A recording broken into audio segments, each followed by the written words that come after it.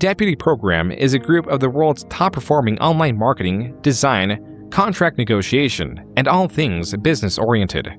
Unquote. According to Jeremy, marketing sheriff in focusing on servicing higher-end clients would be his main revenue stream. Similarly successful was MTG Headquarters, a channel based on the popular trading card game Magic the Gathering. What's up, guys? Jeremy and Brandon here from MTG Headquarters. That's short for Magic the Gathering. How's it going? While Brandon wouldn't make appearances on MTG Headquarters, this channel was... I have Ashton's tweet up there on the chat right there if you want to hit it and retweet and at Chrissy Mayer that'd be nice. Thank you. Largely run by Jeremy. Rather than focusing on the strategic elements of the game, Jeremy centered his content on unboxing card sets. There were still more channels to be made, such as Team RCN and RCS Spotlight. Both of these channels were soon abandoned, as was the fate for all of Jeremy's RC-related channels, as in early 2013, Brandon had moved, making frequent uploads unfeasible and decreasing Jeremy's passion for the channels. This will be the last time I explain it. Brandon didn't leave.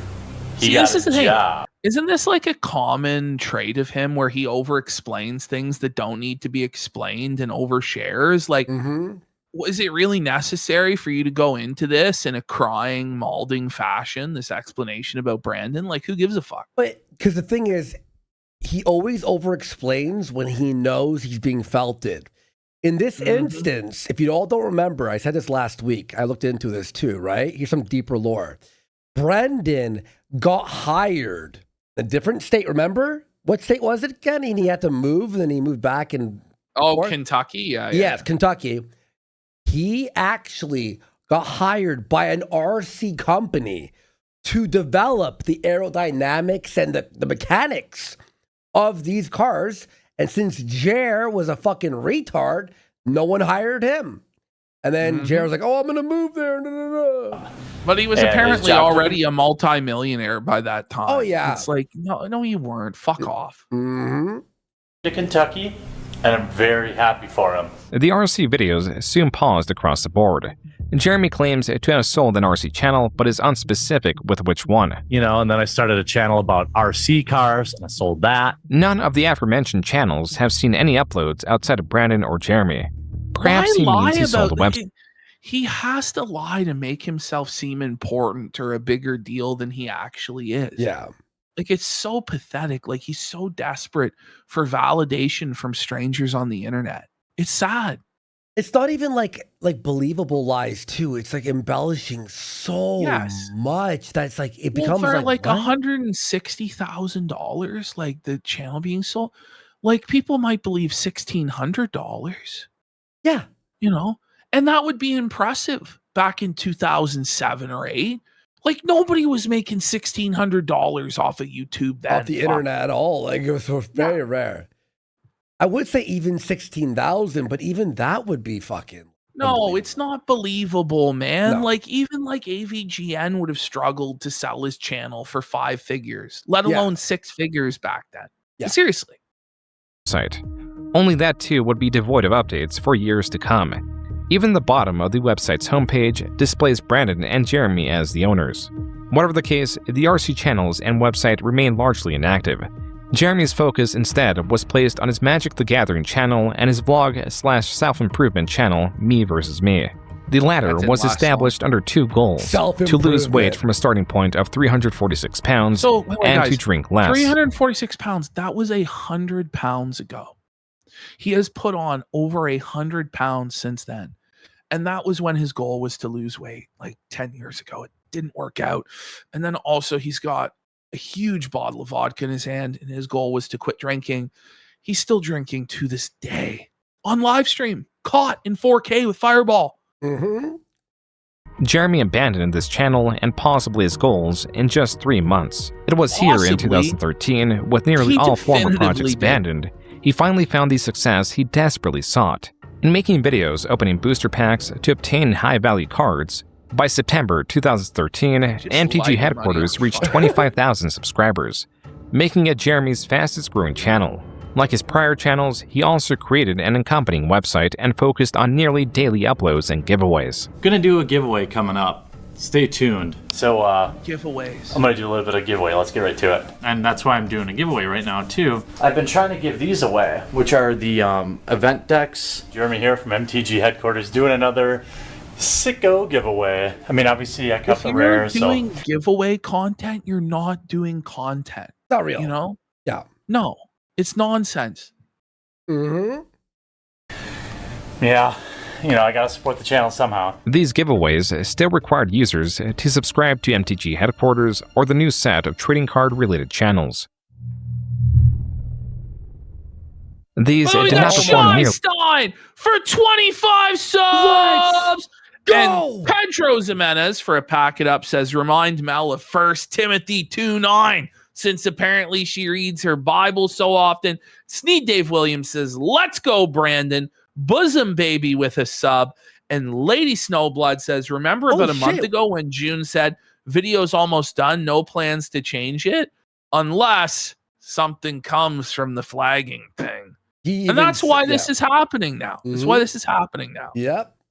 I'm gonna sneeze those shit. As well as his MTG channel. It could be because of his lack of knowledge of the other trading card games.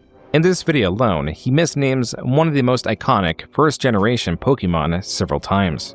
Reverse Hollow Charmander, the Reverse Hollow Charmander, and a Reverse Hollow Charmander in the same pack. That happened in a different pack, too. Though it is fake fan alert! Fake fan alert! I was waiting for Andy. I was like being calm, like Andy is going to come in and nail this. And then I looked over and there was no one in the chair. I was looking at Hassan. I was like, what the fuck? I've sneezed 1,000 times today. Sorry, I've been muting myself and sneezing. And you say allergies is fucking killing me. Man. But what? Charmander in the same Reverse Hollow Charmander. Wait. Reverse Hollow Charmander. That's a Charizard, buddy. That's imagine not knowing who Charizard is. Like, because it's Japanese. It's mind blowing, buddy. On the channel, by the way, the channel is called Pokemon Headquarters. And you don't know Charizard? The starter Pokemon? The starter Pokemon? That's crazy. That's a scam. And a Reverse Hollow Charmander in the same Reverse Hollow Charmander pack. That happened in a different pack. He's showing Charizard and Charmeleon, but there was no Charmander that he showed. And a Reverse Hollow Charmander in the same pack. That happened in a different pack, too. Though it is possible that Jeremy has grown... And you know, by the way, he sold those cards for like $10. And now they're worth like $5,000 each. That was a Blastoise. Like, I'm not sure if he was talking about the Blastoise. I don't know. That happened in a different pack, too. Though it is possible that Jeremy has grown several channels for the sake of selling them. In a late 2013 blog, he states it is because he is lonely. This channel could be a distraction. He's lonely! Oh, there's a common theme throughout all of this. He has no friends, no family. This is all he has. This is the thing, too. This is why it hurts him so deep when he gets made fun of on the internet, is because this is all he has, is that he feels cool on the internet and he's accepted. And now that's even being taken away. And there's nothing left. To fill the absence of the friendship Brandon provided. I do YouTube for the community. That's the only reason I do it. I don't do it because I want to make lie. That's such a lie. He's lonely. Money, believe me. It's a money pit. By the way, is he in a hotel? Like, all his aesthetics is like hotel aesthetic, isn't it? It's absolute slob. Like, holy like fuck. a Motel 6. It's worse than like Hobby Lobby, for fuck's sake. The Hobby Lobby aesthetic. You know, I do it to connect with people. I don't. This isn't as like pathetic as it sounds, but like. When you have to say, listen, that's a brutal cope, buddy. And this was a pre-recorded video. Like, you should have fucking edited this out or refilmed it, bro. Be like, shit. Actually, you know what? That was really pathetic what I said. Next take. And like, we should never have seen this. But he continued. I don't have friends that, well, I have very few friends really. Oh, in he general, doesn't and have it's any not because friends. He tried to correct it, right? He goes, I have no friends. And then he realized how pathetic it was. He goes, well, I have very few friends. It's like, in all his years of making videos, he's no never wonder learned. he lets other men fuck his wife. So he can, after you fuck my wife, can we watch the Packers game? Absolutely, Yeah. kiddo. I got a new I'll Switch pack for you her, too. and then Yeah. we'll watch the Packers. But dude, in all his years of YouTube, he's never learned how to stop the camera, start it again, and just re-say a sentence, but fix all the cringe or the exposing. I wasn't popular, not because it's just life happens. And when you get older, you just don't connect with the same people you used to. While Jeremy's loneliness is there, as he would later describe it in detail. What, do you have a wife? Like, I don't know what to say. Explain in detail. He'll later explain his loneliness in detail. But anyway, like Joon's like, it's so funny, dude. Motivation to grow his channel was also likely monetary. Whatever the case, no matter how large his channel would get, he would always desire more. Even with MTG headquarters at 54,000 subscribers, his largest channel ever, it was still not enough. How do we get to 100,000? How do we continue to fulfill the mission statement that is basically to grow the game and grow such an amazing... Grow the game. Like, without his channel, Magic's the done. Gathering needs you. Like, Magic the Gathering was around long before you, and it'll be around long after you're fucking gone. Like, shut the fuck up. Like, I hate it when people are like, I'm doing this for the community and for the good of everyone, and I just want to give things away. And it's like, you're so full of shit. You're so disingenuous, man. Fuck off. Community. And you guys have been truly awesome. So I've opened a store on the website, but what I've decided to do here is actually you guys are awesome. You guys are so cool. Like, what a pussy suck up. You guys, do you like me? Please, I hope you like me. It makes me not like you. Fuck you. I hate him. That you probably heard about called Patreon. I'm going to use it to do amazing things. By the way, he did this in what, 2014 he was saying, right? Yeah. Didn't he shit on the girl later? Yeah, he did. Patreon? The girl that was doing cosplay. We covered that said, last week. About the 14-year-old who jacked off to her. It's wrong to simp for an e-girl's Patreon, but it's right to simp for this fat fucking incel's Patreon. Yeah, like, what a fucking why? bitch. Why? He like, needs your money. Holy fuck, at least you could jerk off to the e-girl. Like, anybody getting off to this fucking Uncle Fester molester looking motherfucker? Like, look at him. He looks fuck. He looks like the Gooner. Like, he looks horrible. What the fuck is wrong with his eyes? They're scary, aren't they? I've got so many things planned for the website. I'm not going to keep any of it. 100% of it's going to go right back into the site. There's something. Jeremy claims he would use the Patreon money. It's all going to go back into the site, guys. Oh, well, how about you? How about you take your own money then that you earn through working and put it into your site then? If it's all going into the... Obviously, it's not all going into the site, or you wouldn't be asking for fucking money. Like, what are we talking about here? Incorporate applications into the MTG headquarters website, and to have 5 dedicated writers for it. I know, it's... God, I hate e-begging. He's e-begging! It's annoying, but... he's a beggar. I hate it. I hate it. Guys would proceed to do it for the next fucking... I hate e-begging. Can I have money? Can I have money? Can I have money? He's so full of shit. This is a great way for us to work together. By the way, every time he e-begged, right? It's not like he would like ask for money and then they would donate and then he would like fulfill... He would like stop the fucking channels. RC Nightmare. Yes. He just stopped and goes, oh, sorry, guys. I didn't post for 4 months. Same thing with the Flight channel. Same thing with every other channel. You'd ask for money and then not do it. The coffee facial scrub.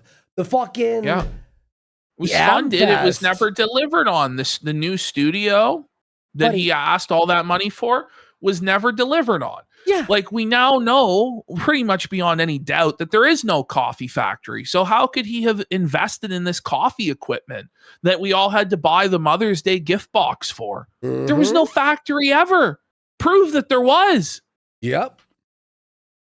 To just keep the MTG community getting better and better and better, and get up and take notice and really put together some awesome. He made the Magic the Gathering community a much more toxic fucking place. Yeah, he started wars. He caused so much drama in the Magic the Gathering community to the point where nobody even bothered to engage with him when he made his return this year. Yeah, he thought that all these creators would either want to collab with him or at minimum feud with him. And all of them didn't give him the fucking time of day because nobody likes him in that community. No one wants to interact with him at all. Some tools on mtgheadquarters.com, which is essentially everybody's website. Jeremy, now 7 years into creating videos on YouTube, began to refine his approach, where he began simply asking for users to subscribe, and it evolved with giveaways. He was now incorporating purpose and community into his calls to action. Yet, there was still room for improvement. His Patreon, as per the Wayback Machine, would not even reach the second month. $1,500 a month to run a website and have 3 writers? Milestone. How does that work economically? That doesn't make insane. That's what are they crazy. Each getting paid $500 a month? Like, I don't know. That's ridiculous. To grow the MTG community, his efforts and finances were not entirely there. As in late 2014, he created another channel unrelated to Magic the Gathering, trading cards, remote control vehicles, or even tech support. Hey there, I'm Jeremy, and you've come to that part of YouTube where you might be wondering how the heck... He's reading a script. It's so obvious he's reading a script. You can't remember a sentence? He's so creepy, by the way. Yeah. Like, just this pure aura of grease and cringe. Like, that's not like a real human being. That's like a human sock puppet. You know? Like, this is like the fakest, most disingenuous. Look at those eyes, man. He looks a prison jumpsuit, he looks by the way. fucking insane. Yeah, he looks like he just escaped from the asylum and he's about to stab you to death. But by the way, if anyone it's funny. He has a green screen behind him here. You could have a lot of fun with that. Exploitable. I'm Jeremy, and you've come to that part of YouTube where you might be wondering how the heck you got here. Together with my beautiful wife and our best... What? Oh, okay. Private individual, by the way. Never brought up his wife at all. I mean, he's been doing it for almost 20 years, but... Friend Brandon, we're about as... Wait, did he just scope her out? How the heck you got here? Together I think he checked out his own wife. Brandon, we're about... He filmed his wife's rack for views. How cocked. Showing the world your wife's rack on the internet, hoping that some incel masturbates to it. Is that what he just did? Or was he just so horned up he had to like viewfinder his wife? I don't know. That's wild. She's our wife. She's the communal wife for the community. Everyone in he does it for the community. It's our wife now was banned in like 4 seconds. Not even. Obsessed with the arcade as anyone, specifically claw machines. So obsessed, in fact, that we've already bought There's some new lore here, by the way. different machines and have them in our houses. Clawstruck was Jeremy and Brandon's new... Bro, did you see how cringe? I was fucking nuclear level cringe. We're so excited.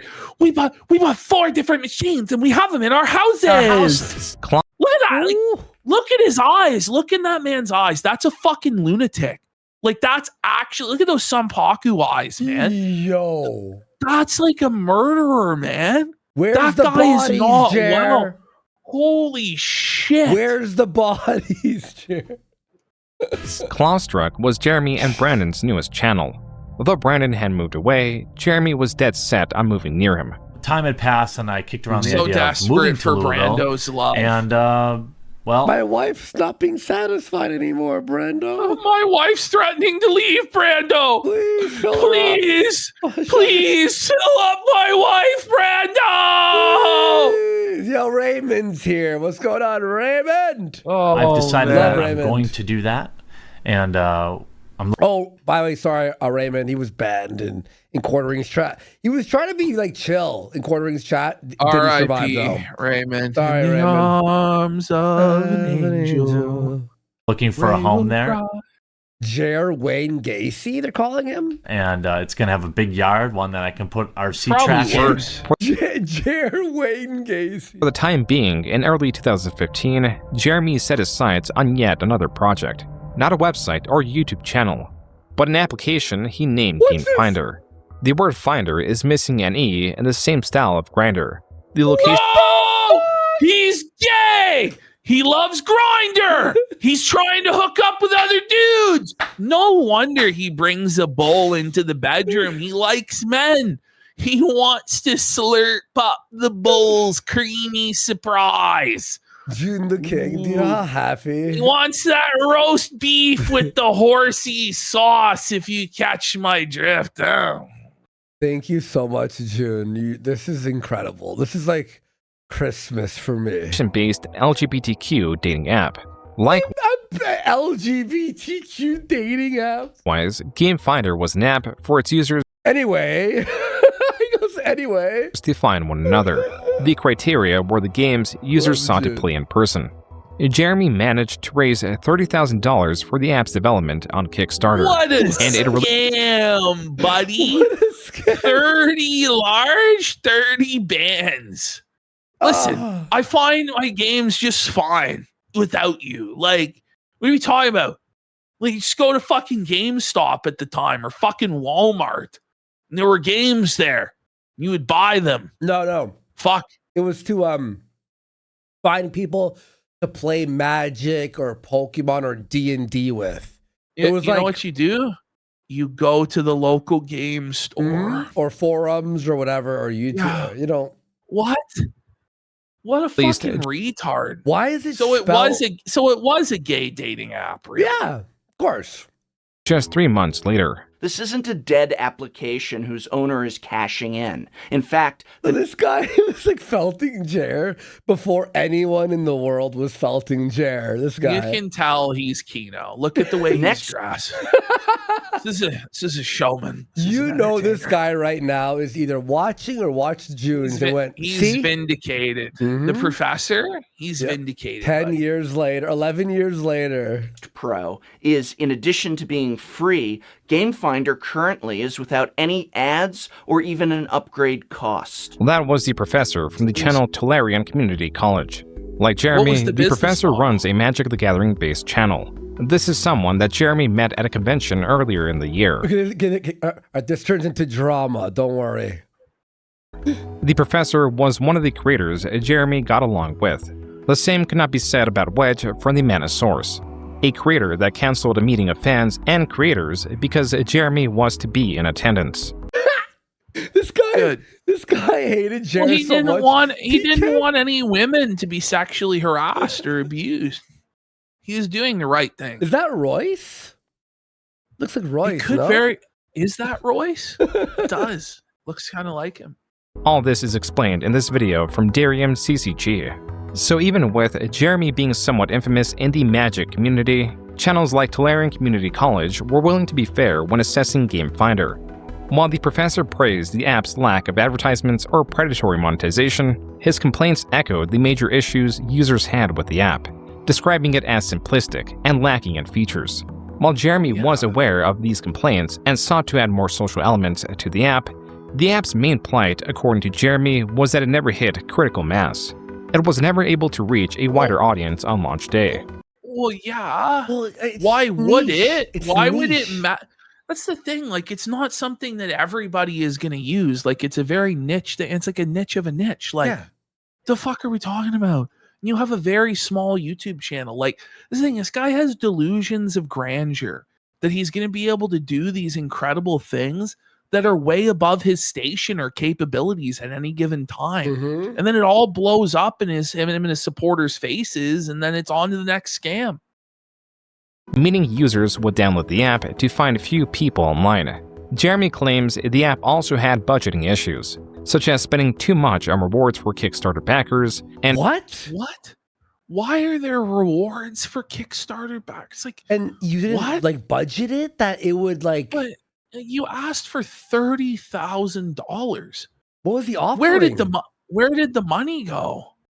And what was your plan to make money with this? If there was no ads or any sort of subscriptions or anything, it just feels like to me like he put together the most bare bones fulfillment of the requirements he could and then just pocketed the rest and said, fuck it.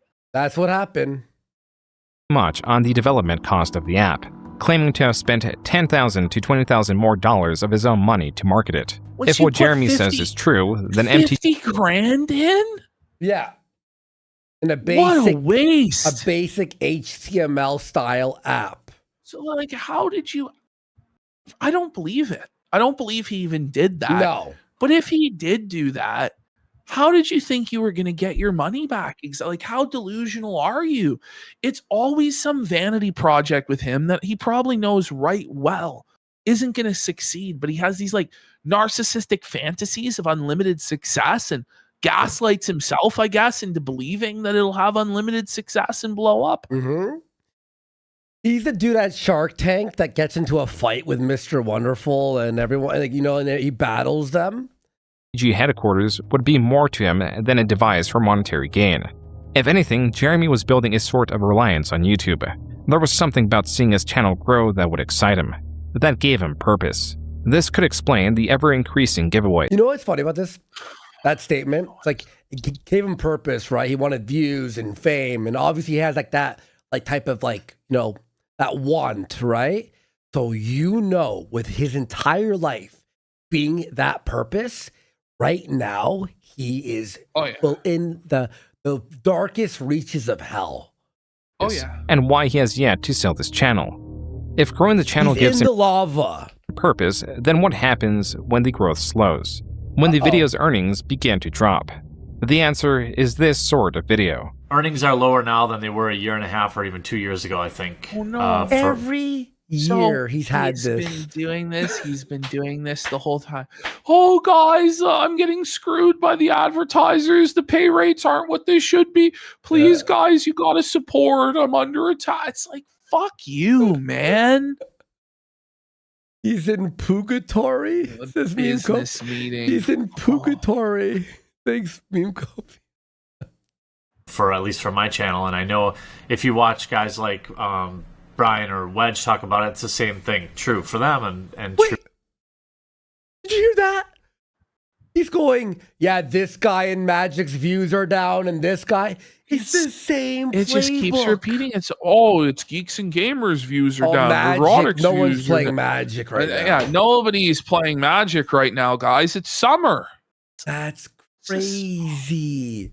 For all I watched this documentary, but obviously I was watching it while like doing other stuff too. So now that I'm focusing on it, this is fucking crazy, dude. And that's why he's so confident, because this playbook has always worked for him before. Mm-hmm. Because he was always so boring that he would slip through the cracks and escape consequence, right?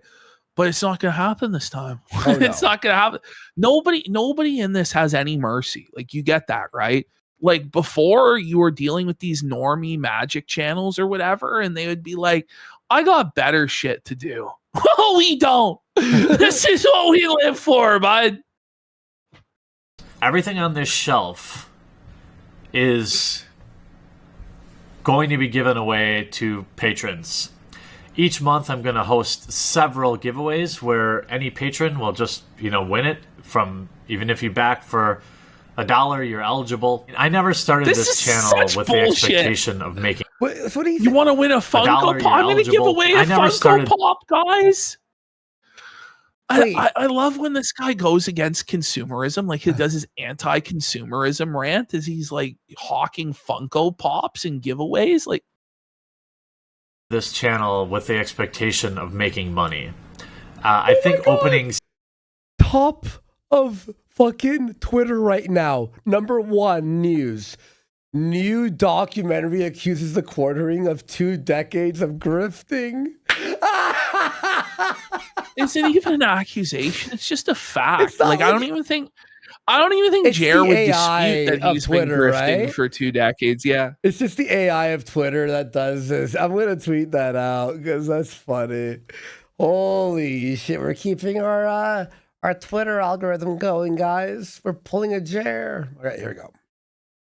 Several $5,000 beta starter decks will tell you that. Whenever Jeremy's channel begins to lose traction, he does whatever it takes to One quick second. There we go. keep it growing.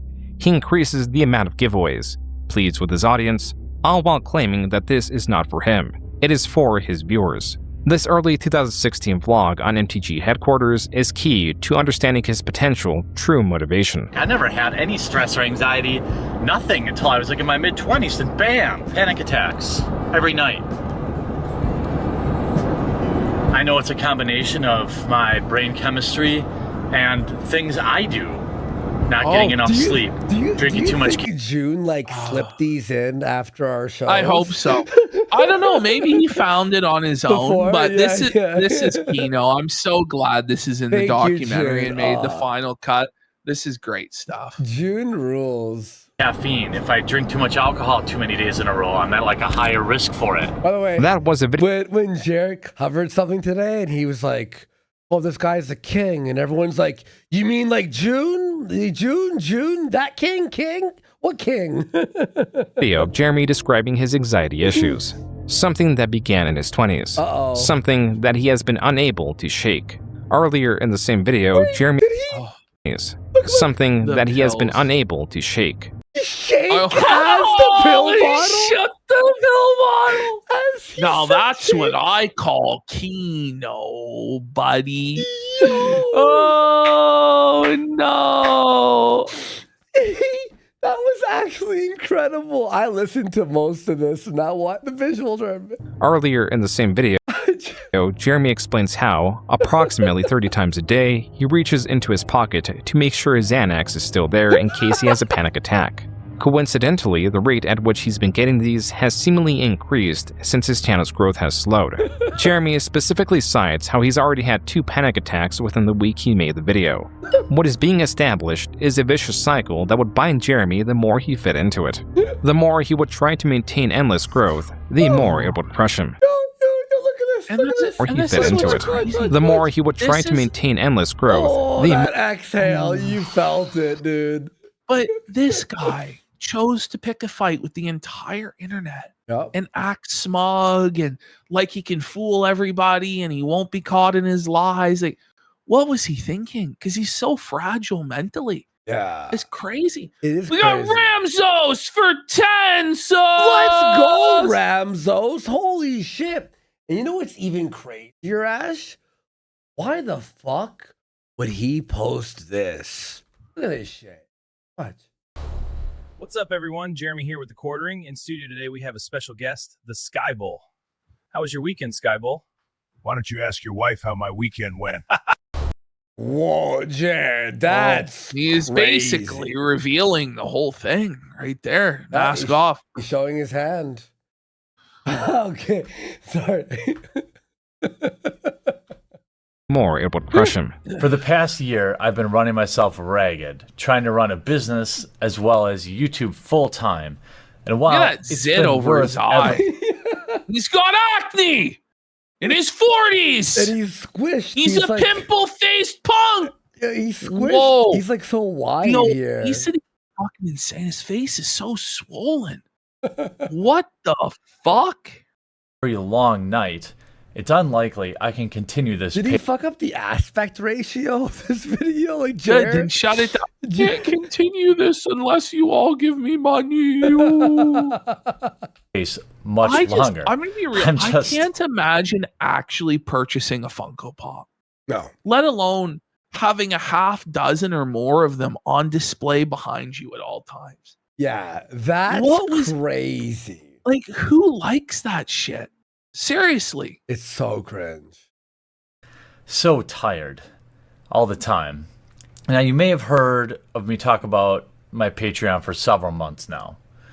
The truth is, The support I'm receiving on my Patreon is literally the only reason I can spend the amount of time I do now I need that money. on I these really, YouTube really videos. do. I need what that I so money. desperately want now is the chance to take my channel to the next level. In this video, released April 2016, it appears Could I have more money, guys? So if I get money, then I can do even more for myself. Like, what? Jeremy was reading a pre-written sales pitch. Yeah, he was reading it. Look, he's reading. Video released April 2016, Oh it appears God. Jeremy was reading a pre-written sales pitch, Yeah. asking his audience to increase their support on his Patreon, allowing Jeremy to reduce the time spent on his clients from marketing the sheriff, claiming it is for better or more diverse content on MTG headquarters. While Jeremy did make good on diversifying his content with the increase of collaborations, interviews with Magic the Gathering artists, and even PowerPoint presentation guides, none of these videos could trump his simple, effortless card opening videos. As much as Jeremy desired to change and prove into something superior, he could not find any footholds, and was slipping into Because he can't make anything good. He can only pump out slop and trick people. That's all he can do. You know what's the funny thing about all this? If he had just stuck to the openings, he would have a fortune right now. Because the card stuff is like back, you know what I mean? With Pokemon especially. Here's the thing. He made a fortune in the woke space, the anti-woke space. No matter how much money this guy made, no matter how famous he was, it would never be enough. Because every single dollar he makes gets wasted on useless crap. True. It's just the reality. Like, it doesn't matter. Yeah. breakdown. It's the same Now, I thing wish with I'd Phil. done Yeah, exactly. Yeah. It's all vanity shit. Yeah. a lot of things differently. I wish I was friendlier with other Magic YouTube channels. I wish YouTube ad revenue wasn't less now than it was a year ago. Why read Well, this? imagine complaining about the AdSense in 2016. You know, like, Yeah. I don't know what to say. Like, it's apparently always been down, and it's always so low, and it's always somebody else's fault. By the way, it's always some other extenuating circumstance, or everybody is failing due to that extenuating circumstance. It's DSP, isn't it? There's always an excuse. There's always somebody else to blame and point the finger at for why he's failing. But I can't change any of that, really. It was just a month later, in May 2016, that Jeremy went on his infamous Twitter rant, spurred by this panel. Women are playing Magic and we're here to stay, and there are only going to be more of us. And that's kind of the conversation I want to have now, instead of just looking at us as something that is weird and to be studied. This panel was streamed and uploaded in video form. It is titled Women in Magic Panel, and sits at only 22,000 views. It is not at all a video of major significance, and is a for female it's for like nobodies who are whining. Yeah. Okay. judges discussing their dumb experience bitches in are the saying Magic dumb shit. Yeah. More community, news at from 11. the sexual harassment they receive, to wanting women in Magic to be treated as a norm in the Magic community. Louis Scott Vargas, a streamer, quoted a different Magic creator who posted the link to the video on Twitter, noting how disappointing the comments were in response to the video. Jeremy, under his MTG headquarters account, responds by stating that they should not be so thin-skinned. Ooh. Oh my. Maybe you God. should take your own medicine then, Jer. It's just Maybe not internet be so comments. thin-skinned. Yeah, man. It's just Yet another like a lot of internet comments are even less important, so let's not be so thin-skinned. I mean, the simp in the reply, the cuck here, that's Jer's position now. We could try to encourage people to be less crappy to each other. It's the internet is a cop-out. That's what he says. That's his position now. By the way, we got punished, then enforced for 10 subs. Big support. Thank you so much, brother. And Llama 34 says, I once had a friend who had an entire wall of Funko Pops. So cringe. But they're not even, like, I can understand collecting bobbleheads. Like, I understand the bobblehead I knew a buddy thing. who did that. I don't understand the Funko Pop shit. You know, or like I don't, or like nice action figures, like really like detailed, cool ones. All right, whatever. You know, creator joins the conversation, emphasizing how people should be less crappy to each other. Jeremy responds, quote, I simply choose to not be offended by what anonymous commenters say. Oh, That's a lot more that attainable, aged unquote. really poorly. The conversation didn't it? then moves into gender and skin color. Jeremy stating it is entirely irrelevant to Magic players, and how his penis does not in fact make him stronger. This kicked off a new set of tweets, not directed at any... But, like, the actual reality of it is there are some spaces that are male-coded and there are some spaces that are female-coded. Like, it'd be like me running a campaign to be like, I want to get my nails done and not feel uncomfortable at the salon. And like people are, do you know what I mean? Like, I'm sorry, but as a straight man, if you're going into like the spa to get your nails did and get a facial, people are going to look at you kind of funny. Like that's just the reality. You're going to be treated different because you are different.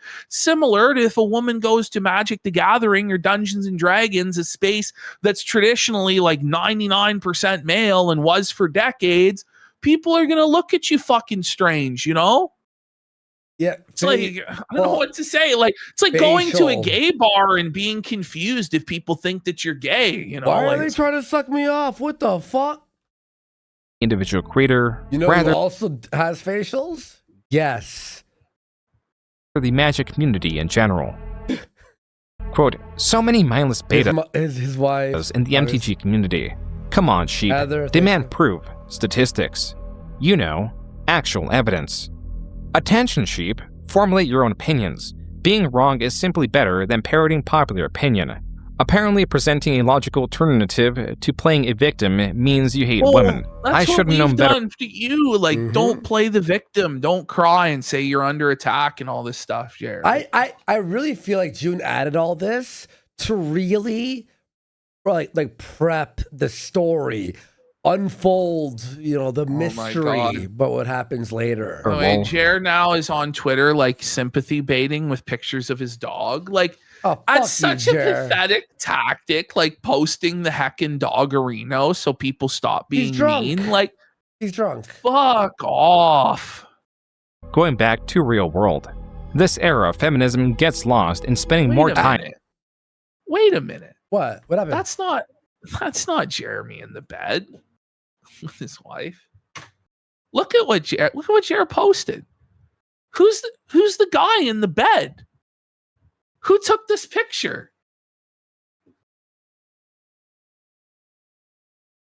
Look. That's not his arm. That's not his beard. Look at. Who is that? Who is that? It's gotta be. There's no way that's it. But then who? But then who took the photograph? I'm pretty sure that's Adam Sellers. That's not him. I don't know. Some are saying maybe it is. I think it is. I don't know. But look at the beard. It's an old photo. It must be because his beard isn't like that right now, it's right? Not. It's an old photo. He found an old photo. Wait, is there a tattoo? No, nah, it's just hair. Yeah, I don't think his neck is like that either. And Adam Sellers is bald, so it's not Adam Sellers. Who the fuck is that? I don't know. There's no way he posted evidence on his own timeline that he's a cuck, is there? To laugh at the dog bowl? Maybe it's an old picture. Like it is. It's like an old picture. But like he's presenting it like it just happened. Like that's pathetic, bro. I'm shaming actual conversation. I love women. They are every bit are equal. Unquote. By the way, why post it at 1 in the morning? I agree too. People are saying the hair is too dark. Like, I don't think that's him, man. I don't think that's him in the 10-year-old photo or a 5-year-old photo because his hair looked like that 5 years ago. He's fucked. He's fucking at 1 in the morning posting that. What the fuck is wrong? I thought he was on break. Yeah, but do you post that? Like, what the fuck is like? That's crazy. He would delete these tweets soon after posting. Sorry, this will not stop them from being archived and immediately posted again on Twitter. This Well, he user did the takes exact note of same his thing back specific then. tweet in response He to would a comment about delete Plains. all of his rage tweets, just like he does today. He would delete all of these posts and then pretend like nothing ever happened.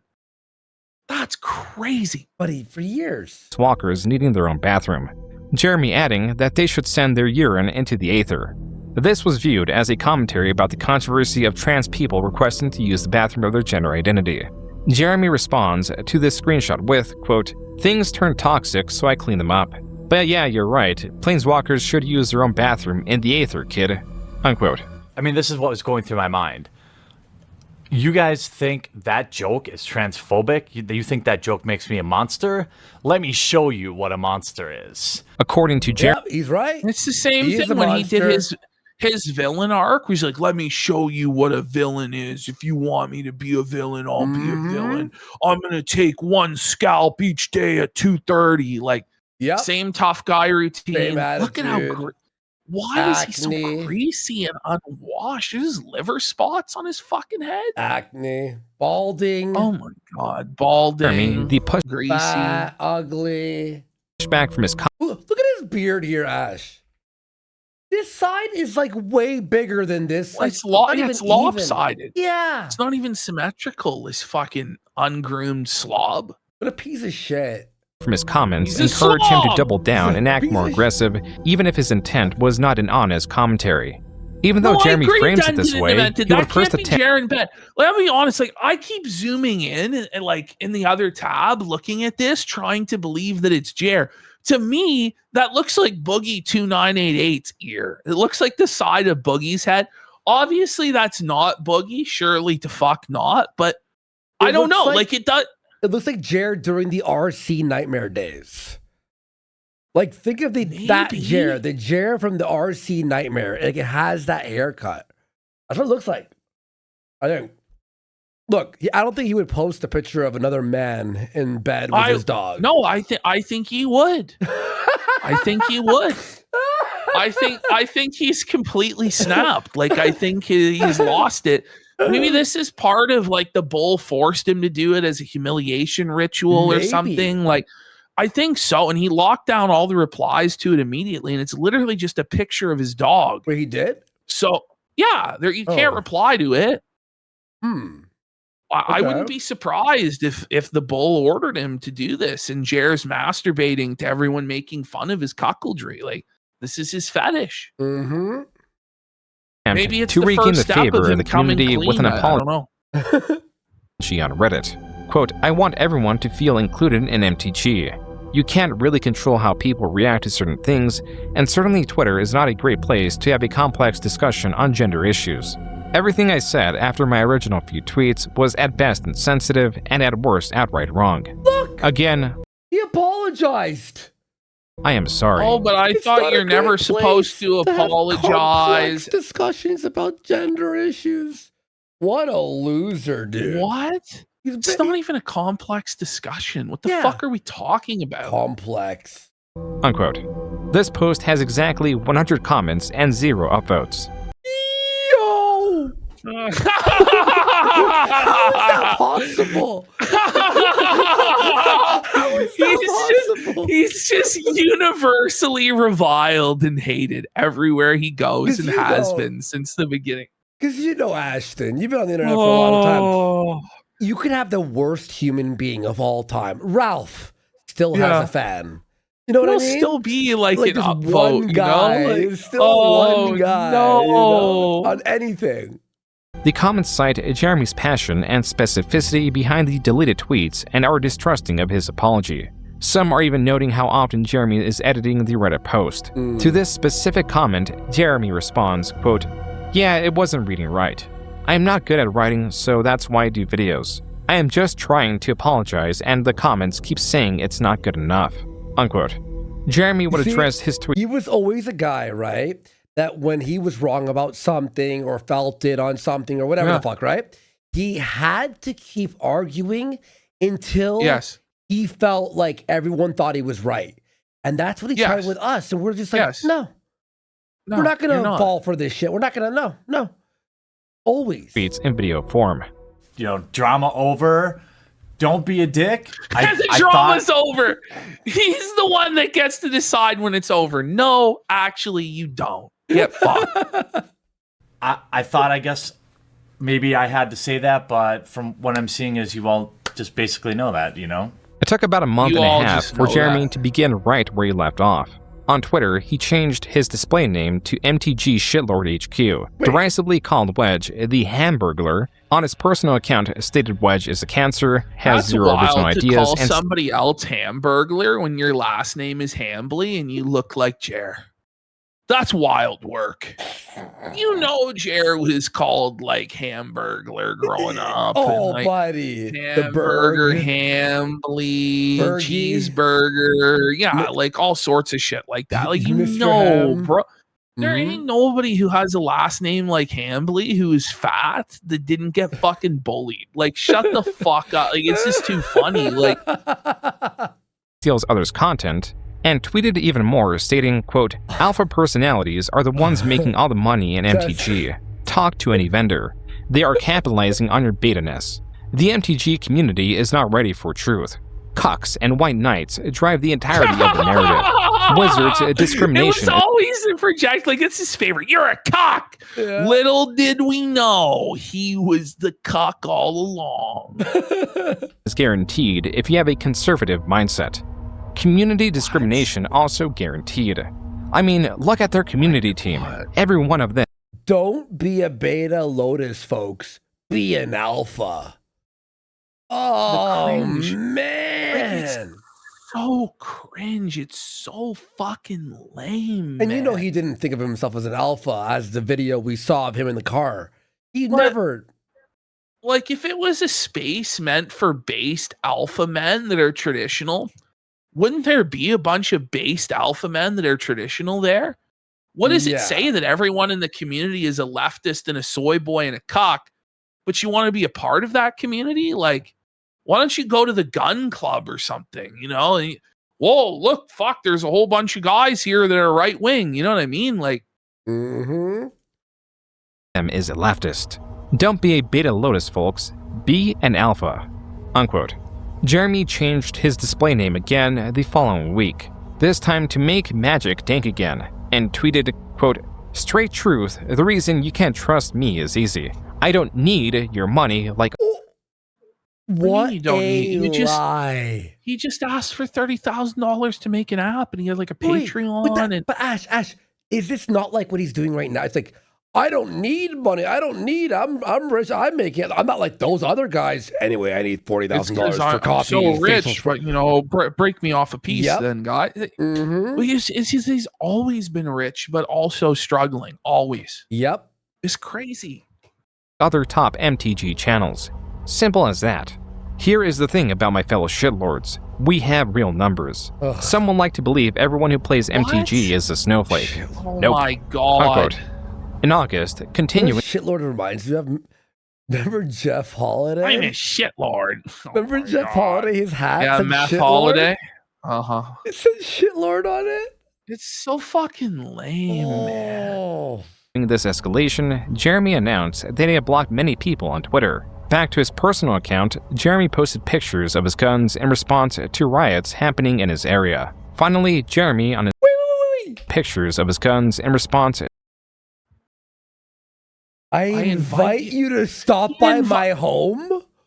That's not a wise thing to say. That's actually That's fucking insane, dude. That's actually fucking... He's so fucking dumb. And then what would happen if somebody did, right? Then he He'd would cry. fucking cry. He would cry. And What if they GoFundMe. came armed? Like, there are fucking actual lunatics out there, man. Like, don't challenge people like that. That's actually nuts. to riots happening in his area. Finally, Jeremy, on his MTG headquarters account, states there are no good-looking females or males with personality, and that the vast majority of MTG...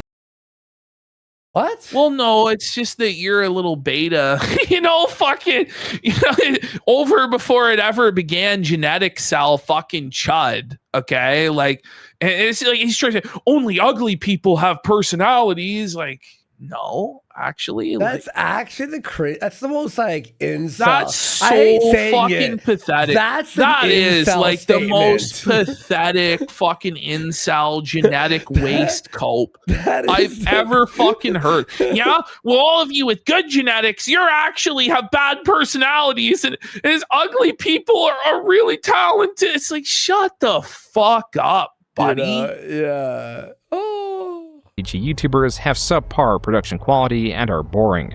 On the Magic TCG Reddit, users commented on Jeremy's ongoing rants.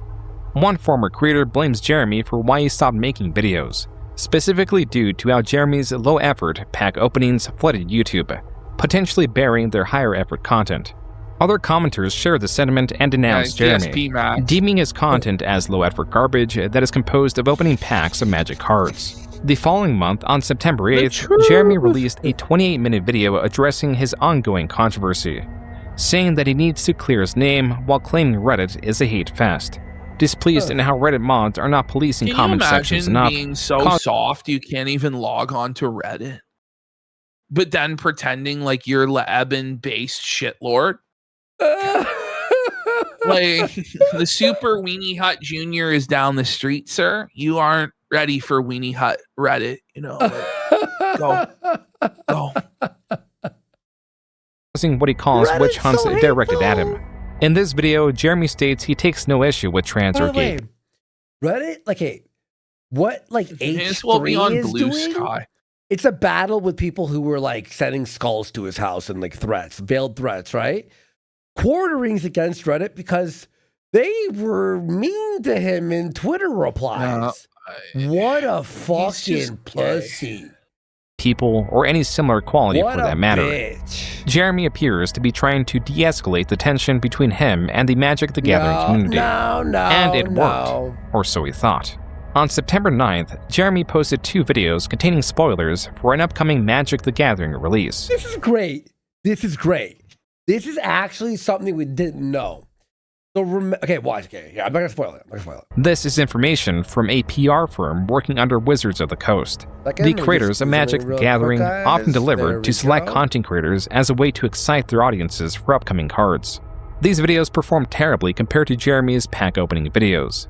But the significance of this was not that it was meant to garner viewership.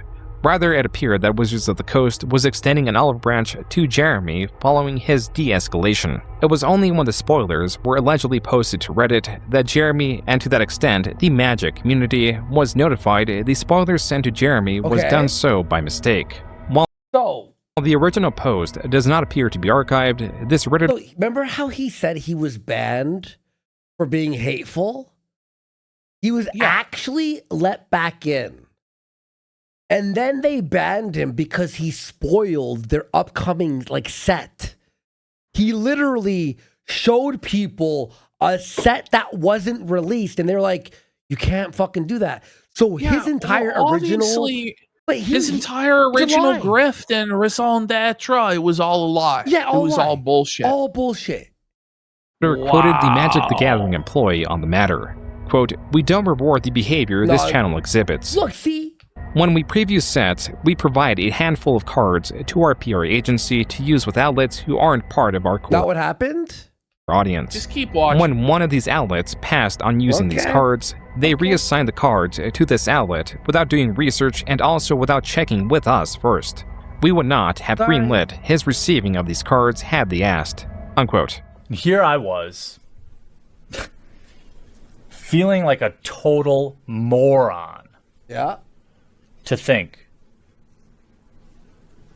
hurry the fuck that up. Wizards had just He's so dramatic. extended the olive branch and everything was going to be good. Jeremy in this video compares that statement as an endorsement to witch hunt him, simultaneously claiming that Wizards of the Coast are listening to an extremely small minority of 30 or 40 people, while also stating that he is receiving a massive amount of hate. I'm sure it's the one only boon 30 with this or 40 controversy is that Jeremy had a newfound Just angle like to today, it's all nobodies who don't have bots, families or friends, and it's all bots. Yeah.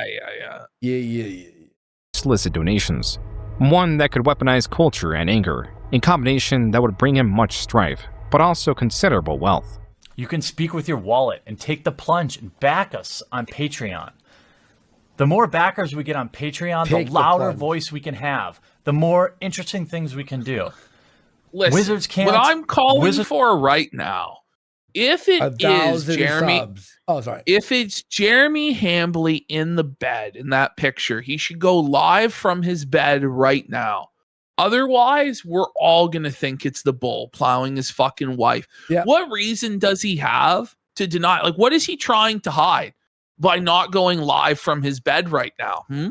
Is it that there's multiple ebony gentlemen plowing his wife right now? I'm just asking questions. Won't fly me out to PAX. We'll go to see them at PAX. That Patreon gets big enough, I'll fly to every major event and I'll stand there and do coverage for you. I'll do coverage for you. Raw, fight the power. Raw, it's like fight the Tiananmen power. Square. What a brave stance you took, Jer.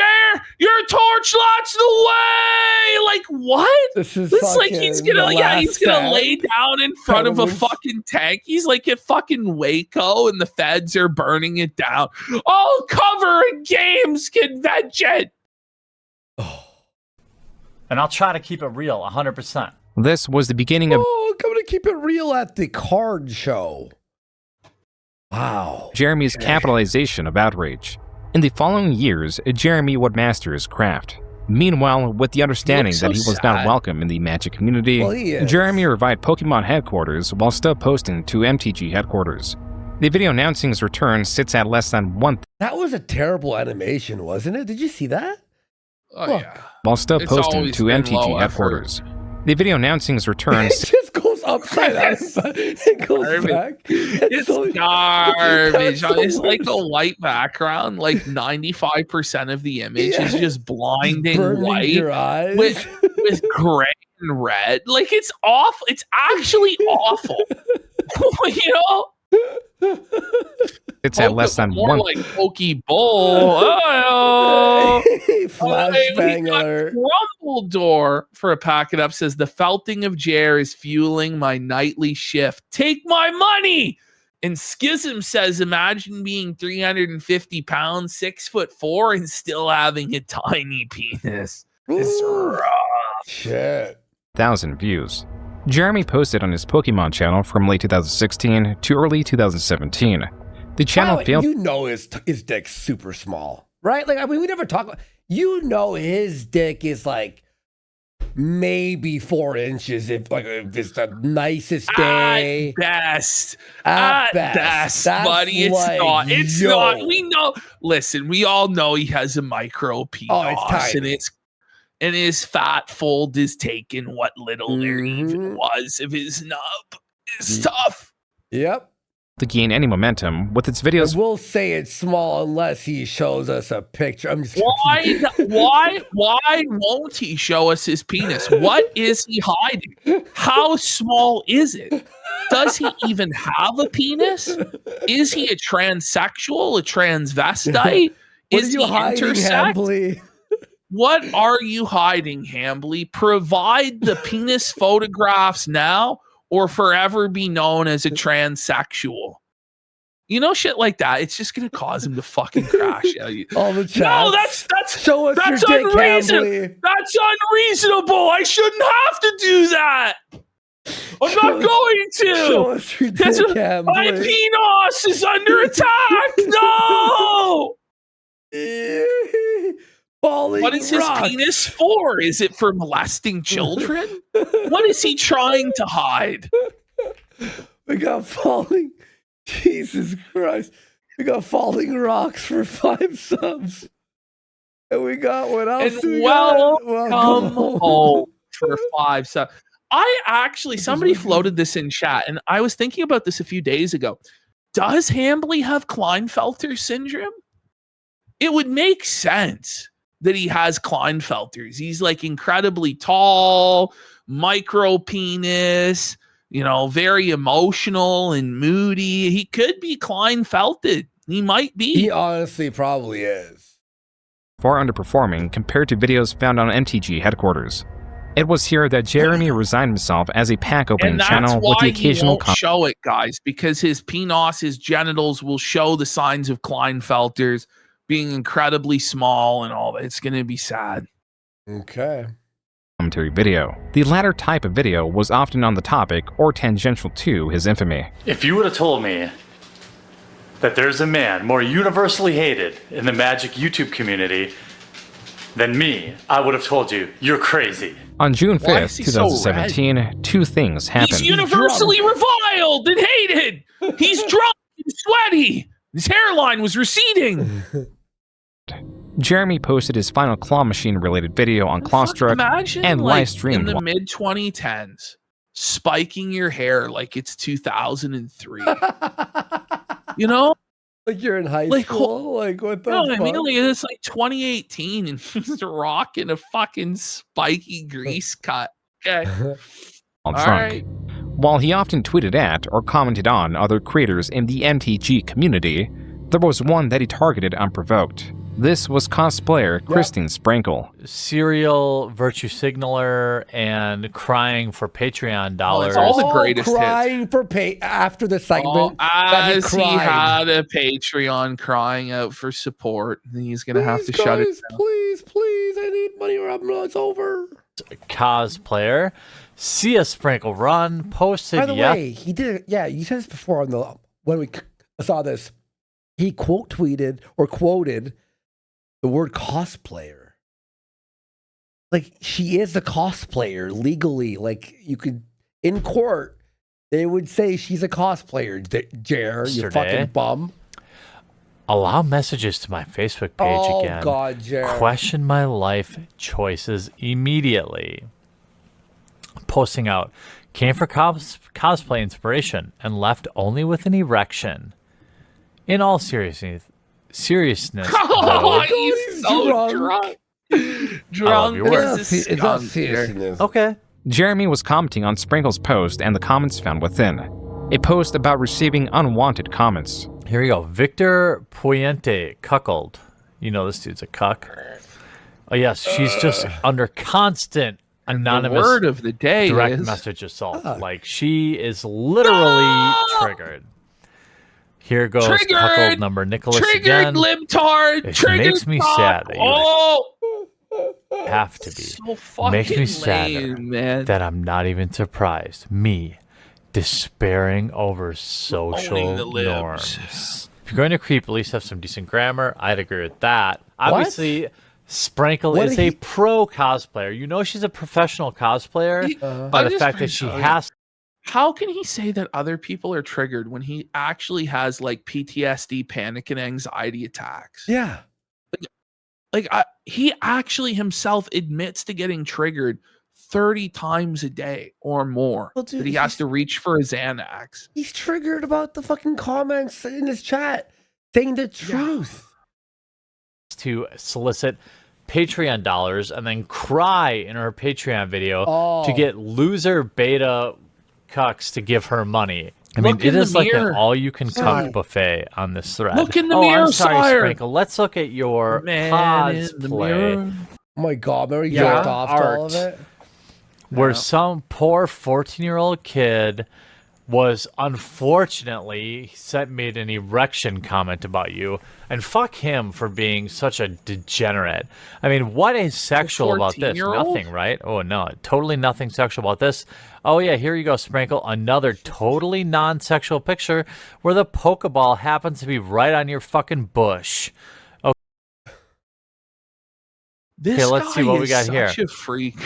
Oh yeah, you're wearing a bodysuit. Yeah, nothing sexual. I do love that. June just lets this speak for it. So yeah, let's give it. I mean, we got 3 hours more. Oh, here you go, wearing a basic 3 hours and 4 minutes. Oh man, how are you gonna do this? Okay. A bra. Yep. Nope. Nothing hot about that. Here we go again. More. Think about it. Don't think about it. Basically 75% nude. Nothing sexual there. Look at a bodysuit. Yeah, I'm not going to sexualize you. I mean, fuck me if I'm going to say that I wish there was a little slot down here, for me to, for us to pleasure each other. You know, because that's not what your intent is. Jeremy ended up directing his audience towards Sprinkle's Twitter. Like 2 weeks if not ago. his comments, then this is indisputable evidence of targeted I think harassment. it was only Please, 2 days everyone ago. on the I don't internet, know. Yeah, it's all like I actually, it's all just a segment. blur. It really is. Yeah. It's all just one segment. and support. How many hours do you think we've done of Jer? Oh, at least 100 hours. Oh, buddy, it's like 200. CS Sprinkle Run on Twitter and let her know how totally unattractive and unsexual she looks and how few Patreon dollars you're going to give her, and maybe she will avoid these digital rapes. This was not the only time Jeremy commented on Sprinkle or her appearance. In this tweet, Jeremy refers to Sprinkle as a man. This Twitter user claims that Jeremy, in a deleted video directed at Sprinkle, stated, quote, "She's a dog, a 3 out of 10.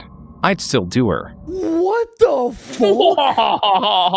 That's crazy. That's actually crazy to say. What the fuck? I love how he called her a man also, but then said I'd still do her. It's Like, so whoa, fair. I felt whoa, it's twisted, buddy. 3 out of 10 would. Unquote. Would. These comments all came back when in November 2017, Sprinkle And hungry. Isn't it obvious that that woman is quite a lot more than a 3 out of 10, by the way? Like, her elbows are pointy, 3 out of 10. Like, fuck off, Chair. Like, he is obviously so horned up for her. It's ridiculous. stated that Jeremy, through MTG headquarters, has made her life hell this whole year. She followed this tweet by announcing that she was ostensibly leaving the Magic community, also citing that she was going through a horrible breakup. Jeremy was immediately blamed. You know, Sprankle's watching this right now going, let's go. For Sprinkle's departure. One day later, Oh, you froze? Oh, you froze for a second. No, It's fine. Jeremy published 2 videos. The first could be found on his newest channel, The Quartering, a channel that hosted commentary videos mostly commenting on the Magic community or media similar to it. The second was MTG headquarters. These videos bring attention to the ongoing campaign to get him banned from Magic the Gathering, a campaign whose supporters were galvanized with the departure of Sprinkle. Commenters and creators alike were calling on Wizards of the Coast to take action, pointing out Jeremy's comments. Yet there was one often missed. A video in where Jeremy does not target a specific creator, cosplayer, or commentator. Rather, Mark Rosewater, the head designer for Magic the Gathering. I ran a similar scientific poll. A scientific and I even asked. And he struggled to say that, by the way. Bro. That was a struggle. Does he not look like his favorite show is Mythbusters, man? He looks fucked. Ran a Whenever I think of Jer, I think of this. Bitch! This is what I think. Oh, Similar scientific poll. And I even asked everyone to tell the truth. I said, hey, I asked people online to be truthful and not lie. And there is no sample bias at all from my audience. This is an accurate representation of the general public. Yeah. Quick poll. How many of you did Mark Rosewater touch inappropriately? Parentheses, tell the truth, internet.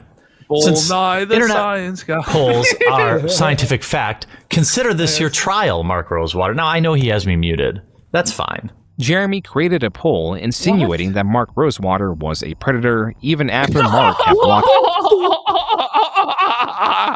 But he's an innocent little angel who never did nothing, and he definitely doesn't. Uh-oh. Alright, guys, let's just wait for Ash. She'll be back. He'll be back. He'll be back. No one panic. No one panic. No one panic. Let me see. One second. I'm just gonna text him. See. All right, guys. Anyway, while he's there. Fuck, if I could type. Holy shit. I hate the iPhones typing. I'll be back in a second, guys, right? Let's just, everyone calm down. Guys, thank you for the crazy amount of fucking support on the shows. I don't even know how to thank you enough. Besides, thanking you, obviously. Hang on. Let's see if he texts me back. There we go. Not sure. All right, he'll be back. He'll be back. He's just resetting fucking Discord and shit. It's all okay. All good. This documentary is fucking insanely good. It's insanely good. While we wait for Ashton, I have an idea. What we could do is we could read some of the comments. Smart idea? Yeah, where's the not that one? That one? Yeah. We'll do that one for now. Yeah, let's refresh here. We're at 3722. Don't want to lose that. 3022. All right. Wait for Ashton and let's read some of these. Here by King of for a sub there. Thank you so much. We got DSP Hassan Lovechild for a sub. Let's go. Lambo Calrissian saying he's gay. Yep, that's all the super chats right there. Let's read some of these real quick here. Do you have any new here? Lolcow material, but not that interesting as a person. Well, yeah, he's a terrible person. Good Lord, I'm only an hour in. Let's see top comments. Let's see top. I didn't realize how drunk this guy sounded all the time. The more clips you watch of Jer, just the more drunk he sounds. You go, yeah. Then you realize, when has he been sober? And we have like a theory here that Hannah told Jer to stop drinking or she was done. And the latest shows that he's been doing alone, you can tell he's not as slurry with his words and looks not as drunk. I think he's scared of Hannah not returning. And she goes, you're going to not drink anymore. And the chat better be clean. And this drama, yes, in 1 week, it'll be fine. Yeah, if you drink on stream, I'm not there, bish. That's right. And then he's been obviously trying. There he is. Okay, cool. What the fuck was that?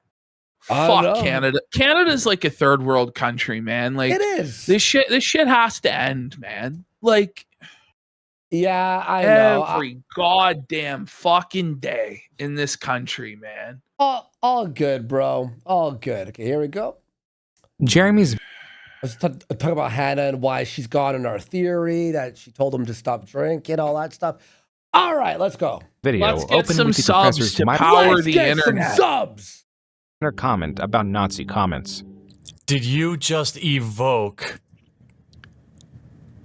concentration camps? We got Eats Up Inside You for 5 subs. Let's go. Rice Patty Master for a sub. Okay, let's go. Let's go. Let's get 1,000. How did we get to the death camps? Like, how did we get from Magic the Gathering to Auschwitz? What happened? I literally paused when you left and you started yapping. Busted Fuse for 25 subs! And Baba Booey 1 for 5 subs. Let's go. Let's fucking Gator go. for a pack it up says, Gator. Fuck Mel. Fucker. Let's fucking go. All right, here we go. To strengthen your video Thanks about for the big support there. A Busted Fuse. What? Mean tweets. Jeremy Wednesday. failed to engage with the For a overarching sub. arguments that Gator Jeremy is disruptive. for 5 subs. Let's go. Big support. Thank you so much. Fuck And that he yeah. encourages unwelcome comments. Instead, Jeremy And chooses MK to comment also on the says right professor's superficial Yeah, qualities. war I want flashbacks, to point yeah. out, look at how disheveled he looks. How Look. Because this guy talked about the app. Remember the app? Yeah. Not being like the best. Even after being his friend, seeing him in real life, in real gatherings and all that stuff, he still has to betray because the guy wasn't 100% perfectly on his side. He also, has kind of a Jeremy looks far more disheveled than this guy. Like You're this guy's right. this guy's clean cut. He's right. nowhere near as Norwooded as fucking Jer is. He's actually presented himself well, you know, with like a collared shirt and a blazer, a jacket. Like fuck Jer. Get fucked. Like, look at this guy. He's disheveled. Okay, Mr. Unkempt Beard. like a lazy face. He has a lazy face. His hair's all awry. Sir, you're half balding and your beard is unkempt. Like, what the fuck is he talking about? Bro, he got the Jack Murphy beard there strong, eh? Look at that. Look at like it's obvious like a dye job, like or it's going gray. I don't know what the fuck's going on there. He's got like 3 different hair colors in his beard, like some sort of weird non-binary abomination. Like there's red hair, there's blonde hair, there's black and brown hair. Like look, and there's gray too. Yeah. Look at that. Mm-hmm. What the fuck is going on actually? This is on purpose, okay? This goes on for about 2 minutes. This guy, Jeremy fails. The guy was looking disheveled on purpose? What the fuck is Jared talking about? To state anything of substance. It is then that Jeremy claims that the professor's video was so because he wants to portray himself as the common man. Jared should have been removed from YouTube day one. He should have never been. well researched. He should have never. It really is shocking that he ever had an audience to begin with, but it's clear he only ever had an audience by scamming people with giveaways and nonsense. Like that it must have been a collaborative effort. Jeremy then presents this theory as fact and states it as proof that there is a secret collaborative movement to smear him. Jeremy then reframes the professor's overarching argument, claiming that there is no evidence that he harassed creators like Sprinkle. Instead, there is only evidence that he is a quote-unquote asshole. To go even further, Jeremy claims he is the target of wide-scale harassment, and that Sprinkle failed to provide any evidence herself that she was harassed online. He's the real victim of harassment. So out of one side of his mouth, you need to toughen up, Buttercup. Like harassment on the internet's not real. Cyberbullying's not real. Then on the other side of his mouth, I'm under attack. I'm being harassed. There are harassment campaigns. Like you can't have it both ways. Fuck off. Jeremy, discounting any evidence directed towards her because she was not the one who sourced it. The difference between this cosplayer and me, of course, is I actually showed the hundreds of messages I received. I showed the actual... Did you wait? But did you show the red F-150 or the hundreds of death threats he received or the people showing up to his door that made his wife live in fear recently? No, he didn't. But the harassment was like, you're a dick for saying that. Why would you say that? That's not harassment. No, that's fucking criticism. Disagreeing with you on the internet. He's such a sensitive Sally, man. Were there death threats in there? Like, shut the fuck up. Threats. I showed people sending me the names of my parents and their address. Jeremy, to discredit the professor and if someone did that, that's insane. Fair. Against him, continued to claim there was no evidence against him. I bet you it was Jer who released that. Yeah, I guarantee you that none of this shit even fucking happened. Yeah. Like, it didn't. Insinuating he did not delete anything. There's evidence, but he must have deleted it. Or in this case, the professor insists I did. While Jeremy does delete evidence, as was made clear as far as a year ago during his first major scandal, allegedly, the livestream where Jeremy fantasized about a slot in Sprinkle's morph suit and directed his audience to her Twitter page was taken down by YouTube under a community... He erected his audience. We got eels up inside you for 5 subs. Let's go. Big fucking support. Holy shit. Making it difficult to source larger portions of it. It also did not help that many of his Twitter accounts were recently banned. And while Jeremy questioned the professor or Sprinkle receiving harassment or unwanted... You're 3 out of 10, sir. Well, isn't he ban evading on Twitter then? Yeah. Bro. Yeah, but this is the 3 out of 10, by the way, Ash. Oh, yeah. 3 out of 10. Sure. Mm-hmm. On detention, he provides evidence of such a thing, but only against him. citing the negative effects the professor's video had on his channel. I have never blamed the professor for the barrage of hate that came my way after he made this video. 1,000 people unsubscribed from Unsleeved Media. Look at me, the victim. Oh my god. Oh no, I couldn't force people to watch my content. No. Buddy. After he did this video, so Jeremy goes He's as far basically like Christ, you know, sinless man. He did nothing wrong. Yep. as to insinuate that Sprinkle is responsible for the harassment he is now receiving. At Christine Sprinkle, who I think most humans would be infuriated at. She posted a dangerously false tweet. Okay. Let the hate mob ascend on me for going on 2 weeks now. Who cares? And has done nothing to correct the situation. Though like, who cares? What a bitch pussy. There's a hate mob. Your whole job is stirring shit up online and being a demagogue, Jeremy. Are you serious? He started it. Oh my god. He started it, and then he well, that's when he starts the fight, and then he can't handle the fucking smoke, and then he cries that he's the fucking victim. Like, he just, again, it's similar to now. He started a life ruination campaign to destroy our lives, and then when people start fucking with him, how could you do this? Really? Oh. Jeremy claimed that the professor is a manipulator and failed to bring a shred of evidence forward. Jeremy, in his video response, skips all the evidence presented. Notice how in Jeremy's reaction, the video inexplicably jumps. This is because Jeremy skipped from 4 minutes 24 seconds to 6 minutes 55 seconds. Over 2 minutes of voice clips, portions of his removed live stream, and more so he removed all the evidence. Anything that would contradict his narrative. Just like you said, he always does this. He always explains to his audience a broken telephone version of events because they're ignorant boomer retards who don't look into stuff. They believe him. Yep. Then 10 tweets directed at Sprinkle. That's why the amount of support we're having from other creators is very important, because it's not just two fucking Canadian retard fucking, you know what I mean? It's like a ton of people are like, no, true. Or cosplayers in general. Jeremy does not acknowledge this jump, and it was not the last time he would edit around evidence. This next jump is even more egregious. Jeremy pauses the professor's video at 7 minutes 25 seconds. 1 more second and he would have displayed the evidence against him that he claims paused right on the second.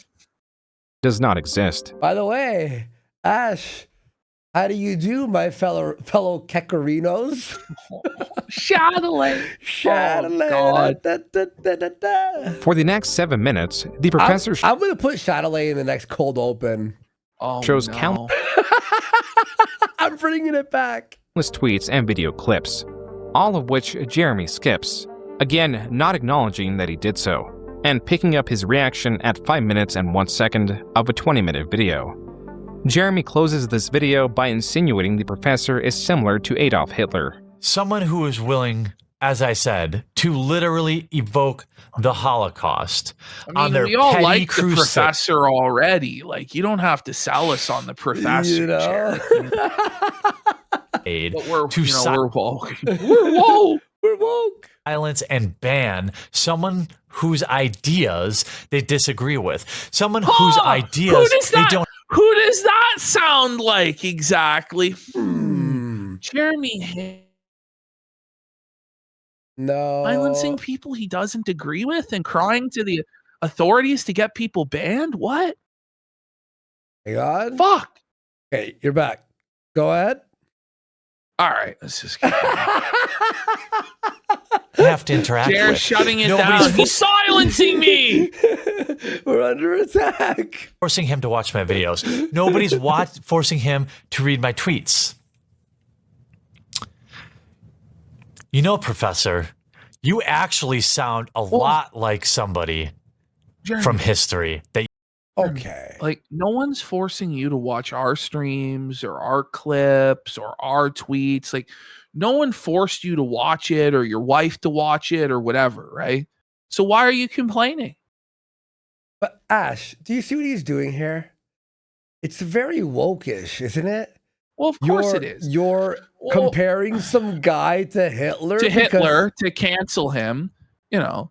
But this is the thing is Quartering will always snitch on people that are like an inch to the right of him.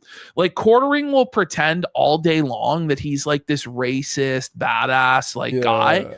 Yeah. But then the moment he sees an opportunity to cancel someone he disagrees with for saying something edgy, he immediately starts snitching like a bitch. That's what he does. Mm-hmm. Your family might be familiar with. Jeremy pressed on that there was So you called a Jew Hitler? He goes, your family might know this guy. Oh, buddy. He okay. almost said the slur for the Jew, buddy. no strong evidence proving that he had harassed anyone throughout this period. And by the way, that was his mic drop. Because the video ended there. Look. History that your family might be familiar with. Jeremy pressed That's a crazy way to end a video. on And that the there was no sitting there like, so I'm Hitler, but I'm a Jew. What the hell? strong evidence proving that he had harassed anyone throughout this period, even selling a shirt in that theme, which he allegedly donated the profits of. Show me the receipts. I hate that. I hate this clip. Him saying this, it actually angers me. But if you translate it, it's the show me the receipts, because la means the in French. The show me the receipts? French felt what a fucking retard, buddy. Like, it is so Reddit. Like, it's so soy. Like, look at this frame. Look at who we're looking at. And he's calling other people soy and beta and cock. Sure, today that I think. Fuck off. We put the better zoom. There we go. There we go. Whoa. I'm going to link in this video, and I'm going to donate all the proceeds to. I'm going to donate all the product. He almost said. Did you hear that? Today that I think I'm going to link in this video, and I'm going to donate all the proceeds to whatever the most reputable men's shelter is in the area. Okay, show me the receipts there, you fuck. Show me the receipts that this ever occurred. Show me the receipts. So make sure you get your shirt with a fan-drawn face of me saying, "Let's show me the receipts." Jeremy. He sucks. He did get the receipts. On December 7, 2017, he received an email from Wizards of the Coast notifying him that he received a lifetime ban. What does this mean? Well, I can't play in any pre-releases. Sure, I can't play in when you get an unfair ban. That's terrible. I can't play in any sanctioned events. I can't. I'm gonna be real. It's actually funnier that he's still on YouTube and he's not gonna lose it, right?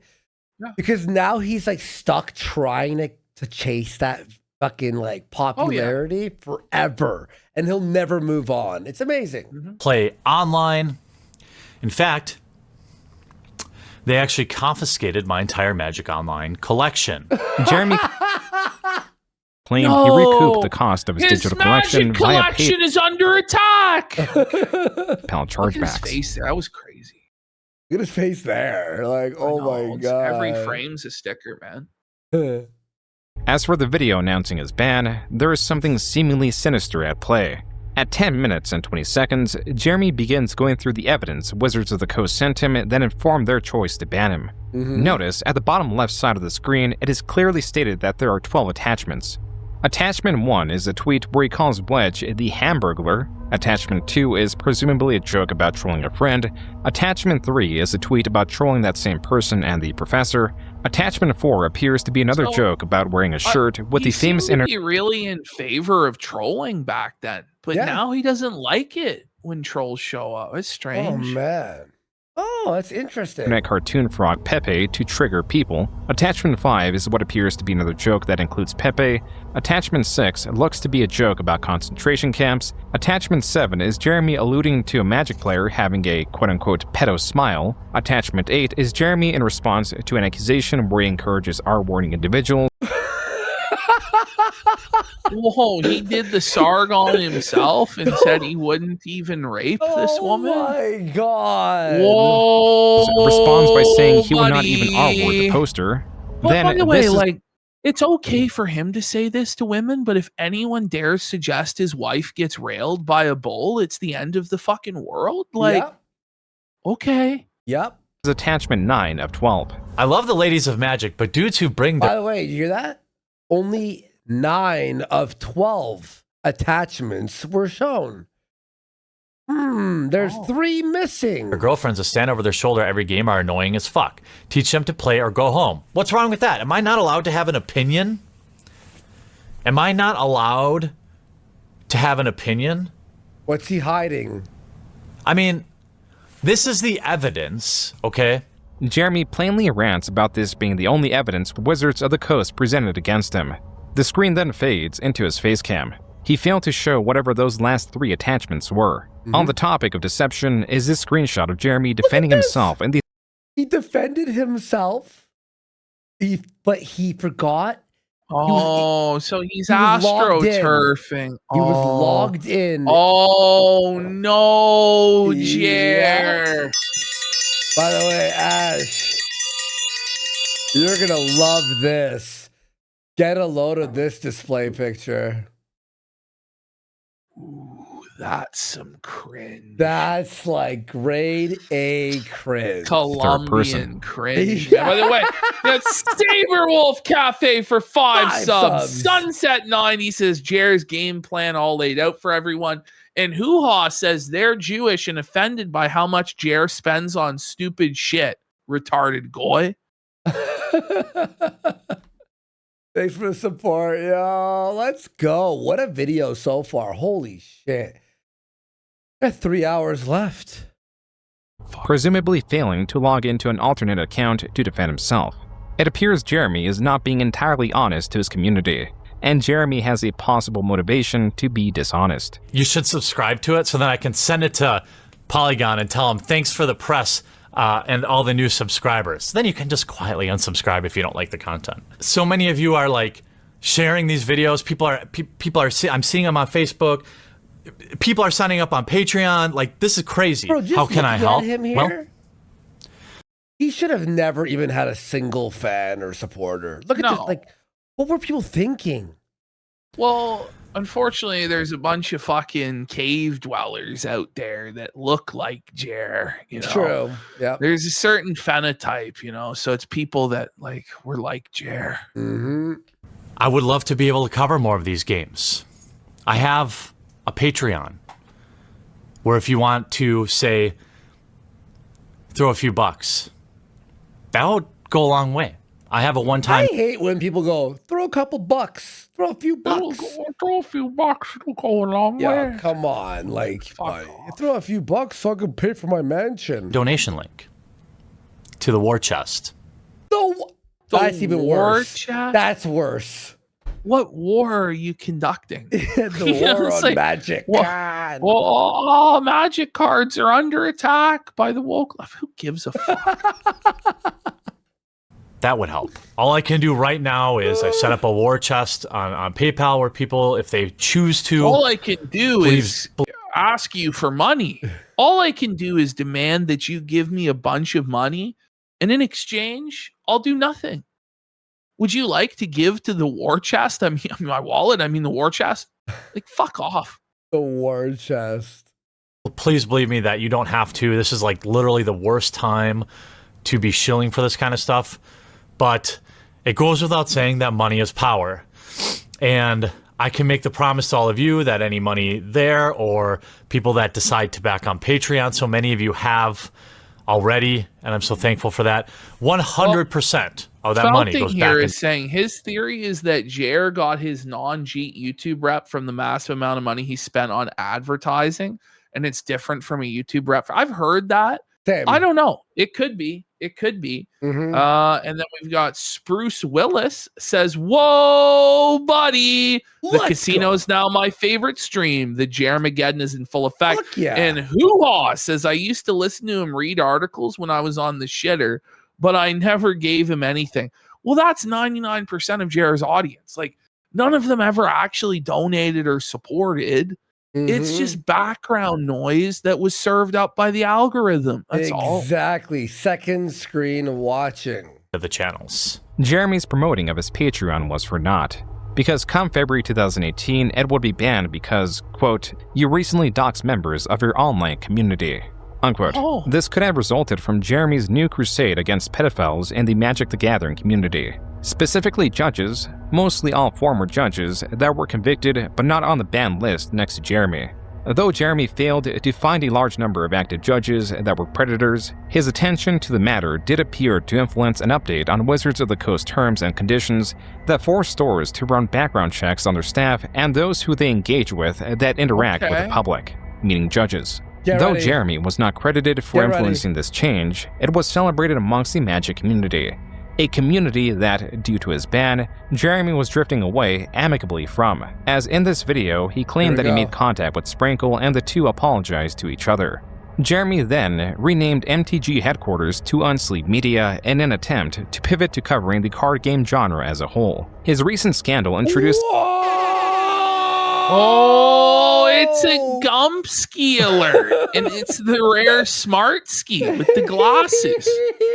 Holy. Introduced him to a cast of new allies and helped him refine— That's so the irony of saying ally Holy when the last hour of this talk is crazy. Dankula looks so different there than he does today. I know. lucrative genre of video that he had been making for the wrong audience. The same type of video that created enemies in the Magic community was going to usher in Jeremy's largest and longest running— Is he Jeremy? Channel. And all these people grew up to be the same fuckers in middle school that were like, well, if you don't subscribe to the popular idea, maybe Pogs at the time, or starter jackets, I don't know. I'm old. What? Starter jacket? Okay. Then you're not cool. Or if you were poor, you weren't cool.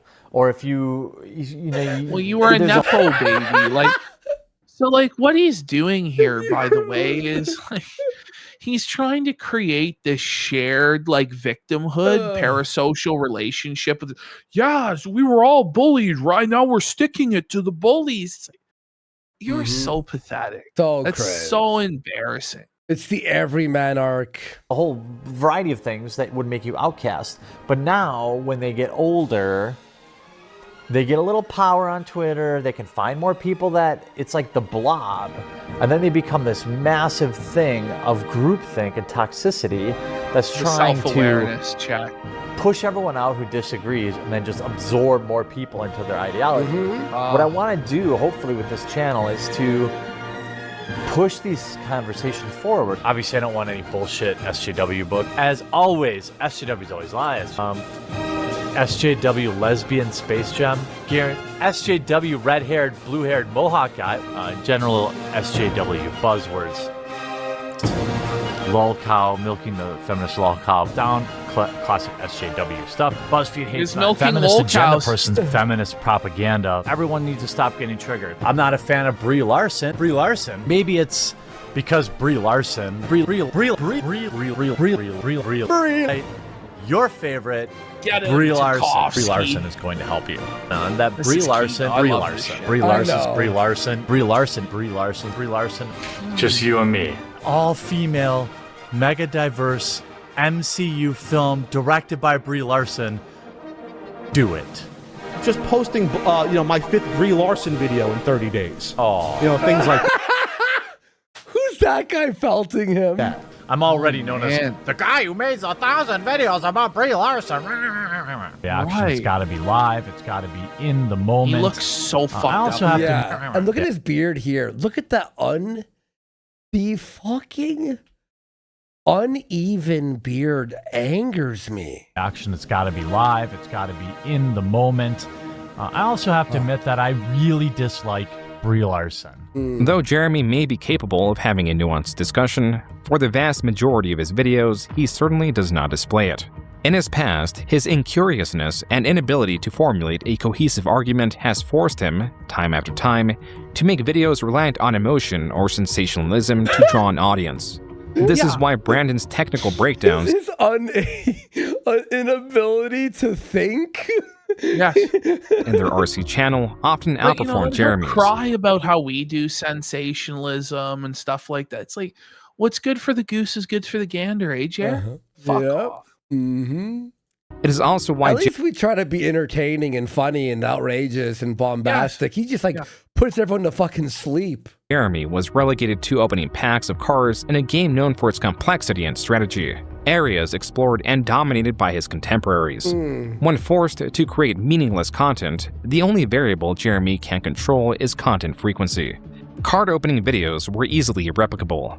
It created competition that Jeremy admitted he could not compete with. Guys like open booth. Just like he's never been able to compete. Yeah. But just like current day, he started something, other people joined in and outperformed And they were him. better. Yep. They were better than him. Because he never improved. He never made it better. Just came along and kind of slayed the beast in terms of, ultra rare vintage product openings. This is not the only struggle for time him Jeremy to was know outperformed by other channels. And also, there were a bunch of claw machine channels. Here's some deep lore. They were faking their wins. It's hard to compete winning a plush, a Bart Simpson plush, when these, 15-year-old kids are faking winning Xboxes and this and that. So everyone lost faith. Jeremy is How do you know they were faking the claw machine wins? But we know right well. I have a clip from like Tuesday's show where Jer defends movie reviewers who don't even watch the movie and use says, like other reviews to mix. Yeah, he says it's okay. You can review a movie without even watching it. How? Well, that's what he's like. He thinks that's fine. He's like, well, that's what's going on, and it's not even that egregious. Okay. So, like, we really believe that this guy is above faking shit. Like, he's Buddy, above he faked faking everything a plot. he's ever done. Yeah, you guys are going to hear that clip tomorrow where they're like defending the redheaded libertarian for taking money to promote Animal Farm. Like, and then he's like, well, I don't even understand what the problem with that is. I mean, there's people who don't even watch the movie and then they review it, and that's fine. So, like, who cares? Oh, God. Limited to producing sensational videos. He is deceitful and or manipulates footage to favor him, and he uploads frequently and typically on the same day the video was recorded. Jeremy is a perfect fit for a political commentary channel, but political commentary narrowed to only culture, and again narrowed only to pop culture. For Jeremy, the era of selling channels had passed. Now it was the era of selling outrage. If this was all that Jeremy did, he could be very successful. Only he has two major flaws. There is a part of him that demands respect online. Yes! The same part of him also he demands to be anyone. Like the moment we made fun of him, they're like, how dare you guys? And he's like DMing. It's like, you can't make fun of him without him losing his mind. I know. What the fuck is that? also seeks fellowship online. These two, he's a mafia don or some sort of king that everyone has to bow their head. Absolutely. Sir, I respect you, sir. Let me kiss your ring, sir. It's like, fuck you. You're a cuck. Get fucked. Yep. Elements drive the opposite of the desired result. Thank you for your purchase. Sargon of Akkad would like to personally thank you for your purchase of 1 vial of his semen. This is a lot. Actually, do you think people? I don't know if it's a season or what. You have to. Well, because Jeremy will flag it nothing. Otherwise. But he's drinking cum. He's drinking cum. Can't say I've ever tasted. Oh my God. Tasted anything like that before. It's almost like when you have Cinnamon Toast Crunch and you have the cinnamon and milk at the bottom of the bowl. That was a video titled Sargon of Akkad's Semen Taste Test. Sargon of Akkad is a creator that makes similar videos to Jeremy. He is someone that Jeremy greatly admired. Admired enough to make this strange, sarcastic video because Coach Red Pill, a creator in the same space. Red Pill. Somewhere Gonzalo Lira is looking up from hell and he smiled. This is bringing Gonzalo much comfort in the flames of hell as he roasts for all eternity. He's definitely in hell, dude. As Jeremy commented about Gonzalo something. made it to heaven because God loves a grifter. That's why so many. That's why God. so many of his pastors and televangelists are grifters, because God loves them so much. Coach I'm just Red kidding, Pill I'm just asked kidding. me, actually stated, really, keep sucking on Sargon. Coach Red Pill, like, keep sucking on Sargon's dick. Man. Boy. V says that Sargon's cum tastes awfully good. So does it. Jeremy is not one to save face or cut his losses. This I think exchange CRP would be proud to see that the sector made it into the mainstream. You know? Well, Gonzalo made the sector mainstream with his death. He was That's the what's first crazy. guy. He was the first. Gonzalo is not like he's like the official saint of Kursk in Russia. Like they have like a monument to him and shit like this because he laid down his life against the Zelensky regime for Putin's. Sector Jesus. He's It's Sector crazy. Jesus. Yeah. They got Sunset 90 for a packet up saying he's a cum guzzling queen. He actually is a cum Confirmed cum guzzling queen. Confirmed. Did you read that hoo-ha one?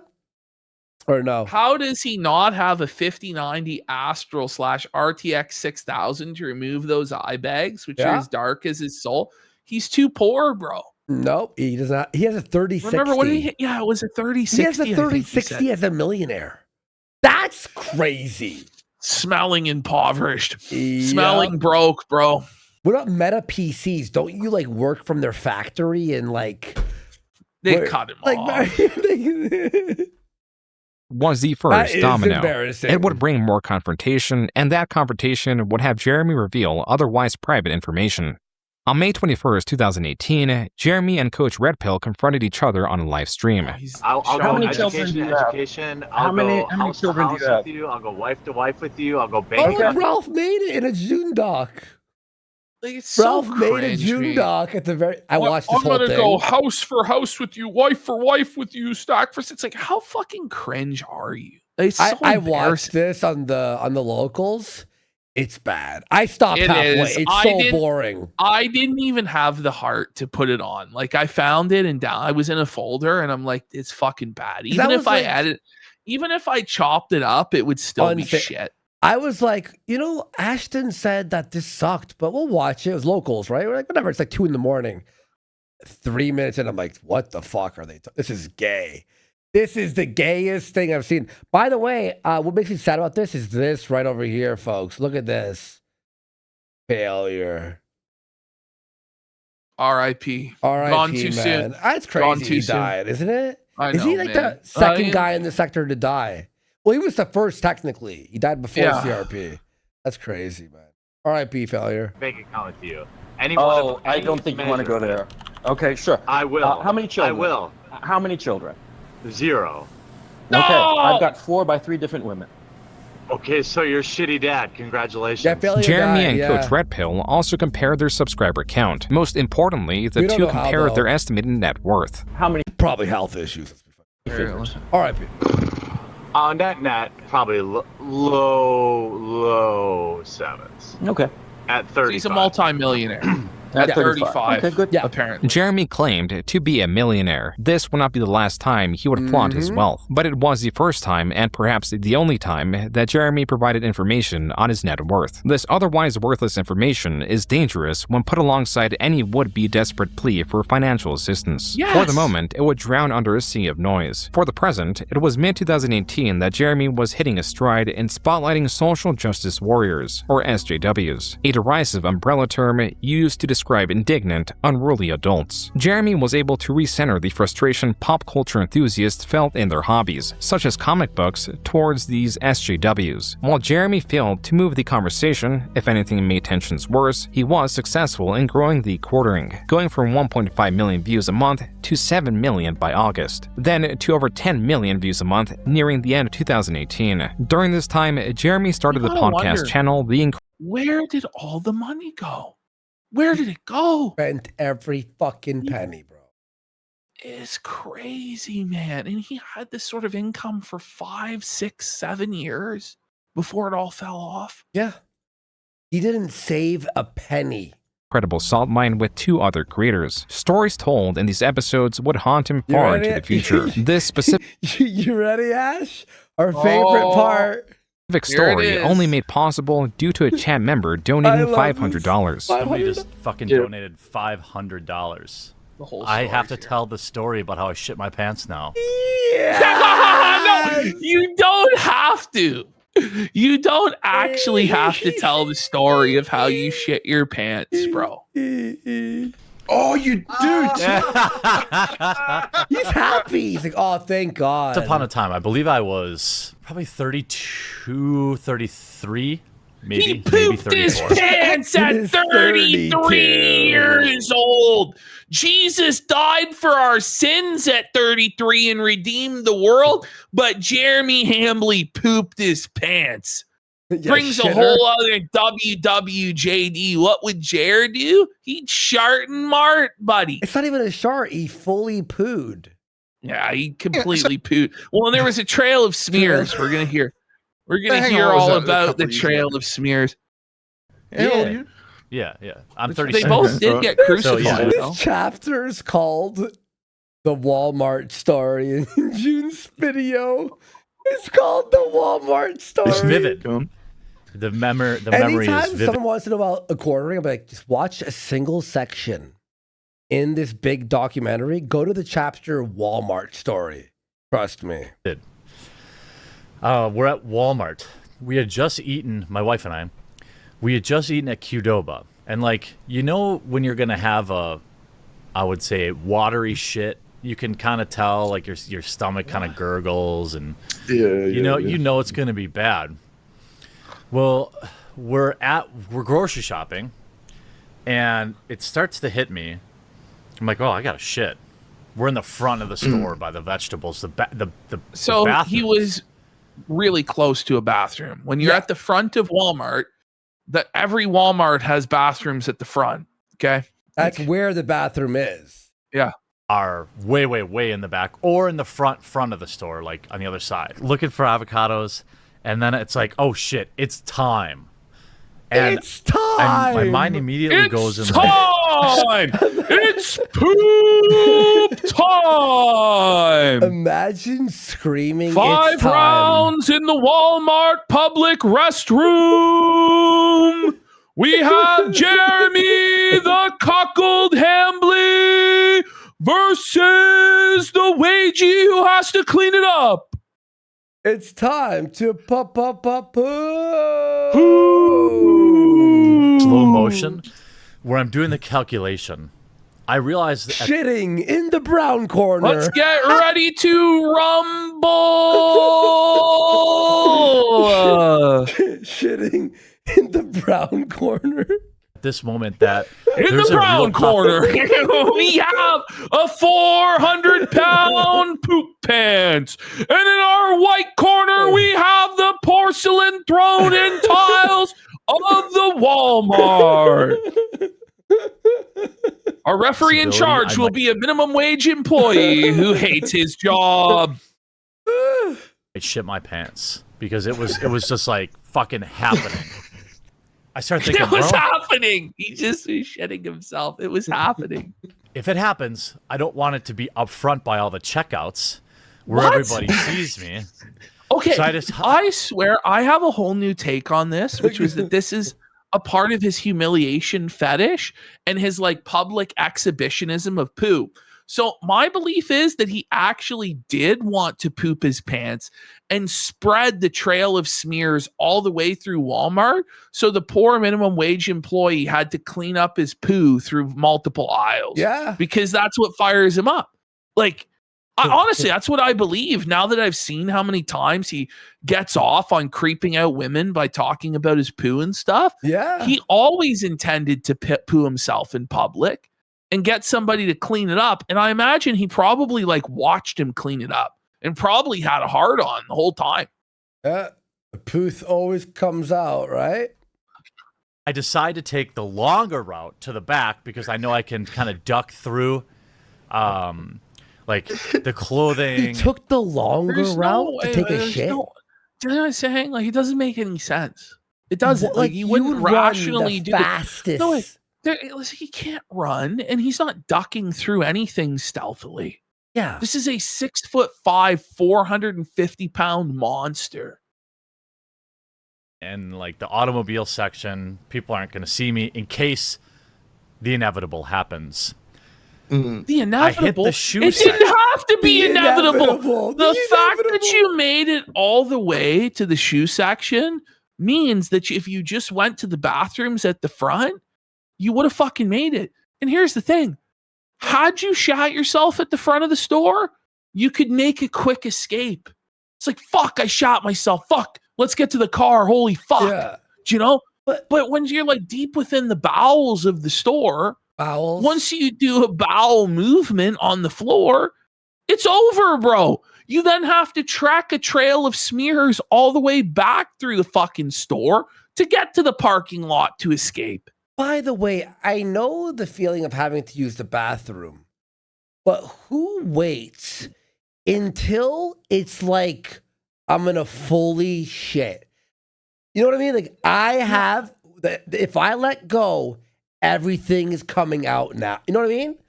Who waits that to that level where you're going to die? Like, he did say he had 6 months of diarrhea, though, remember? Yes, he said he had, I think it was 5 straight months of diarrhea, which has now turned into over 5 straight years of diarrhea, to the point where he now has to take 2 Imodium every time he leaves the house. Yeah, but who's like, okay, I got, like, Haven't been at Walmart, but the shoe section, you're shit about happens, that's right, Marquis. halfway. You can see the bathrooms. The second I see the bathrooms, I get like shit radar. And I'm like, okay, it's happening now. I'm starting to think, okay, if I have to shit in the store, where is the best place to shit in a Like, when you're considering that, like, Where it's to over. shit, you know? You know what you do? You fucking shit yourself and then throw all your fucking shit away. Yeah. And then like, you don't just pull down your pants, drop trow, and shit all over the fucking floor. Do you know? Yeah. Like, holy fuck, You pull man. a shirt off the rack and you make a makeshift diaper. You know, the truth is, the best place to shit in Walmart is in the bathroom. But he decided to shart and mart in an aisle. To just drop trow like an animal and poo in the shoe aisle. He pooed in his shoe, buddy. Because I'm not going to make it. I knew for a fact I wasn't going to make it. So I cut down the shoe aisle.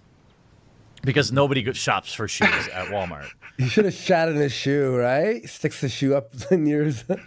And then the amount of overthinking in this story, like, this was not his thought process. His thought process was like, how do I make the Janny clean it up? He has to fill a boot. He has to fill a rubber boot. He fills a rubber boot up with shit. Resided myself to shitting my pants in a Walmart at this point.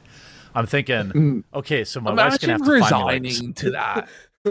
Like, you clench your fucking ass, bro. You clench and you fucking go, man. You gotta. Oh my god, my allergies. Some sweatpants or something. I'm going to shit my pants. It's happening. And at that moment, it's happening. A little came out. Started running down my leg. And I'm like, oh my god. You know what? I'd rather than like kneel and accept. Instead of just shitting in a single spot.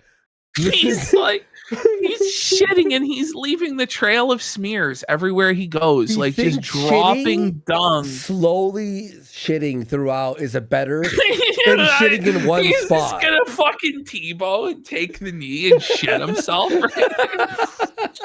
Just fucking crap all over the aisle. Like, this is one of the first segments we did, and he's so angry about it. It's like, bro, everyone's gonna laugh at this. This is just ridiculous. Come on, you can't do this. You have to show respect to me pooing in Walmart. No, motherfucker. My fate. I'm fucking going for it. So I hit the back wall. I'm on the home stretch. With each step, a little more is coming out, and it's running down my leg now to where it's like at my sock. I'm covered. Oh, it's not the poop line, buddy. He's a poop line. He's poop in his sock. And it's like like dripping around his sock. Holy man! And I'm running like clenched butt. His sock is like one of those like wrappers on a cone on an ice cream that stops the melting ice cream. God.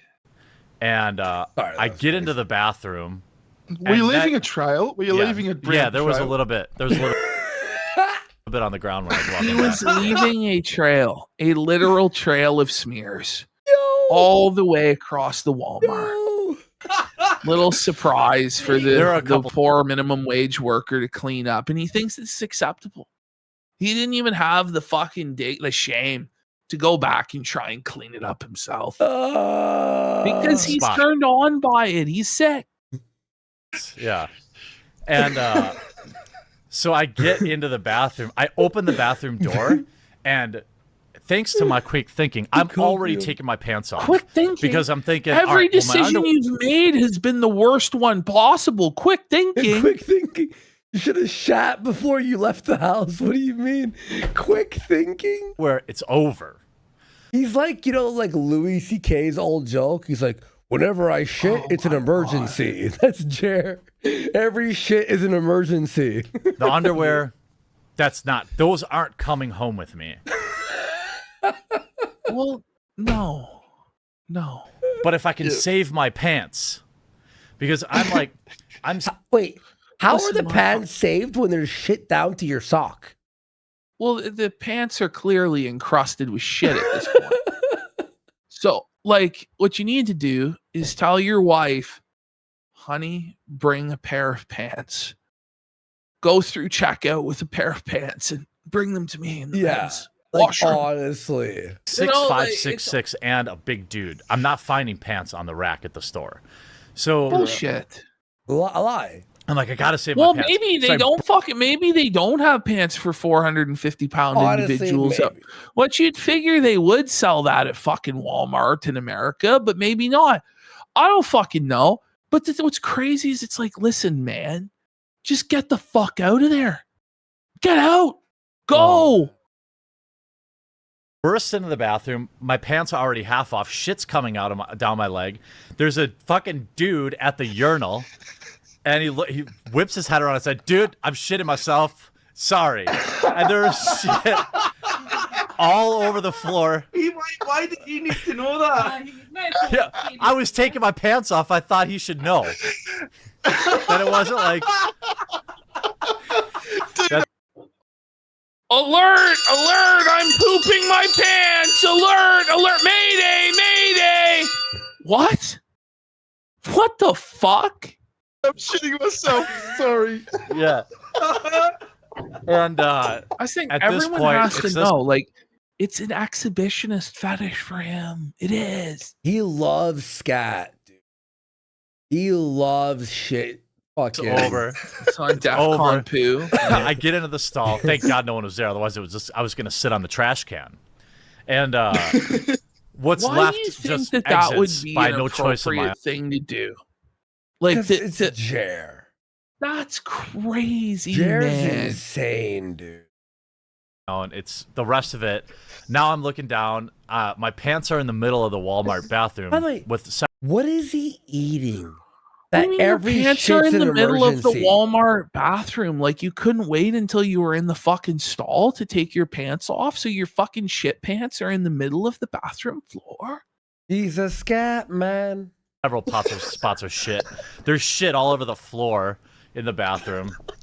And this did the guy just scurry out, or is he? No, dude. This guy is a fucking hero. Okay, he's a cotton top black dude. I don't know if he worked there or what the deal was. This is Jared's fantasy that there's like a black servant to attend to his bowel movement. You know, there's this magical end. You know, his whole magical. Are you pooping, sir? Master, are you pooping, master? I'll hold the door for you. I got this. Oh my god. Oh my god. For me. He's like L from Django. He's like, I got you, dude. What a fucking hero. Yeah. He's like, I got you, man. He's like, no one's coming in. But then he rewards this guy with his endless black fatigue videos, you know, like. So is it the bowel bowl? Not the bowel bowl. The bowel bowl. So then I begin the long cleaning process of having to take a 6'5" Massive finna squat out his ass. 300-pound man taking a bath in a Walmart sink because I had shit all over me. What? All over you. All over. How did you fucking manage, dude? and at no We point gotta make like an annual listen to this story on our show, for the next like yeah, whatever this years. is crazy. Every year. Man. What is it? What's the date? We'll do March 4th every year. Yeah. By the way, does my wife turned one way, saw me picking out avocados. 30 minutes later, she gets a text from me. I shit myself. She had no idea. She had fucking no idea where I went. She thought I was like mad and I left. It was like, because, you know, obviously I'm like, look, I got to handle this. When you're covered in your own fecal matter. She's just following the trail of shit like fucking Hansel and Gretel. She had no idea where I even went. By the time I get cleaned up, I'm like, oh, I should probably tell my wife, you know. Meme Copium says she saw it and thought it was a previously read message. Again? Yeah. What? Again? This seems to happen every day. What? Oh, what's going on? And I had like 30 missed calls, 30 missed calls from her. She had no fucking idea. By the time I get back to my wife, she's fucking pissed because she had to do all the grocery shopping by herself. I'm like, but I shit myself. And she's like, well, you're not driving in my car. So she there was obviously still. I love how it's her car, not in my car. It's not our car, even though Jer probably fucking paid for it. He's that cocked. His wife's like, no, I don't love you enough to let you ride shotgun in my car after your accident. Fuck. You'd think they'd learn to pack a change of fucking clothes for Jer. You know, they think they'd have figured it out by now to have an emergency poop pants supply. Spots on my pants. They were like fine, but there was some splatter. Though the streamed podcast where Jeremy told his story only got 30,000 views. They weren't fine. I forgot this was a documentary, there was you know? Splatter on your pants. We just left the whole thing in. I forgot this was a documentary. Like, all of us have to pretend that the emperor didn't poop his pants and tell us the tale. No, sire. Your pants are unsoiled, sire. They're unstained, sire. They're the most fabulous pants in the world, and they're just completely doused in shit. Yo. Retellings of the story would get considerably more viewership. On the topic of viewership, Jeremy began uploading 2 videos a day and began his crusade against celebrity Brie Larson, the actress who played Captain Marvel in Captain Marvel, a movie based on the Marvel comics. Jeremy covered the release of Captain Marvel while commenting on Brie Larson's own controversial comments. In his career, he's made 270 videos on the topic of or mentioning Brie Larson. Jeremy made 70 videos on Brie Larson. Yep. But we're not allowed to make as many videos as we want about him. Why? Like, he'll never have a good answer for that. Exactly. Ever. Exactly. made so much money covering her that he dedicated a new shed to her. Every night. The shed? Larson. Jeremy made so much money covering her that he dedicated a new shed to her. Every night before I go to bed, too. Just a little ritual. I guarantee you he masturbates to Brie Larson. I thought that when I watched this the first time, I'm like, he's definitely jacked off to these posters. There's no way you have a literal cock shed with posters of Brie Larson up in it. Buddy. Like, you're doing it ironically. You have a cock shed with Brie Larson in it to what? Yep. Appreciate you. This one right here, too. Appreciate you. Jeremy covered other evolving stories, such as the It's not exploitation of creepy at Stan all. Lee and the fall of Anita Sarkeesian. Yet neither of these were as lucrative as his coverage of Brie Larson. As with any of his other videos, Jeremy often poorly summarized articles, sometimes missing key information that made the point of his video moot. For example, there is this video uploaded in 2021. Well, I'll tell you why, Joon.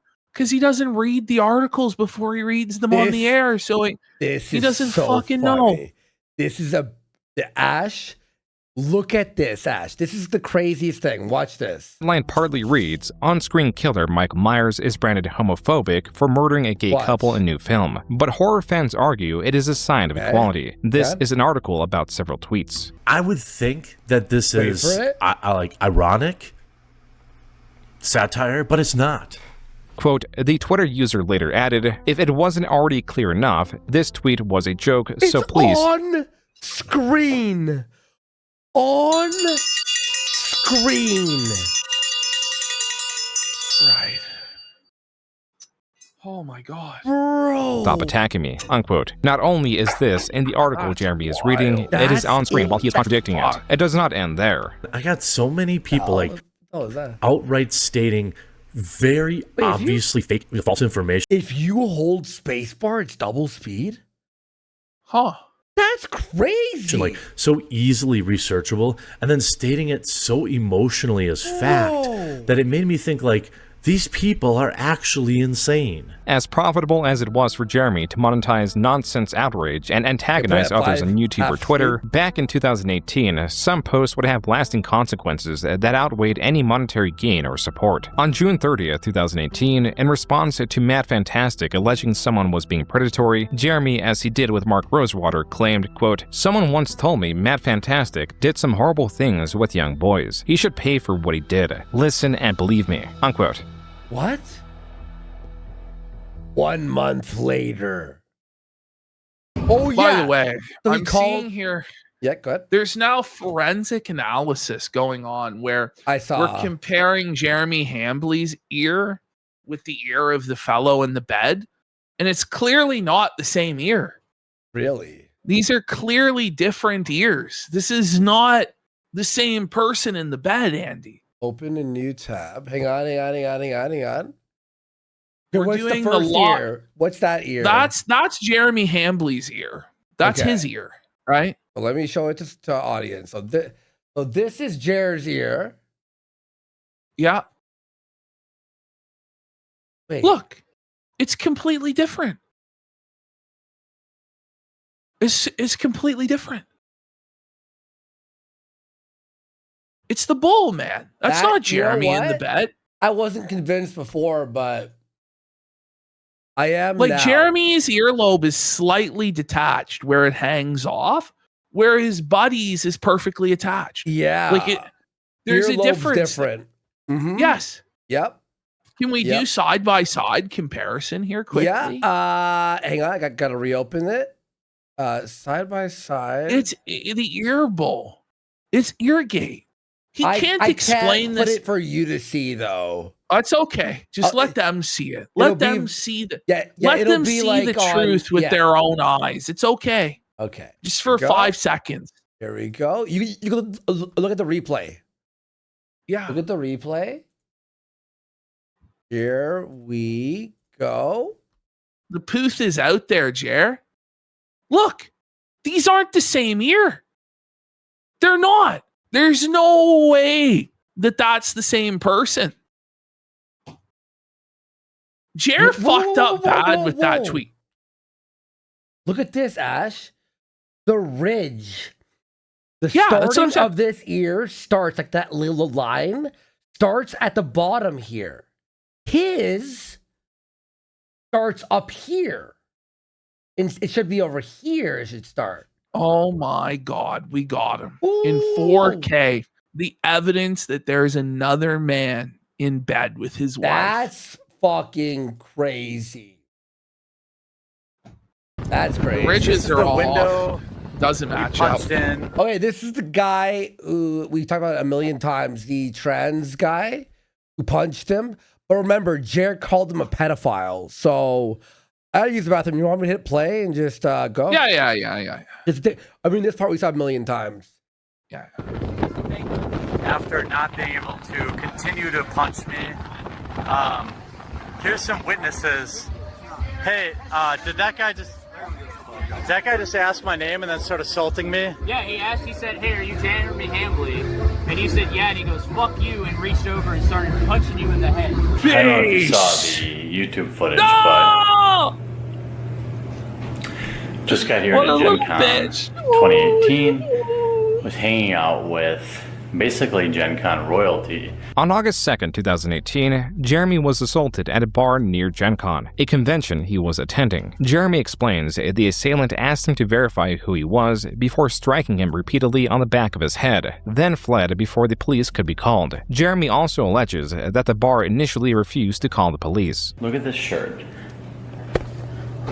Fucking rip my shirt. Wait a minute. Hold on. Rip And all he's the buttons not off here. my shirt. He's wearing a Fucking- girdle. He's wearing a girdle. He's wearing a girdle or a from- diaper, Here, let me put buddy. it this way. He's wearing a fucking girdle. Can you see that? That's Oh just my from me God. trying to pull away from this guy. Like, he probably thinks he's so fucking Oh, woke. he got He's gonna go tell his caught. buddies how cool he was. Whooped your ass. For attacking somebody when they weren't You even missed looking. it, buddy. I'm He was keeping- wearing a fucking girdle. He was wearing a diaper, buddy. Bring it back to about 106. Yeah, bring it back. Of his head, then fled before the police could be called. Jeremy also alleges that the bar initially refused to call the police. Look at this shirt. Look! Fucking rip my shirt. Hold on, Wait, right? Right there! Right there! What is that? That's clearly a different fabric. That's not a part of his shirt. Ripped all- He is wearing a all the buttons off girdle my- to hold in his What belly is that? because he's ashamed. It's either a girdle or an adult diaper hiked up really high. What's a girdle? It's something that you wear as a fat fuck to like contain your belly. Oh, It's like a that, like- corset for a woman, but for a man, it's a girdle. Oh, okay. For the gut, It's his right? gun girdle. Yeah, he doesn't Gun want his gir- gun Oh, yo, flaps that's hanging. hilarious. The girdle alert! Girdle alert! Girdle alert! We need to see him shirtless. We need to see Prove it, Jeremy, Prove that it wasn't a girdle, buddy. Yep. Shirt. Fucking. My arm is bleeding. He's fucked. from- That picture of him in the bed, like, it's over. It's not him in the bed. That's a bull. That's a man that's there to fuck his wife. It's over. He's done. How is he going to beat the ear comparison? There's no way out. It actually, I didn't believe it before until that. He checkmated himself. That's crazy to post that. Here, let me put it this way. Can you see that? That's just from me trying to pull away from this guy. Like, he probably thinks he's so fucking woke. And he's gonna go tell his buddies how cool he was, right? For attacking somebody when they weren't even looking. Quote, I'm keeping a lower profile, but I'm straight chilling and doing fine. Telling stories about me online is what it is. No charges. I haven't fled the con/state. I'm drinking beers, playing games, and doing business with my friends. Unquote. Matt Fantastic, the assailant who was identified the same day of the attack, ended this post with #PunchNazis. On the 4th, Jeremy commented on the widespread coverage of his assault, remarking on the support he was receiving and vowing to pursue legal action. And though he initially wanted to prematurely leave Gen Con in fear of another assault, he made the decision to remain for his previously appropriated time. With videos of support pouring in, Jeremy on August 9th created a GoFundMe for the purpose The of suing famous Matt. picture. Wow. And you can see there the ear is completely different. than Yeah. than the ear in the bed. Like it's Look, obvious. Yeah, the slit starts here again. It's that's obvious. crazy. Okay, that's the picture that we had zoomed in. That was the Yeah, exact picture. that's not his ear in the bed. No. And his facial hair was all wrong. Like I knew almost immediately from looking at it Wait a that second. wasn't him. Ash, look at this. Ethan Van Sciver made He this? organized the campaign for Jerry. He now admits that he regrets it and he wishes he Oh. never helped Jeremy. Good, yeah. About time you fucking woke up. Fantastic. The fundraiser undershot its goal of $40,000 by $6,000. Still, Jeremy went forward with it. In the midst of filing, Jeremy received an email from the Gen Con company. Imagine suing someone for grabbing you. Like, just fucking make videos and make fun of him. But why didn't he fight back and beat the tranny's ass? Or just make videos. If you want to get arrested, make videos. He talks so much fucking shit all the time about how badass he is and how much of a real man he is. And these people are all soy boys and cocks and weak and shit. And then he has an opportunity to actually, with just cause, beat the fuck out of a tranny. And he just sits there and lets them beat his ass? Mm-hmm. What a loser. What a bum. Informing him that he and Matt Fantastic were banned from attending future events, a decision influenced by the possibility of further retaliation at Jeremy at upcoming conventions. The results of the lawsuit, to some, would be similarly disappointing. Rather than reaching judgment, Jeremy and Matt settled. Matt's apology in video form appears to be a condition for this settlement. Hi, this is Matt Loder. Some of you know me as Matt Fantastic. He smiled! Just prior to Gen Con 2018, I let my anger get the best of me and physically confronted Jeremy Hambley outside of Braun, Indianapolis over statements he made about me previously. This is the worst humiliation ritual. Like, it's nothing. Like, the guy just totally fucking won, you know? That's fucking funny, dude. I unequivocally take responsibility for my actions that evening, which were wrong. Good. And apologize to Jeremy for my thoughtless conduct. Matt looked gleeful in his apology, something that was not lost on those. According to Jeremy, he paid $50,000 for that. Yeah.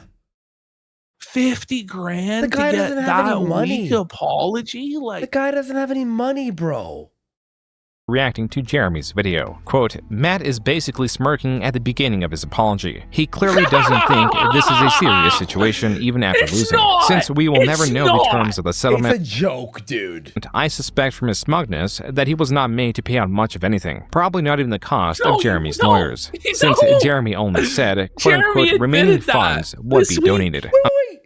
The remaining funds would be donated? that on Monday. Unquote. There are no this remaining was just the funds. first of Jeremy's fundraising efforts, started in 2018 to reach an unsatisfying conclusion. The second was a fundraiser for exclusively games, a video game, tabletop, and arcade game media website campaigning as a space devoid of politics. Fucked, bro. This is a brutal demolition job, man. Like, he actually gets the Ian Miles Chung simpery in this and remembers the girl's name. Remember I said it was Rez? I'm like, was it Rez? He had the real name. Unquote, all games, Things are no politics. never going to be the same again, Jeremy. Like, you're going to be permanently No more altered by this. GoFundMes, no more raising money, no more audience, no more respect, no more love, nothing. No more co-workers, no one who will ever work with you again. It's over.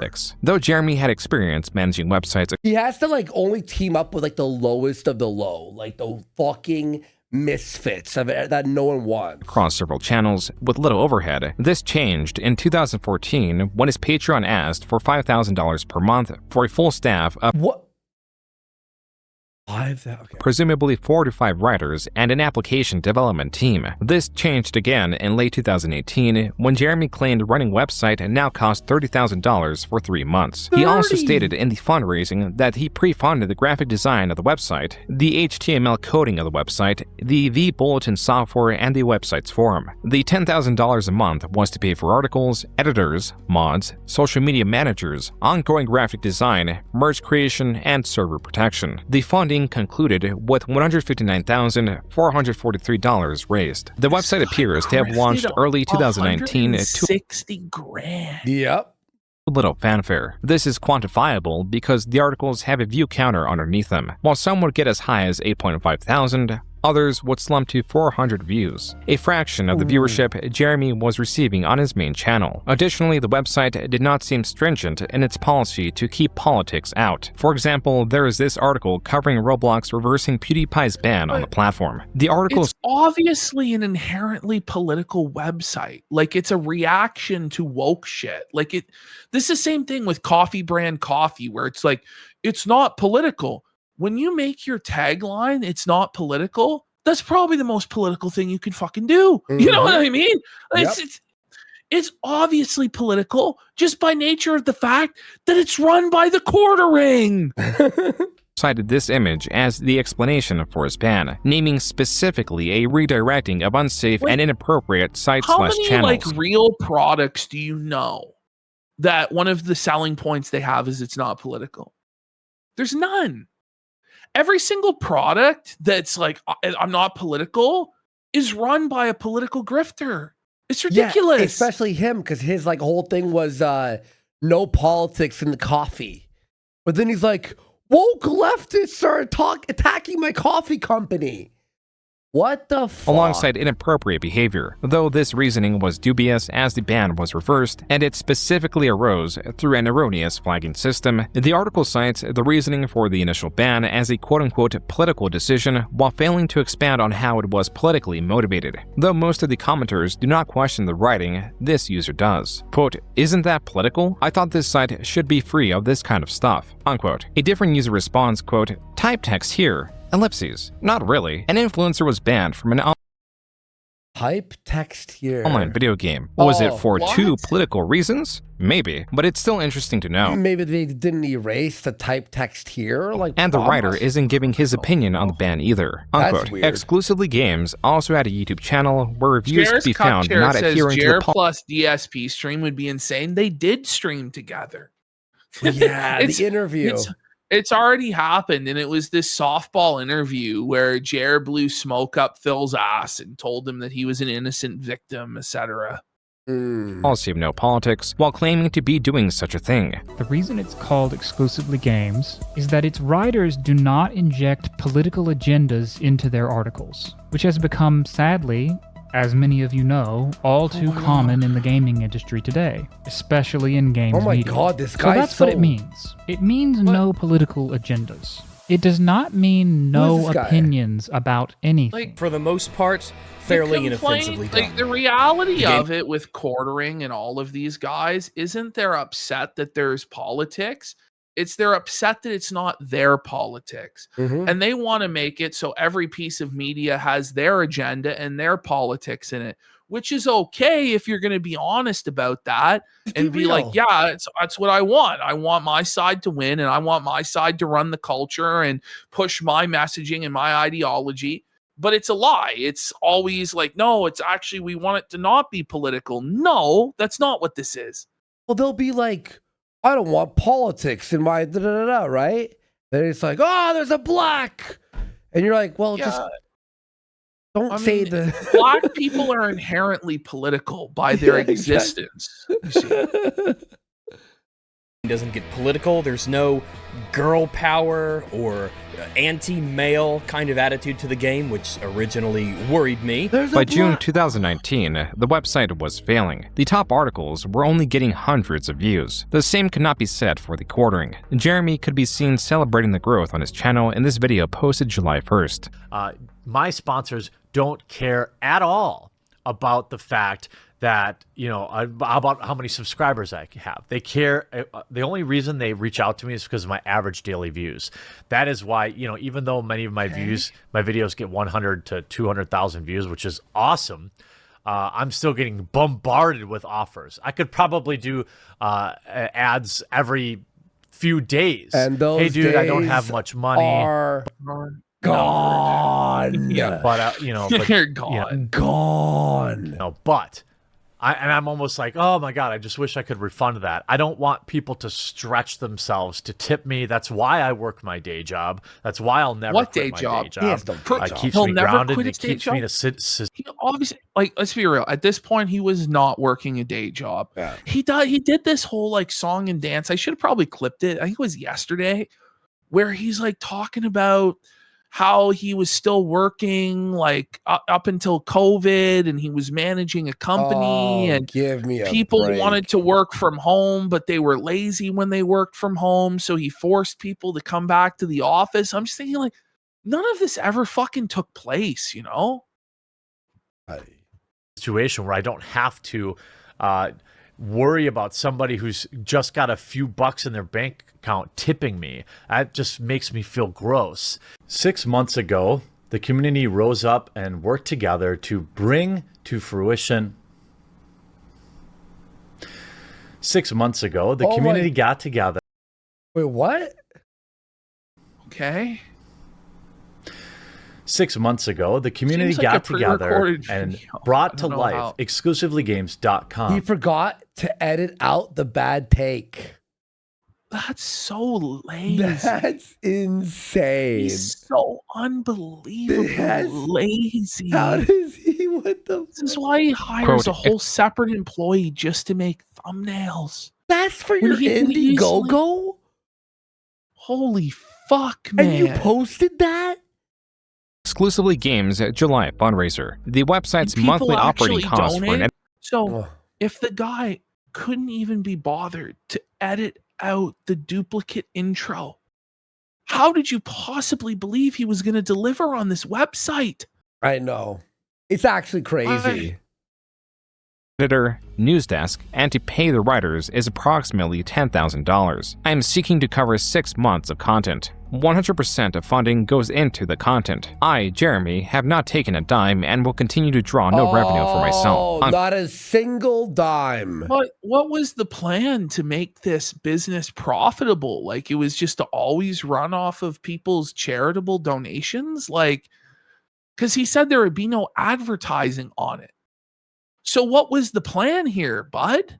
Yeah. Like, you needed to obviously, I mean, the only other business model would be to paywall and charge people $10 for access.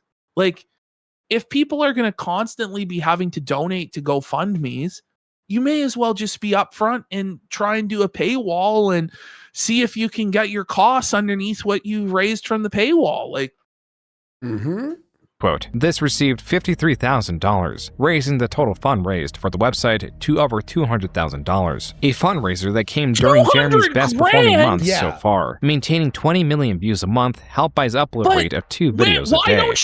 Why don't you have the money at 20 million views a month to run your own fucking website without having to beg people who are fucking struggling to get by for cash? But he needs that extra 20 grand. He needs the extra, Ash. Don't you know? This likely influenced Jeremy's decision to officially leave Unsleep Media, formerly known as MTG headquarters. Jeremy applied himself to the quartering, not only embracing its growth, but also its trouble with demonetization. You know, it's not like 2/3 of my videos end up getting hit with the yellow check mark only after reviewing. By the way, I have over 1,000 videos. To give you an idea about machine learning, I have over 1,000 videos, and maybe 2 of them were confirmed after manual review that they weren't appropriate for advertisers. Jeremy's frequent uploads were making it difficult to appeal the videos that were flagged as unsuitable for advertising. There was worse to come. YouTube, in taking more control of its algorithm, was reducing the effectiveness of subscriptions. Previously, being subscribed to a channel meant a notification was sent to the subscriber. This was changed and now required users to select a secondary option, the subscriber bell, to now be notified. Hey, did you cover this? Did you cover how Riot Games had this lawsuit settlement the other night? Yeah. Yeah, I did a video 3 freaking drunk. days ago, but YouTube doesn't care. YouTube is not only not notifying you, but they're actively hiding the garbage. I don't care. There's some smaller channels out there who think it's funny when people out there fucking crybaby, man. It's always he cries and cries and cries, and then he fucks other people over like us, gets us deplatformed. I don't shed one fucking tear for you, buddy. By the way, this whole like, they're suppressing it. They weren't fucking suppressing your hot take about whatever bullshit, buddy. Like, come on.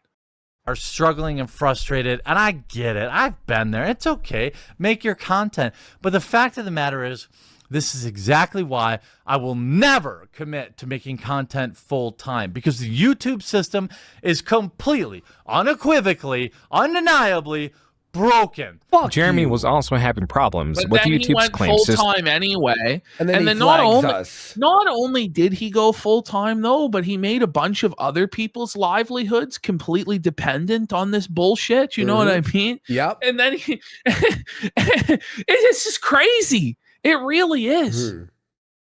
A system often abused. YouTube is still allowing them to leave claims on YouTubers' videos. This has been going on for years, and they don't do anything about it. I'm sick of this shit.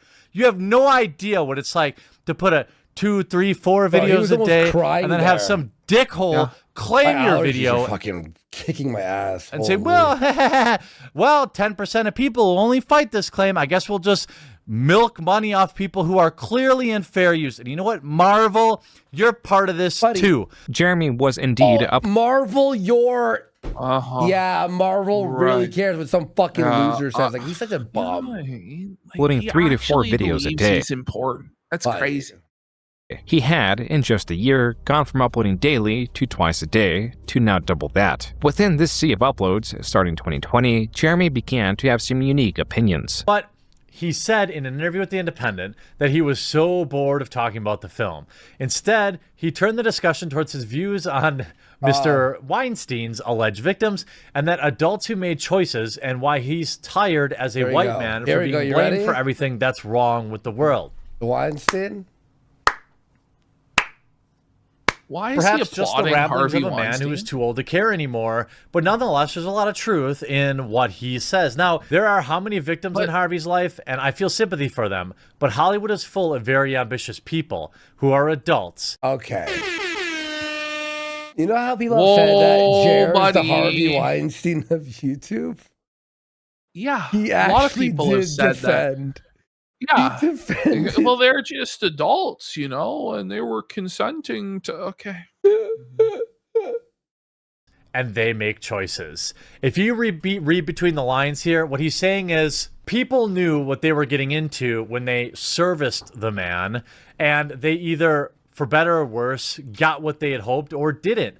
But nonetheless, as adults, they made their own decision, and now they're looking to blame everybody else for that. Harvey Weinstein is a former Is it film producer. really a decision when it's suck my cock or you don't get the job, or suck my cock or you're fired? Mm-hmm. Like, there's obviously a difference there, Jared. You think Hambly would be okay if he was called into his marketing job and his boss dropped trow and said, suck it or you're fucking fired? Hey, Mel, you're going to watch football with me. You like your job, don't you, hun? Yeah, you know what I mean? Like, it's not, and I don't know, man. It's just crazy. It really is. It's just a real hot take from old Jer. One convicted of R-word and sexual assault. Though Jeremy appears to be sympathetic towards Weinstein, he did not extend his sympathy to composer Michael Giacchino, who on February 18, 2020, tweeted about King Kong coming back to theaters. In a reply, a user mentioned King Kong was Hitler's favorite film, to which Giacchino responded, fuck. What did that? Fuck Hitler. Here we go. Hitler. Jeremy then quote tweeted this, responding with, and there we have it. Yikes. While it appears that Jeremy was taking offense to Giacchino's dislike of Adolf Hitler, Jeremy, after swift backlash, stated, quote, the context is that it's another comics pro with stunning and brave takes like fuck Hitler. But you're not interested in that. That's why you didn't. No, the person went, hey, you know, Hitler loved that movie. And the guy just replied with fuck Hitler. He was responding to a reaction. He didn't make an article about Hitler, and you know what I mean? Isn't this all so tired and so fucking pedantic? Like, even engaging in this discourse, like, just fuck off. It's crazy. Stunning and brave takes, like woke stuff bad and women bad. It's like, okay, buddy, you're such a hero, such a brave stance Jared takes. At me. You just wanted to try and smear me as a quote-unquote Nazi. Fucking clowns every time. Unquote. Jeremy continued to attempt to correct his messaging. Quote, the context is obvious in the thread that it's another comics pro arguing with fans and making stunning and brave statements. To be honest, like, you can't see at all how someone would take it that way. Yeah. I don't know. Like, I think it would just be funnier to just actually like HH it at this point. You know what I mean? Like, you know what I mean? Like, instead of the context, the context, like, either be like his, you know, like, I see how you think that, but like, it's not like that, and laugh at it, or just fucking double down and actually heil him. Like, I don't know. What I mean? Fuck. Yeah. There we have it. Like, quote-unquote, fuck bad things. You don't care about truth, though, just perpetuating lunacy, unquote. Revisiting the original tweet shows that Kino was not at all arguing on the topic of comics. Actually, there is no mention of comics anywhere within the tweet exchange. Jeremy's strategy, whatever it may have been, to change how others viewed his intent, did not work. Just 2 days after the Hitler tweet was posted, Jeremy on Twitter stated, quote, amazing how this fuck Hitler tweet has taken hold with people completely incapable of understanding my point, which was obvious to everyone that follows me. Hollywood types saying fuck Hitler for retweets is fucking stupid and cringe. It's about virtue signaling. If this was not what dude was doing, also virtue signaling with what you're doing, like virtue signaling is not a concept that's exclusive to the left. You're signaling that you're in the in group of being on the right and being edgy and offensive by defending Hitler, right? Like, I don't know. Yep. Hey, my point still stands. In what world is this known? Now I got morons posting my address to Twitter replies. Wonder where they came from. You had to be a complete fucking idiot or liar to say I was quote-unquote defending Hitler. Like, I respect the hustle, but you'd have to be a fucking idiot to think anyone was unironically defending Hitler. I just can't imagine people are this stupid. Like, they have to just defend him then. Yeah. Like, who gives a fuck? He's defend him then, or just move on. I don't know what to say. I disavow. I didn't mean it. Like, yeah. Man. Holy shit, man.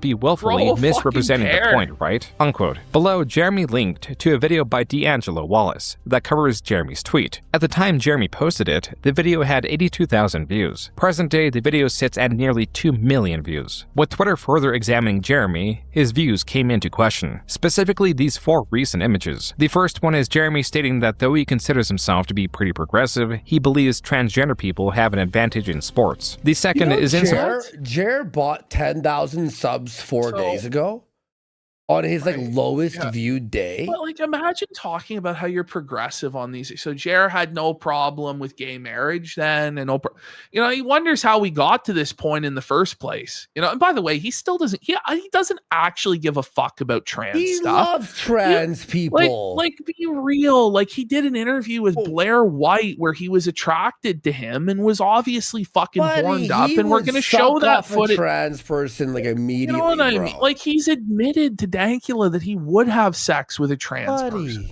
You know, it's obviously just for him to grift people. I'm against this too. I'm outraged, aren't you? Yeah, you're mad. Okay, give me money. Like, he doesn't give a single fuck.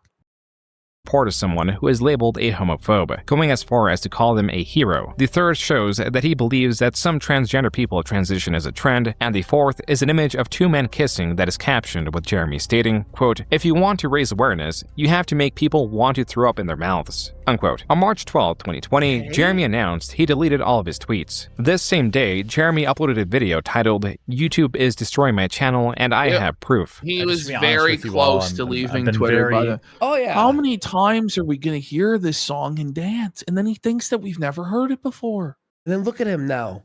When he returns back to YouTube, he looks more disheveled.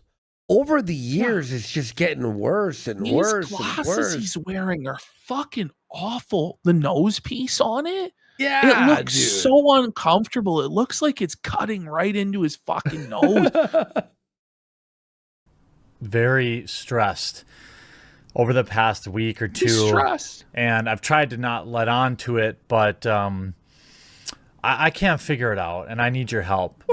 Something is really weird with my YouTube channel. Oh, here we go. No, this is not a new video, folks. This is a old video. The videos that were supposed to send notifications. YouTube sends 3 notifications in one 24-hour period. Oh my god. The Review Tech USA video got well viewed. That's about my normal videos out a day. Yeah. It's like, why aren't they watching all of them? You're obviously not making quality content when you're shitting out 5 videos a day, Jeremy.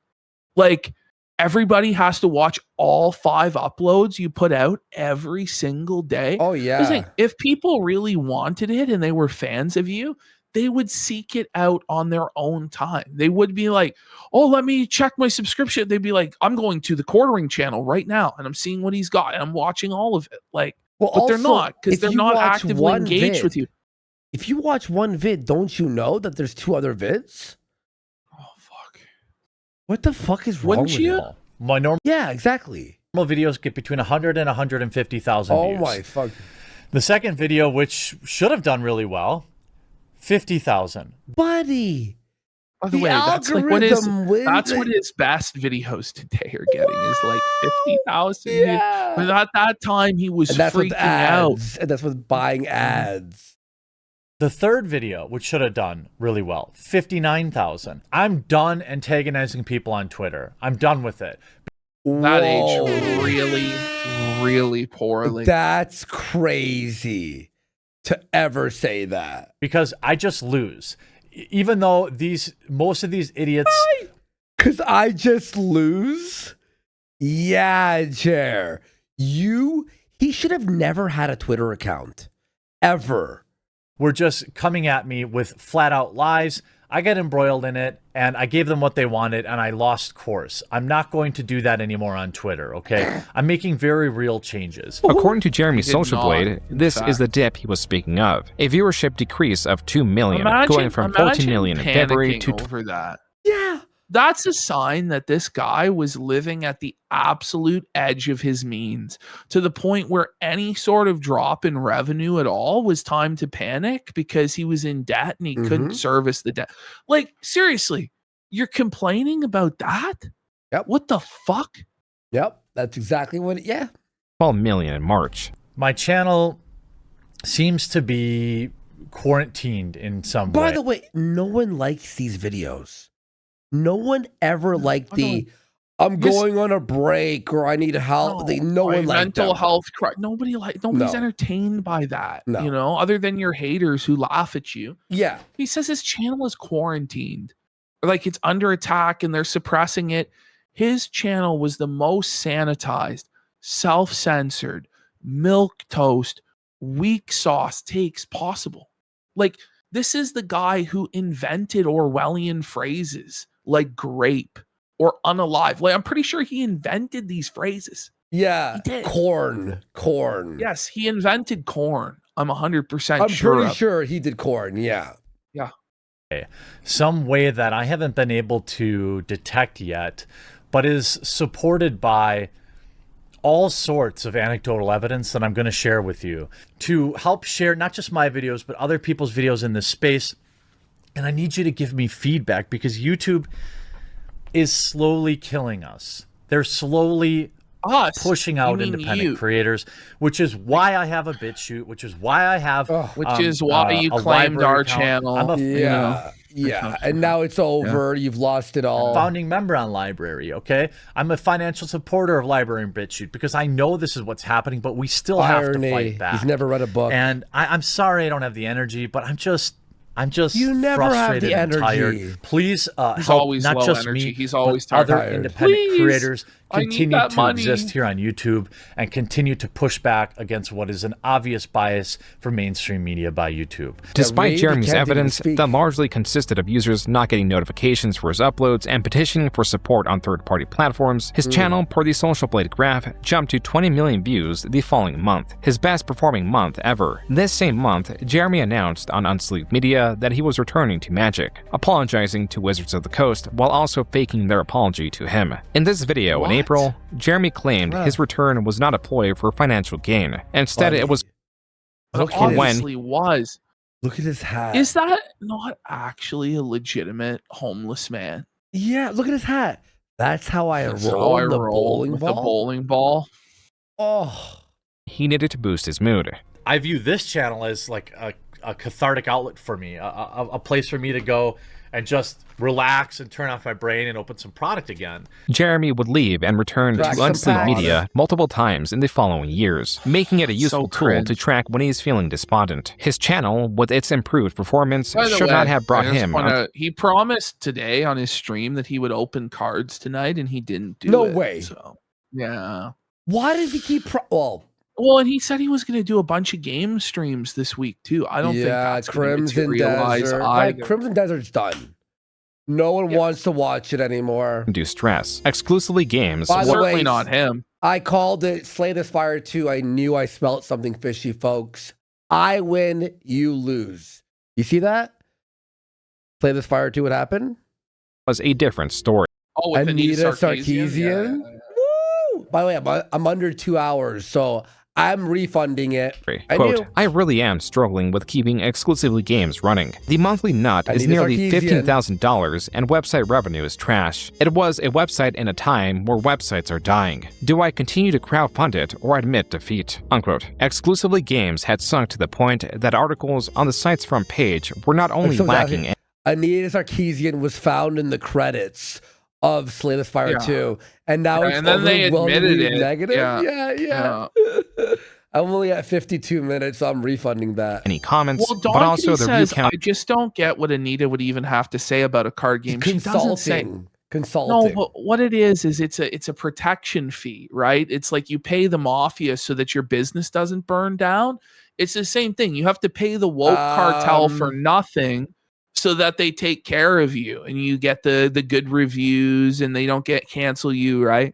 Well, it's ruined the game fully. So, well, it didn't work. I don't know. People are probably still going to play Slay the Spire. No, that game sucks balls. Were so low that they were presumably it's not actually so mid. I don't know. It's not my sort of thing. Newgrounds alert. It looks like a Newgrounds game. Come on. Displayed. As such, the website closed in mid-2020. Jeremy later claimed that the website exceeded its $200,000 fundraised amount at the beginning of the year. I paid a severance to my video editors. I paid a severance to all the major writers, which I, of course, proved since then. A 1 month severance for some of the bigger salaried people. Well, why did I much have were to they finally getting pull the paid? plug? Well, I had been paying for everything out of pocket since basically January, which was that's what almost... every business owner has to do, is pay their expenses out of their own fucking pocket. What are you talking about? If a business isn't generating profit, the business is going to fail. The idea that people should just magically fund your own businesses and socialize the risk while you privatize the profits is insane, Jeremy. $10,000 to $12,000 a month, depending on which months, how many articles we publish in a month. The figure of $10,000 to $12,000 a month was different than the $15,000 Jeremy tweeted about. With 12 months of operation cost should have amounted to $120,000 to $144,000. On the website QB Farms, verified poster and alleged friend of Jeremy claims that Jeremy was not being too dishonest, that he did pay out severance, and Jeremy was mostly hands-off when it came to the website, and it was mismanaged to hell by infamous commentator Ian Miles Chung. Did the backers agree to cut these severance checks? I don't fucking.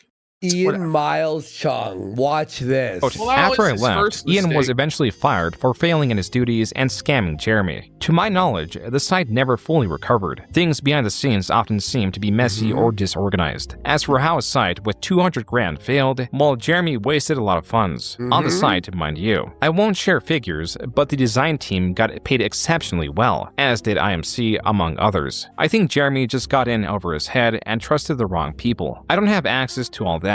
All I know is that Ian was paid, I believe, $2,500 to $5,000 or so per month. Unquote. Jeremy, at a later date, revealed that Ian Miles Chung lied to his face in claiming the website needed more support. Jeremy complied, and Ren, an additional quote-unquote employee, was hired. From what Ren. I was the one who told Jeremy about Ren, by the way. Jeremy gathers, Ren was And then remember Ian Miles Chung fucking swatted me, remember? That's right. That is right. That's why he swatted me. Girl, and I made a video about him or some Chung shit. bought an iPhone 4 and was sending money too. When I confronted him over it, he had He's like, Andy, I took all of Jeremy's money and I spent it on Ren. And then he was being a fucking dick to me. So I'm like, hey, quartering, want to hear a story? What a strange flex, by the way. That you robbed this guy of all, and then you simped it away on some single mom? Like, yeah, what? She had kids. She had 2 kids or some shit. Mental breakdown, bawling breakdown on Skype for stealing not my money, but your money. Well, to be fair, by the way, you're like, oh, you actually helped him. No. Jeremy was still closing the site down. The site was dead. Yeah. It And didn't then make any I difference like in the just end. went, hey, by the way, just to stir the It was the less pot. helping Jer and more fucking over Ian Miles Yes, Chong. exactly. yeah. Project was $645. He would have gone right on stealing my money, stealing your money, had I not figured it out. Okay. To add to Jeremy's, Your money. The money was spent. Your site failed. Were they shareholders? Like, did you issue stock or ownership, like options to people who donated? Otherwise, it wasn't their money. But his site failed anyway. It's like, I saved you guys. You didn't save shit. financial strain, he was dropped by sponsor Dollar Shave Club in June. When he did not receive a reply from the company, he assumed it was because of his content. This is something he made a video on, titled "Sponsor Dropped Me for Not Being Woke." What an Goodbye, idiot. Dollar So then Shave he Club. burns that bridge, and then future brand collaborators look at it and go, oh, he's leaking emails? What the hell? He leaks emails. He's really unprofessional. Why would we? Like, it's such a bad idea. He's so stupid, dude. Following day, Jeremy tweeted, He can never move on. He can never just like turn it off and fucking, you know? quote, "After over a week, Dollar Shave Club replied on why they terminated my partnership after I uploaded a video about it. They claim that it is performance related and shared the data with me. The data supports their claim," unquote. Jeremy was not having a pleasant time on Twitter, to the point that on July 27, 2020, he announced he was leaving altogether. I'm not a small channel He's leaving Twitter again. anymore. He's like review that really tech. needs that video to go viral. Jared today, Jared tomorrow. He is worse. Yeah, He's he is worse than review tech. Yeah. On Twitter to live.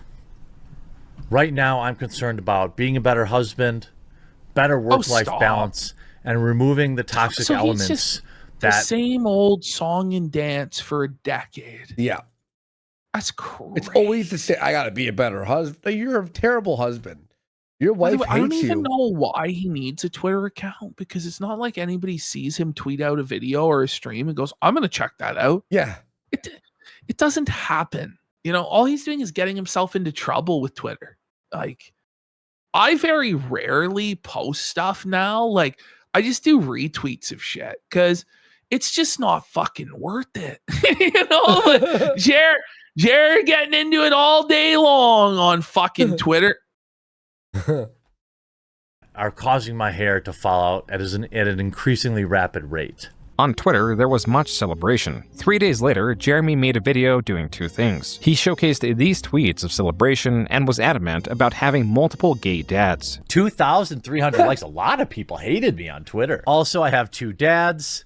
I'll have you know I have two dads. One of my dads is black and gay. Also has what? His dad is gay. I don't know. Maybe he has His dad is black. three So dads. lame. Someone makes sense to me. Now, this is one of my dads. All right?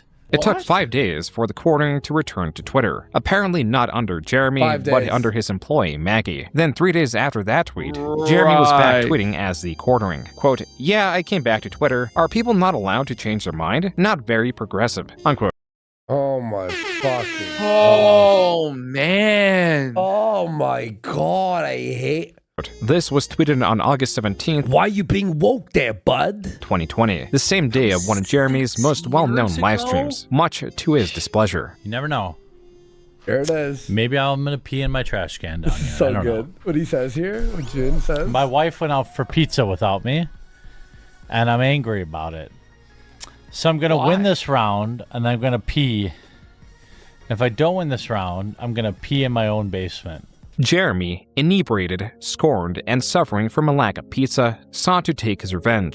Suffering from a He's lack pizzaless. Suffering from a lack of pizza. The object of his derision would have to be the drain in his basement. I got to pee so bad. I want to lose so I can pee, but I don't want to lose. I have to pee so bad, though.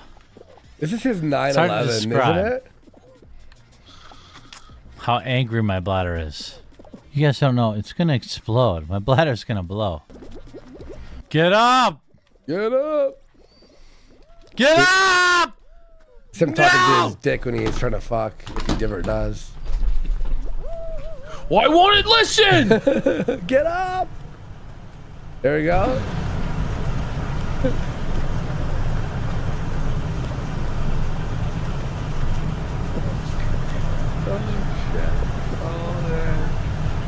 He's pissing on the floor. I've literally never lost that round. This is actually one of the least embarrassing things revealed in the documentary so far. And like this is supposedly like his like biggest L or whatever, but it's like, not close to anything. He like has so many failures. It is, dude. I've never lost that round. I've never lost that round. I've never lost that round. We're halfway through the doc. Oh my god. I just peed in my basement. No, not in the kitty litter. Just in the drain. In the drain. Did you hear that? Listen. In the kitty litter. Just in the drain. Yeah, you ripped ass. There we go. Fart alert. Fart alert. He may have pooped his pants right then and there. He That was it. wet, dude. The drain. It was. In the drain. Though Jeremy deleted the livestream, channel Virusanity uploaded a 5-minute supercut of the event. This person's a hero. This guy who posted the 5 minutes. Jeremy commented on this video with... And all his other videos are like days of our live clips. Look at this, Ash. The guy who posted the video posted Days of Our Lives, Pokemon Journey, and CTV, the transplant show? Video with "Imagine thinking this is an own." In the hundreds of comments responding to the quartering, there is only a single comment of support. Between the basement urination and the Twitter debacle, there could be an explanation for why the quartering was acting out in August. It could be this graph, showing his views slumped from 23 million in July to 13 million in August, a period that Jeremy claims his channel was dead. We went through that whole month back in August where, like, I mean, it was only dead. 12 million views. Yeah, the channel was basically dead and gone for that almost many 3 views weeks. now. And I think that was a direct result of a dip in my channel's activity and interactions and people liking the videos. He had and so now I've almost gone back to half being a of little more that aggressive in about December. Before, and then in the new year, he started papering over his numbers, and it's probably With the shorts? declined. Yeah, it's probably declined even worse than that. So someone did the math of how much views he actually did. Remember? That this was around the period that Jeremy was uploading 5 to 7 videos a day. Yes. As was with the last time he saw a dip in viewership, the following month he... I think also Memeology did a recent one. Not Memeology, Meme Copium did a recent one. Literally saw an increase in views. And the month after that, he saw an increase in mockery. On October 21st, 2020, the H3 podcast released Content Court the Quartering, a nearly 2-hour-long video covering the Quartering's history of blunders. He is triggered about the redesign. He doesn't like that the new updated version of the character doesn't have big boobs anymore, essentially. And he also mentions that he wasn't a fan of the original, but he's extremely triggered by this new iteration. Fascinating. Yeah. The title is Disgracing She-Ra. That's right. Disgracing She-Ra and Strong, Beautiful Who gives Hero. a fuck I about see he's She-Ra? achieved It's so fucking cringe. almost 15% dislike ratio on this one, even from his own fans. So. Jeremy has a habit of accidentally owning himself on Twitter. You use the word cuck. Your Honor, if I may interject and submit to the court, when we were looking at these, I've never laughed so hard in my life. I fell over in my chair.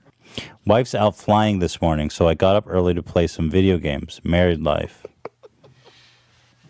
My wife just asked why her lotion was down in my office, and she refuses to believe that it was for a bit in spite of video evidence.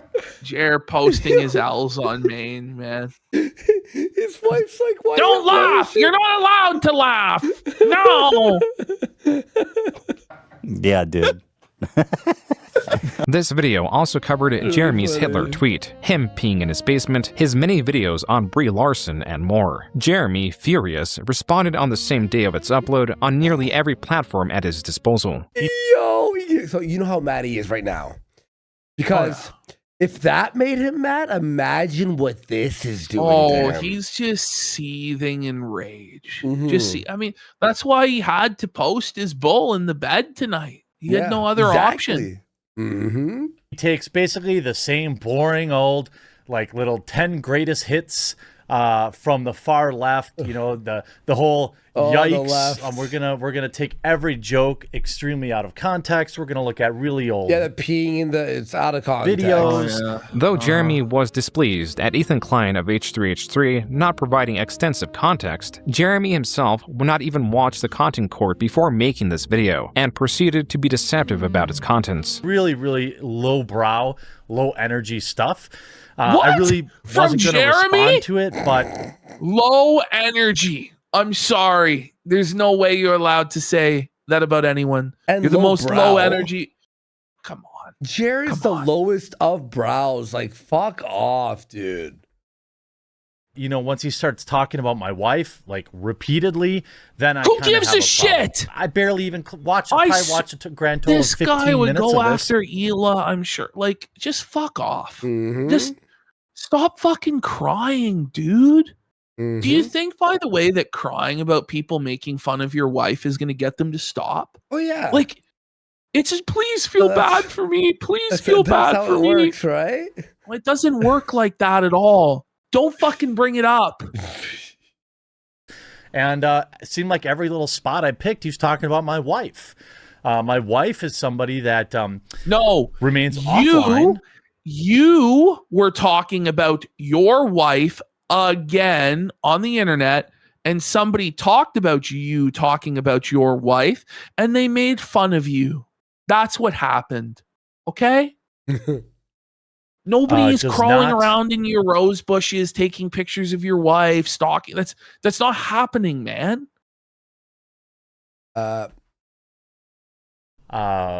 Interact with anybody, and no, I don't believe she's fair game. You know, because he can't stop talking about my wife. I think he's probably jealous. I mean, my wife is a beautiful woman.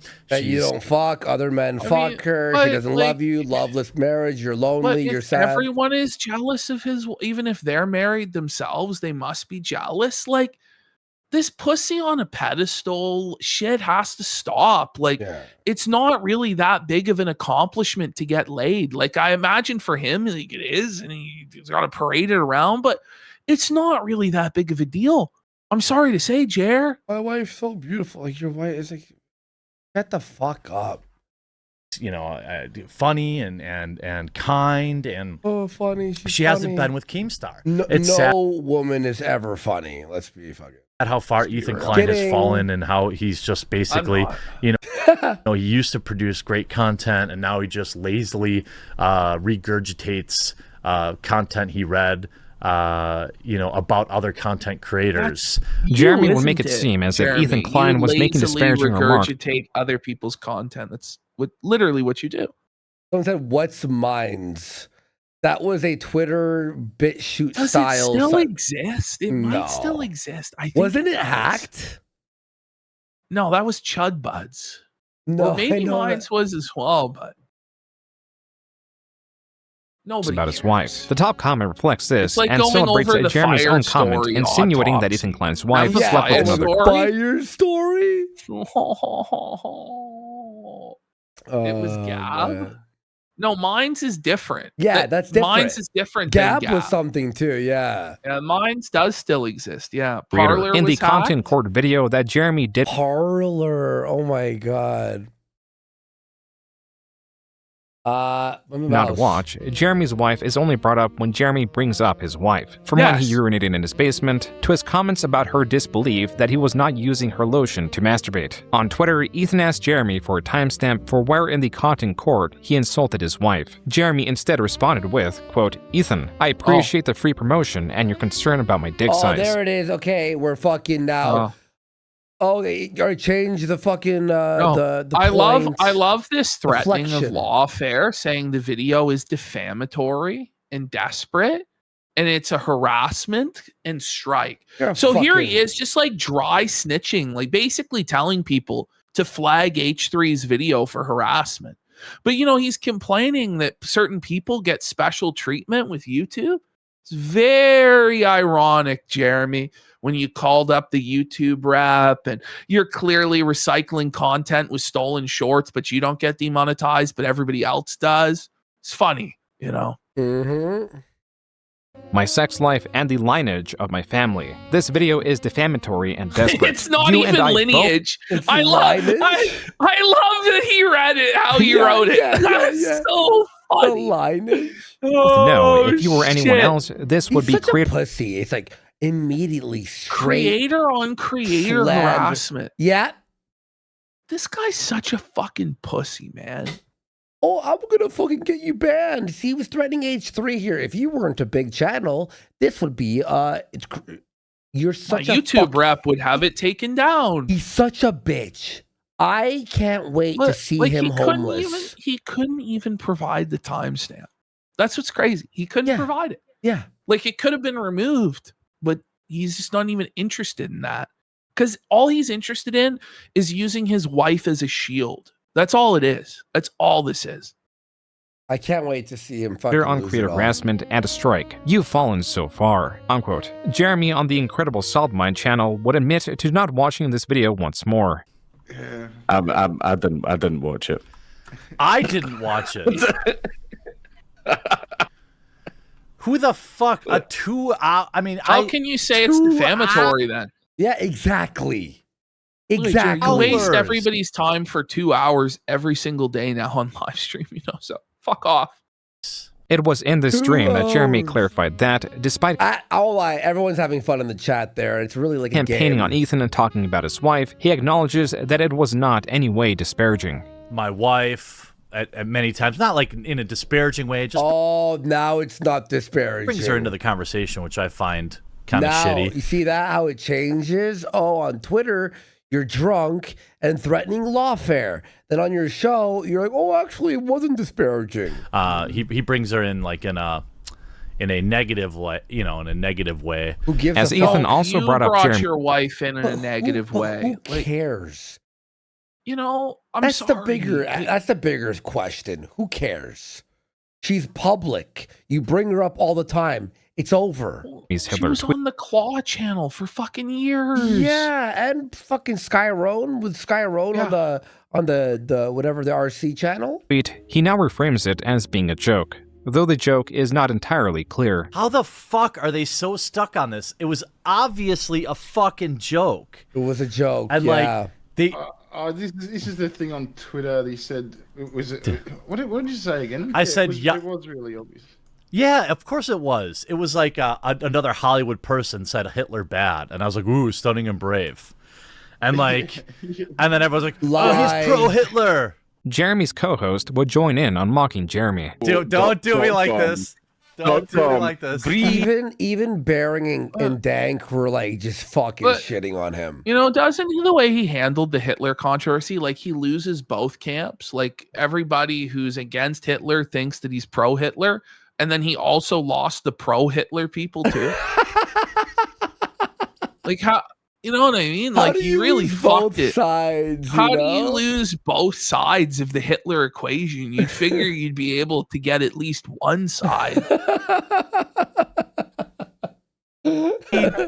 Brie Larson, set to last 24 hours. Oh, good. There's one. Join in. Right, okay, I'm just going to put the little stopwatch on my screen. By the way, the Joon the King video is the first thing that pops up when you search for the quartering's name. What's crazy is, you know, the people who are pro and anti-Hitler, they usually can't agree on anything. You know, like they each have their own sets of facts about everything, but they all can agree that Jeremy Hambley is a fag. Isn't that crazy? I'm going to hit go, and then I'll talk for 10 minutes. As soon as that hits that 10-minute marker, is it? Oh, it's 8 now. All right, okay. As soon as that hits 8 minutes, I'm just going to hit stop. It's like, you know, the image of Arnold and Carl Weathers in Predator, and they're grasping hands. It's like a Nazi and an IDF soldier. They're a Nazi and a Jew, and they're There's so much that I would want to talk about in regards to Brie Larson. I was visualizing like the swastika armband and then like And the the fucking guy with like an IDF Israeli shit, yeah. flag armband and they're Larson, ding, 8 minutes. You'll not divide us, brother. We can get into that another time. Thanks very much, guys. Like and subscribe. Goodbye. Another clip coming up next. I'll see you in a few minutes. Brie Oh, Larson. To add to Jeremy's stress, though he was uploading more, his viewership was no longer increasing relative to how often he was uploading. Because you upload like fucking 4 videos a day. Yeah, 7 to 10 usually every day. 7 to 10 videos.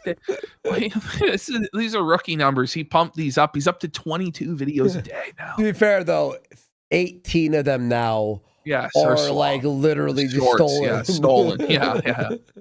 Because I usually do like 2 to 3 on Midwestly too. I'm getting fatter and like He's and my fat! heart can't be in great His shape. heart can't 'cause take I'm spending it! so much time sitting at my desk. He sits a lot. He sits on his fat ass at his desk, and his heart's gonna give out.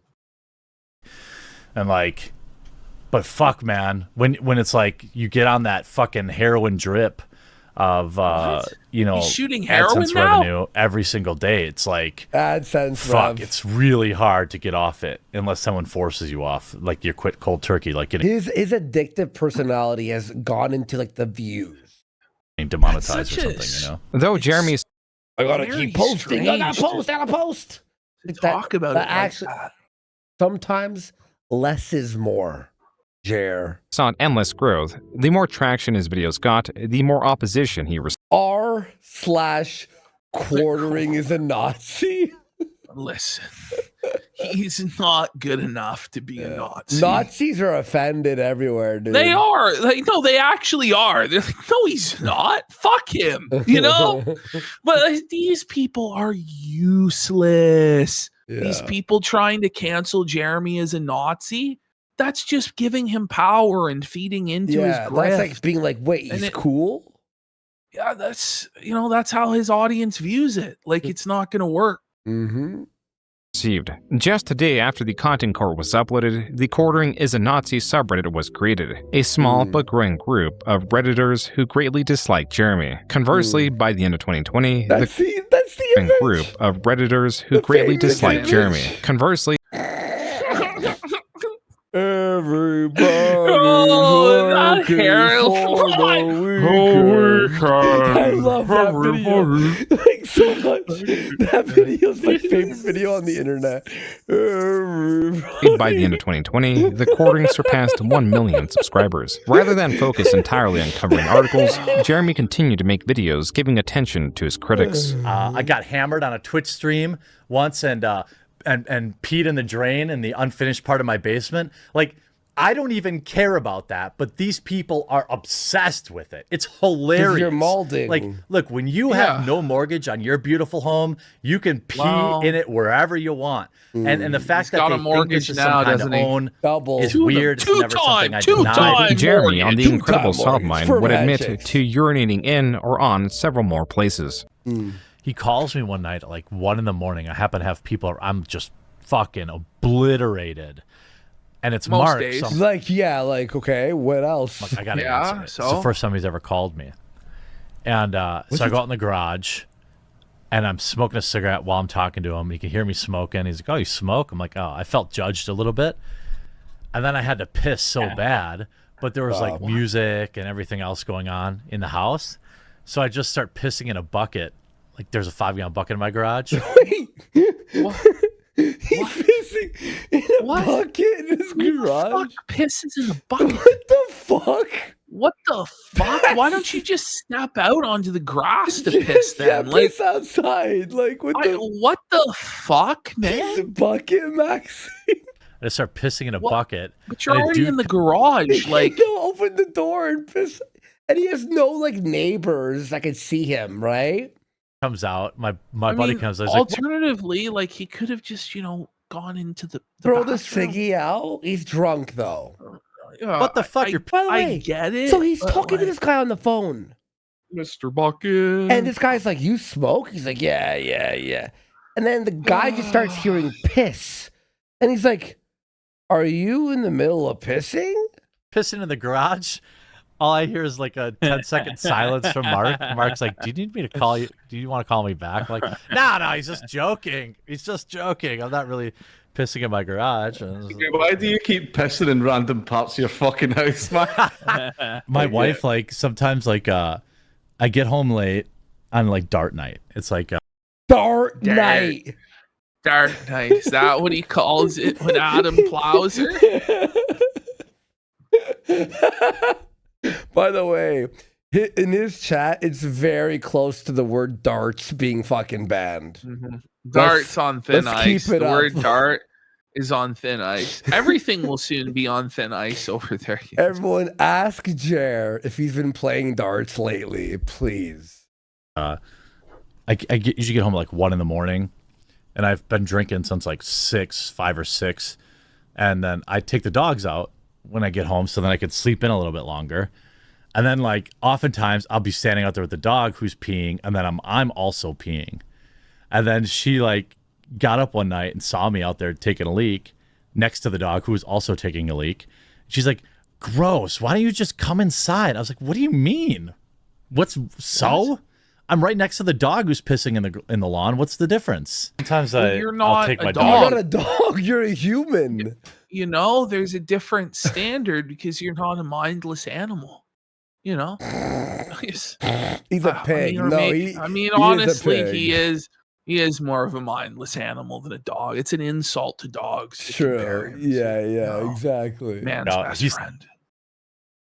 Okay, now we hit the halfway mark of the video. Still got to be on a leash. Fuck! And, like, I got to piss too. So I'm like, I'm just, I'm going to piss. And then he's like, he's pissing. I'm pissing. And, like, if he gets done first, he's like, what's going on over here? I'm, like, trying to hold him off while I'm pissing so I don't piss on him. I'm like, God damn it. Anyway, yes, I have pissed on my dog too. What? Wait!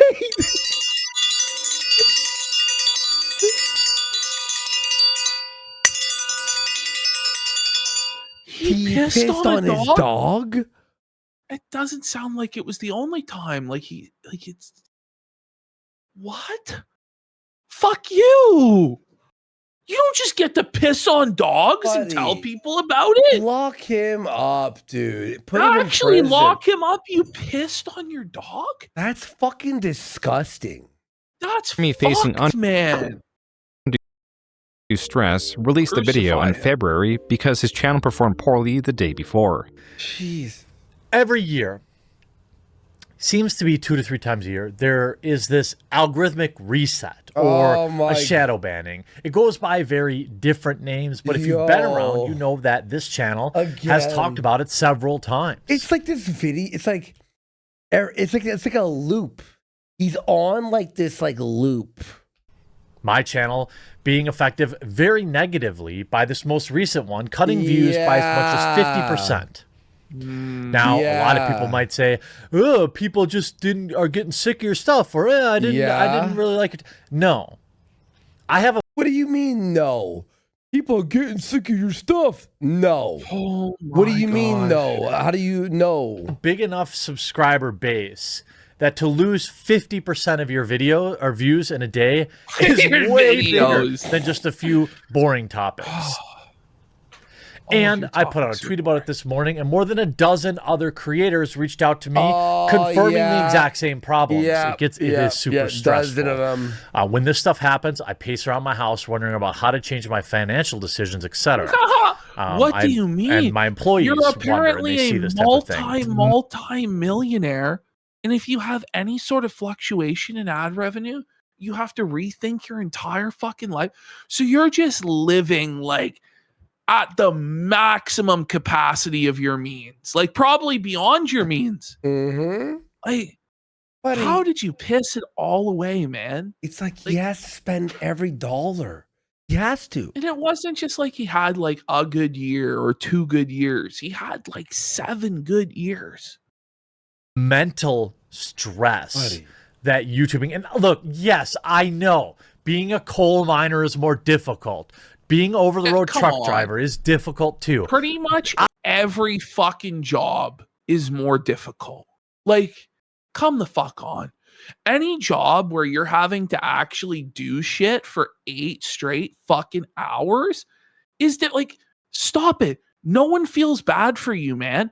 And also, when you're in this sort of business, you're your own boss. You make your own decisions. You get to decide, like, what you're going to do, when you're going to do it. If you want to take time off, you can take time off whenever you want. Like, nobody who's out there grinding 40, 50, 60 hours a week feels bad for you at all. This is crazy. I understand. Okay? I'm not complaining about, I'm not saying YouTube is the most difficult job ever. But what I am saying is the mental toll that YouTube places on it. Are you fucking kidding me? As a millionaire, fucking shut your fucking mouth. And by the way, his mental toll was destroyed before this arc with us, by the way. But by the way, didn't he say that he would never become dependent on this as his full source of income, and he was going to be working full time forever and blah, blah, blah? Yep. The mental toll. Content creators like myself and others with lack of communication. By the way, the toll would, like, I would understand, like, a YouTuber's like the mental toll if you're like an animator where you got to get the videos out and you're drawing like every frame. It's like, oh man, it's brutal.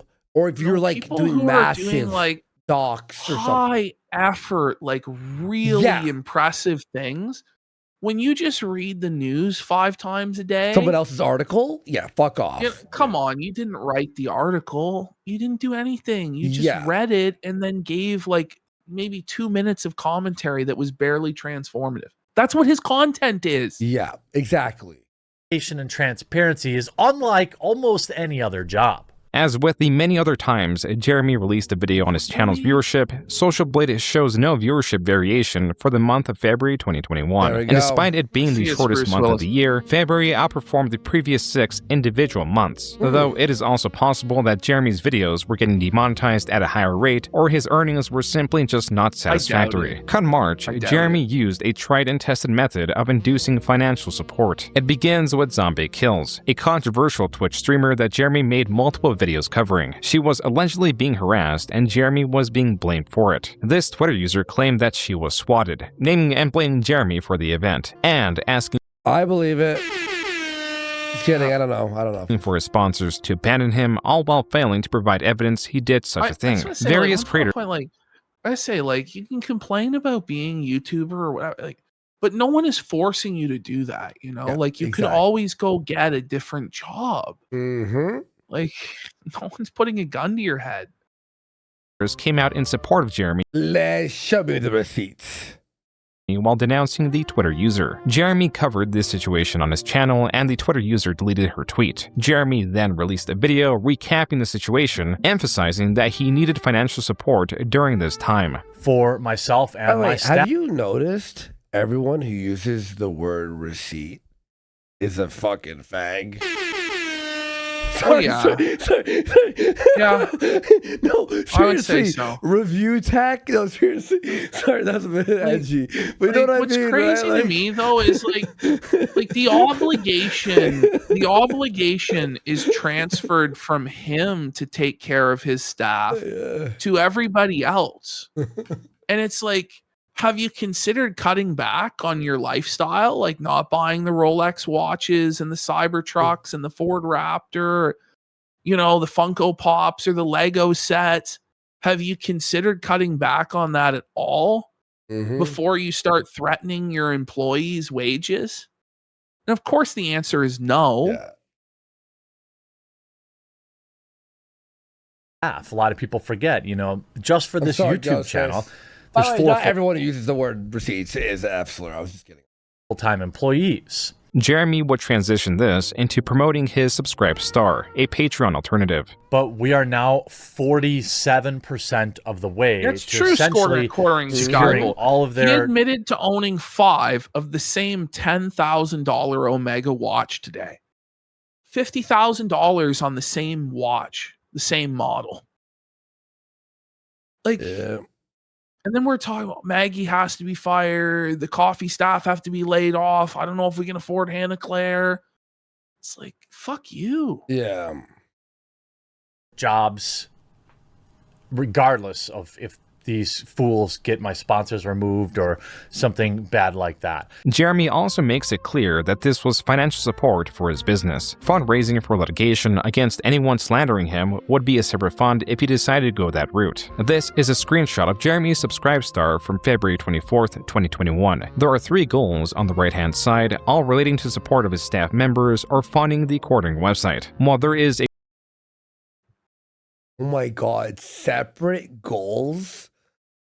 To like, do you want Maggie to still have a job? Donate today. Percentage attached to them, there is no clear number attached to the goals. It is not possible to quantify how much Jeremy was earning, but it is possible to quantify support if only through how many likes and comments his post received. This post, published February 22nd, 2020. 5 comments and 16 likes. Not much. And one has 16 likes and 5 comments. On March 5th, after making the video requesting support, the same post has significantly more interactions, up now to 68 comments and 161 likes. Optimally, Jeremy's goals could also be tracked by how much the percentage of the goals has increased. But this is not possible because he removed or edited the old goals. The new ones highlighting protecting himself from the cancel culture mob. Jeremy's finances would be a topic of a podcast he attended later in the month, spurred on by conversation of his wife's planes. She had went to it. There, she's selling her existing plane. Oh man, we don't have like to it. There, she's selling her existing plane. We don't have like Tim Pool money, so we have to sell the plane she has now before she can get something else. Wait, she has a plane? How many planes? She has Zenith 7. But you can't cry poverty and say it, you can't afford your stuff when you own airplanes and you're talking about buying another airplane. Like, no one owns planes. We don't got Tim Pool money, so we can't buy I two love planes. how like the level of success that's allowed is measured by Tim Pool, and suddenly it becomes filthy and wrong. Yeah. It's whoever has more money than Jeremy that's in the wrong, you know, and needs to be shamed and pocket watched. It's crazy. Oh man. Whoops. By the way, we got Average Welder for 10 subs. What? And some ordinary gamers for 2,000 kicks. What's up, Muda? This guy spends money like the average Bramp tonight. You know what I love about Muda's Don't donations? be a pick me, Muda. No. I love every Muda fucking donations. It's like about Scarborough, or it's about like those Mississaugians. And he lives amongst it. He knows what's going on. He knows it's fucking getting crazy. Muda hype. Muda's video on quartering is so fucking funny. It is actually good. Really fucking. We have to watch it at some point. Next week. Quartering just keeps producing. So we haven't even got to any of these other videos. We have Muda, Brittany Venti, Cameron's video now is really fucking funny, and a few other guys. And next week we're gonna try to watch them all.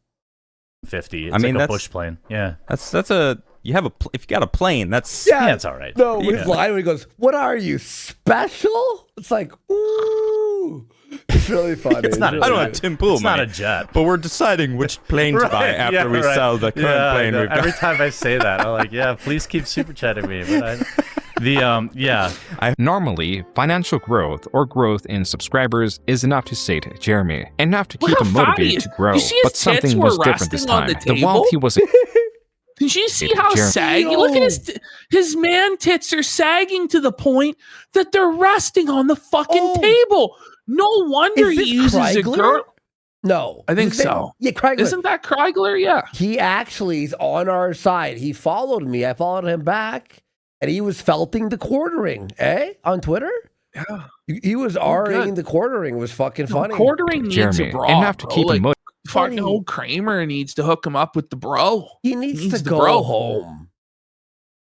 Motivated to grow, but something was different this time. The wealth he was incurring, the support he was receiving, was diminishing in its effect as he began taking more time off and was forced to face his life outside of work. Jeremy did not like what little purpose he found. He explores these feelings in a video uploaded in April titled, "I've been kind of depressed." Getting older, thinking about like, man, you know, I don't have any kids, and you know, all these things that pop in your head.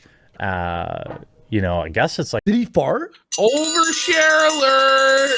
Overshare alert! I may have heard a fart. Maybe it was you dragging the stick off your desk, though. Hang on. Kids and, you know, all these things that pop in your head. You know, I guess it's like a midlife crisis. Okay, no, it was the thing. It's a midlife crisis! I'm just trying to hear. Is that a fart? So to speak.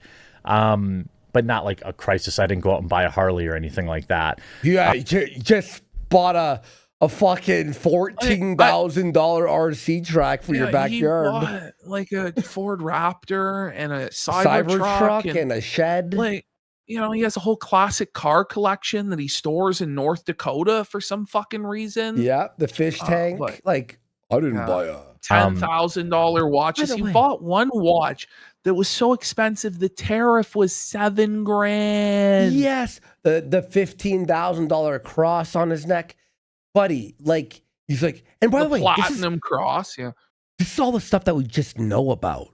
Imagine the stuff that he spent money on that we don't know about. Multiple airplanes. I think it got up to 3 airplanes. Three airplanes. Like, I've also been freaking grinding on YouTube for basically the last 3 years, you know, daily videos on one. Whose fault is that?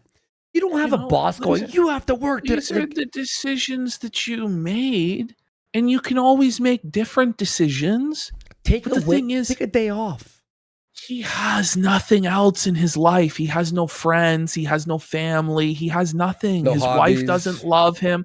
He has no real hobbies. You know, it's all performative to try and create parasocial relationships with people. Yeah. So when he's not doing this, he doesn't know what to do with himself. So he just drinks and takes Xanax until he fucking passes out. You know what's crazy about the situation, Ashton? Is he has all he has is this, right? And now he doesn't. Think about it. Yeah. This arc took the only thing that he had. The reason he streams, Ash, is not to make money. He streams to feel like he's hanging out with friends on Discord. It's the boys. So that is true, Kino Tech USA. Yeah, Quartering's plane, one of the planes that his wife has, only has a weight limit of 300 pounds, so he can't fly in it with her. That is true. He's admitted to that he can't fly with her. And that's a glider, right? That one's a glider. That's why there's the Sky Bowl. Yeah. Or 2 channels, multiple daily videos. No, you can't fly one of those little ones with a 400-pound person on one side and you're like 130 pounds on the left side. It literally will tilt. Yeah, no, it will actually tilt. This is really what kind of was like an epiphany for me. A bunch of people backed me on Subscribestar, which is like a free speech alternative to Patreon. Reality is, because people chose to back me there, I could afford to maybe not do 5 videos a day, 5 days a week. And you always could have done that. If you're a multi-millionaire, you can afford not to do that, you know? Yeah. Like none of it makes any sense. And that's why we've been calling for a financial audit, because none of it makes any sense. Mm-hmm. Started me thinking about... Okay, by the way, here's the thing is burnout is real for creation. But you know what people do when they have burnout? They take time off so they don't die. You know, by the way, we've got Hoo-Ha, who says Muda has a Yacht Master, which is the watch that he has, which is okay. Isn't it Seamaster? But just stop pretending you use a 4090 on your main rig.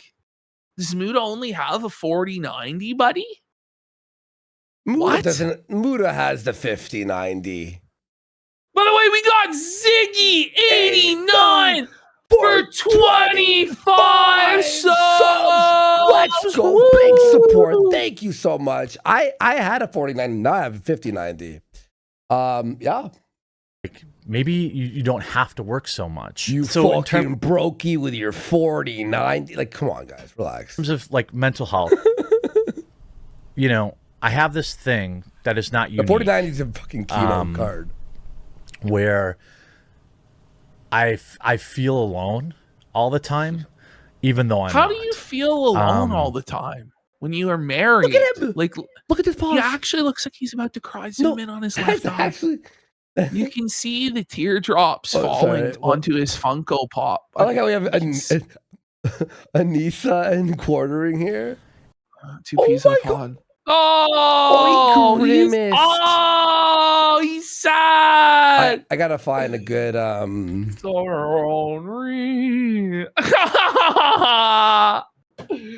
Oh no. Oops.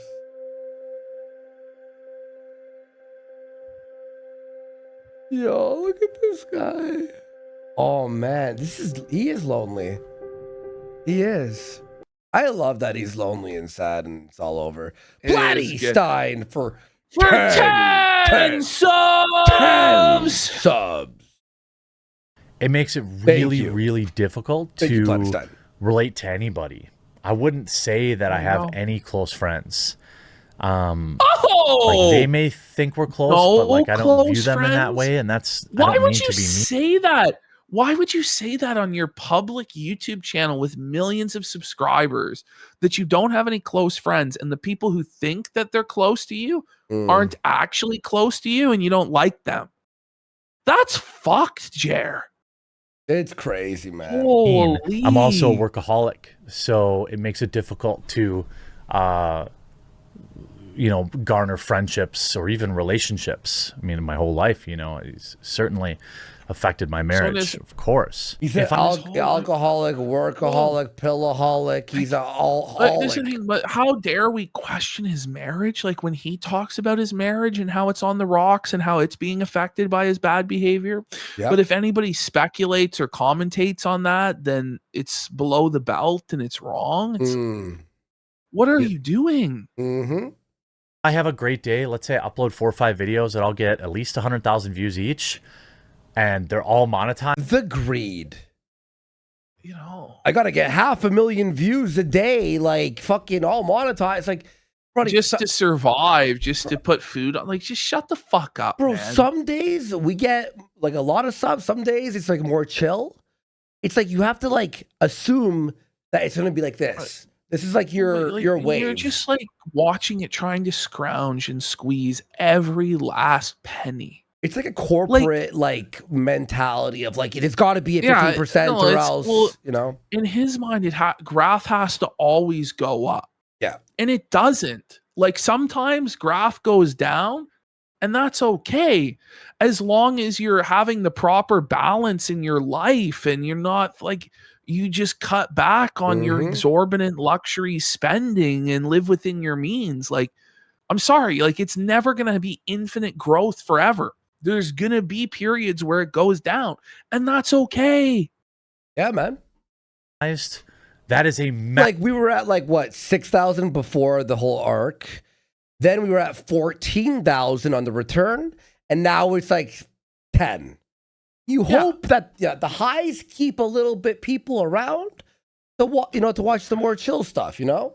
Massive dopamine hit. That's big money. It's dopamine. Dude, he's always looking for dopamine. I go a day and a bunch of my videos get demonetized. Drugs. It's like the exact opposite. You feel like you lost out. What? What? I feel the exact opposite. I go a day and a bunch of my videos get demonetized. It's like the exact opposite. You feel like you lost out. No. Yeah, we lost our channel, you fucking bitch. This guy making thousands of dollars a day, and if he makes a couple thousand oh my god. Meanwhile, motherfuckers are out there busting their ass for like $20 an hour or People less. Getting laid off, bro. You know, people get laid off of their like normal job. And he's crying about one day. A couple videos went off. Incapable of taking a day off. This was a video of lucidity. While the evidence in his history already pointed to it, Jeremy works for no other purpose. If you save your money, right? If you put your money away, then you'll be able to take time off.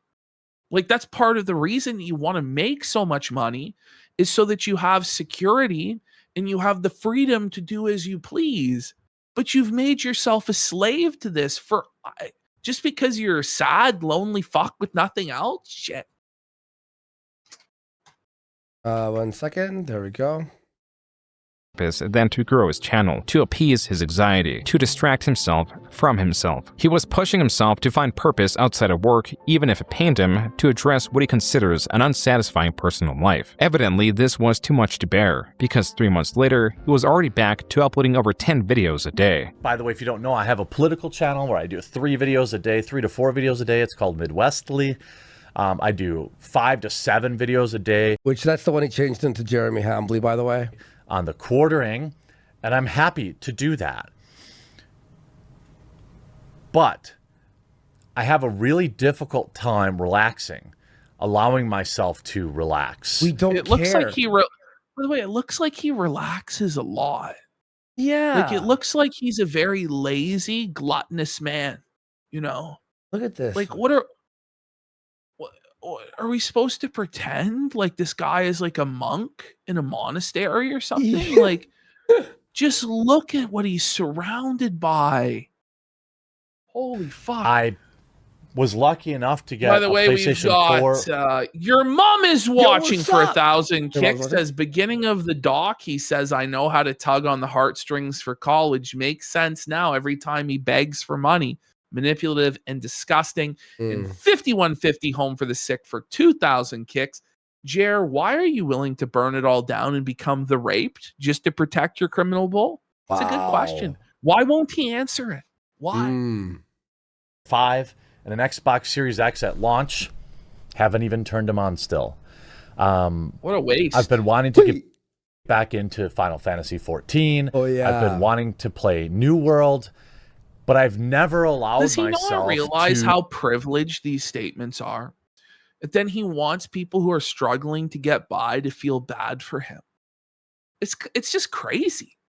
I want to get back into FF14 and New World. To play the game. By the way, he wanted to play New World only because Asmongold was playing it. Trust me, I know this lore. Trust me. Just play them. He wanted to skinwalk as Asmon. Like, honestly, he did. Because I could always be making content.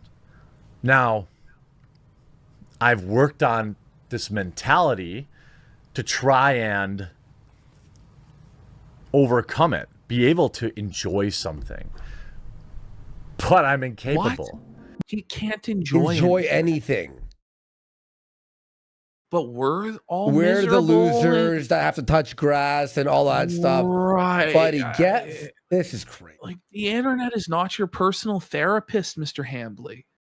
Holy fuck. We're almost at our part. With Jeremy's continued Just another 30 minutes. instigation, the latter half of 2022 was full of ridicule. Creator Phil DeFranco, in response to Jeremy calling Megan Fox a Phil walking sex doll, called Jeremy Phil DeFranco felted. Phil DeFranco felted. This guy's still alive? He's still going. in return. The H3 podcast did yet another segment covering Jeremy in October with the highlight video titled The Quartering 1 Pooped His Pants, 2 Pees in His Basement, 3 Has Crotch Rot. Then again, November. Yeah, so he was doing a live stream and this turned up. Ela, what do you think? Reddit forced cream pie. Yo. Well, I didn't even understand what that means. Yeah, I had to do some investigating. Okay. Yeah, chill. Jeremy responded to this with 2 tweets. The second one reads, quote, "So weird of the tolerant left thinks this is an own. Real tolerant," unquote. Jeremy was even mocked by his wife for something entirely different. Well, now, like, I used to, like, point it out on TV all the time. Like, there's 10 members of this cast and 6 of them are gay. Curious, I'd say, you know? My wife's a bit of a normie and she's, like, kind of sick of it. she's like, just she'll be like, "Oh, is that cringe, Jeremy? Is that cringe?" And I'm like, she has no respect for him at all, or anything that he does or stands for, like at all. Just is that cringe, Jeremy? Man, is that cringe? His wife hates him. Imagine telling these stories. She talks down to him. She hates him. when you say it, I don't want. That's why I stopped saying cringe. She started saying it. There was more to come before the end of the year. On Kiwi forums, a user archived Jeremy's recent rant. Lambo Calrissian says usually workaholics are actually good at what they do. That's why Jer is such a unicorn. He is embarrassingly bad, but he can't stop. And he's also gay. And Sunset 90 for 1,000 kicks says Jer's eyes remind me of HR Puff and stuff. Oh my with God. The character with the eye bags. Oh man. Yo, actually, that's true. Rant about his loss of hair and the amount he works. At the end of October, Jeremy released another video claiming he was the target of YouTube's demonetization. Finally, in December, he made a video bringing attention to those mocking him and his IBS. Jeremy then closed the year by announcing his New Year's resolution to find a work-life balance, to not smoke, and to lose weight. While it is possible he did stop smoking, it is certain he failed with the other two resolutions. By 2022, it had been 3 years since Jeremy initially told the Walmart story. Yet it was still in circulation, now evolving to where creators were breaking down his choices in depth with diagrams to... Yo, this is the character. I was thinking about a different character, but this is the character that he meant. I'm not that old. Look at that. Is that Jer or is that Jer? It is Jer. Is it ever? Wow. Yo, Ash, look, it's our favorite video. Prove the inefficiency in his choices. In April, there was yet another Twitter rant on the topic of balding and soiling himself. In the midst of this mockery, Jeremy was making plans to create something that could sustain him outside of YouTube. With a history of failed websites, he was investing into something material. He was investing into the coffee brand Coffee Brand Coffee. Fucking go. Channel of his own creation. Coffee Brand Coffee was formally announced in that packaging. Coffee By the way, look at this original. Investing into something material. Okay. He was investing into the Coffee Brand Coffee, a channel of his own creation.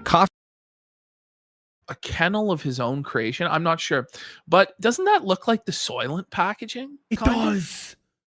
That was like my thought when I looked at that. Like, it's terrible. That looks terrible. Coffee Brand Coffee was formally announced in a video titled "My Coffee Company is Under Attack." No, it wasn't.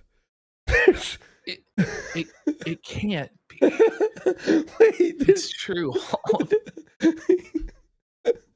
I can't. Wait, what? Jeremy clarifies in the video that the title was clickbait. Oh shit. You don't say. And a marketing ploy to bring attention to his newest project. Jeremy would heavily promote this coffee, to the point that there are, at this moment, approximately 1,000 videos on his channel talking about or mentioning Coffee Brand Coffee by name. On June 8th, infamous videos? Yeah. 1,000 videos. He's on his done channel. 1,000 coffee commercials. Oh my It may be even more than, because some of them he did like 2 fucking commercials and shit. Remember there was one video he brought it up 4 times, but acted like it was part of the story. And you're like, but you know, my coffee. And you're like, yes, buddy. Remember there was one video like 4 times. We're like, no, you can't do that. Talking about or mentioning Coffee Brand Coffee by name. On June 8th, infamous political commentator Tim Poll was swatted. A lot of people who used to be quartering fans will tell you that the reason they stopped watching was just the oversaturation of the coffee ads. That it was just way too much. Yeah. And it's crazy. And then he had to, remember, he had to apologize and then promise that he would stop. But then he didn't. But I think he kind of has now. I don't really think he mentions it that much because it's dying. No, it's done. It's done. By the end of the year, it will no longer be He mentioned. doesn't do it on the live streams very much at all now that I've noticed. He may do it in the videos. I don't watch the videos, but I do. I watch every single video he does, and he does not promote it. I watch every video. Jeremy viewed this as an opportunity. Not every video I watch. for promotion. He spent $100 so in wrong. chat tying the high stress of his swatting to one of the stress-relieving teas or cocos he offers. Jeremy was also swatted later that night. As for the teas or cocos he offers, Jeremy was also... Where's the By footage the way, of I the don't Ford know F1? if Joon is gonna go over the footage of Jeremy talking doesn't. about his swatting. Okay, because I have that for tomorrow, and it's actually crazy the shit that he said. Yeah, Like it really is. I don't think any of it happened. Like where he's like saying that he was shit talking the officers while he was in cuffs and telling them he was gonna get them all fired, and you know, like he was thinking in his head about, oh, like how am I going to appear on TV and the body cam footage or other YouTubers, so I have to act tough. And then this whole time he wasn't thinking about his wife at all, apparently. And then they went upstairs and arrested his wife, and him and his wife are in handcuffs, and like, no, it's crazy. And then the only reason Quartering got free was because one of the cops recognized Jeremy. Fuck off. And then no, I'm serious. Okay, this is the story. This is the story he says about his swatting. No. Like, no. It's like he's like, yeah, you do recognize me, don't you? Yeah, I'm a big deal. Yeah, fuck it, buddy. I mean, real. I've never heard of anybody getting swatted, and it's happened to me, and it's happened to you. That gets handcuffed. Like, maybe it has happened. But like, okay, in America, it's slightly different because they have guns there, right? Like openly and like whatever. Maybe, but even then, they usually rectify it with a. I've seen how many swattings have you seen like streamers been part of? Who's handcuffed? I don't know. Think of one. Like I've seen them like break in and like put them down on the floor at gunpoint. Like I think I've seen that, but yeah, I don't know. I don't know. It's weird to me, his story, because it just doesn't match up with a lot of the experiences I've seen, but it could be true. Okay. I don't. All right. Someone said I showed Speed was cuffed. Okay, but he's black, so. The real reason it's bullshit is because they didn't apparently put 3 pairs of handcuffs on Jared, which is what he would actually. Exactly. I'm talking about non-black streamers being swatted. Yeah, exactly. Well, we'll analyze it in greater detail tomorrow. It's just kind of crazy what he's saying. Yeah. Swatted later that night. As for the donation, on Twitter, Pimp Master Yoda 1 made a comment in jest, asking if Jeremy gave the officers free coffee. Jeremy was none too pleased, citing the aggression and or lack of critical thinking of the police officers. As for the coffee brand Coffee, Jeremy... Buddy, why is he all pissed at this guy making a joke when Quartering promoted his coffee during Tim Pool swatting? Well, then it wasn't so funny when it happened to Jeremy, right? Yeah, exactly. That's how it always is with him. It's all so funny until it's him, and it's oh my god, oh fuck. What if Tim Pool was fucking killed? And or lack of critical thinking of the police officers. As for the coffee brand Coffee, Jeremy wanted something uncomplicated, which is why he named the coffee brand Coffee. Coffee brand coffee was being sold as apolitical, though he constantly advertised it on his political commentary channel. He saw this as a necessary boost to then hopefully detach it from his brand, and perhaps see it on store shelves. There was an issue with this. Not only with Jeremy's brand inherently tied to his coffee business, but also the possibility of exactly. Non-political. Let's put it on the. It's like you are the Quartering, you bitch. It being tied to the roasters. Here we go, on July this. 17th, 2022, Kiwi Farms user Cat Attack compiled several images from Jeremy's visit to his roasters and from a suspiciously similar-looking roaster. Cat Attack highlighted the red trim. While more saturated in the commercial, it was still apparent. Most damning was image 5 in the set. In both Jeremy's commercial and Mill Creek's Instagram page, there appears to be. There it is. Dude, that's the same fucking rose. Jeremy Hambly will never, ever respond to this. Ever. Because he can't. It's done. But it's the same fucking machine.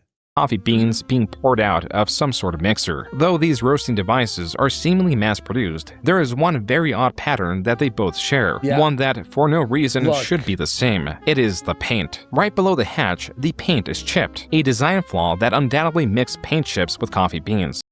Whoa.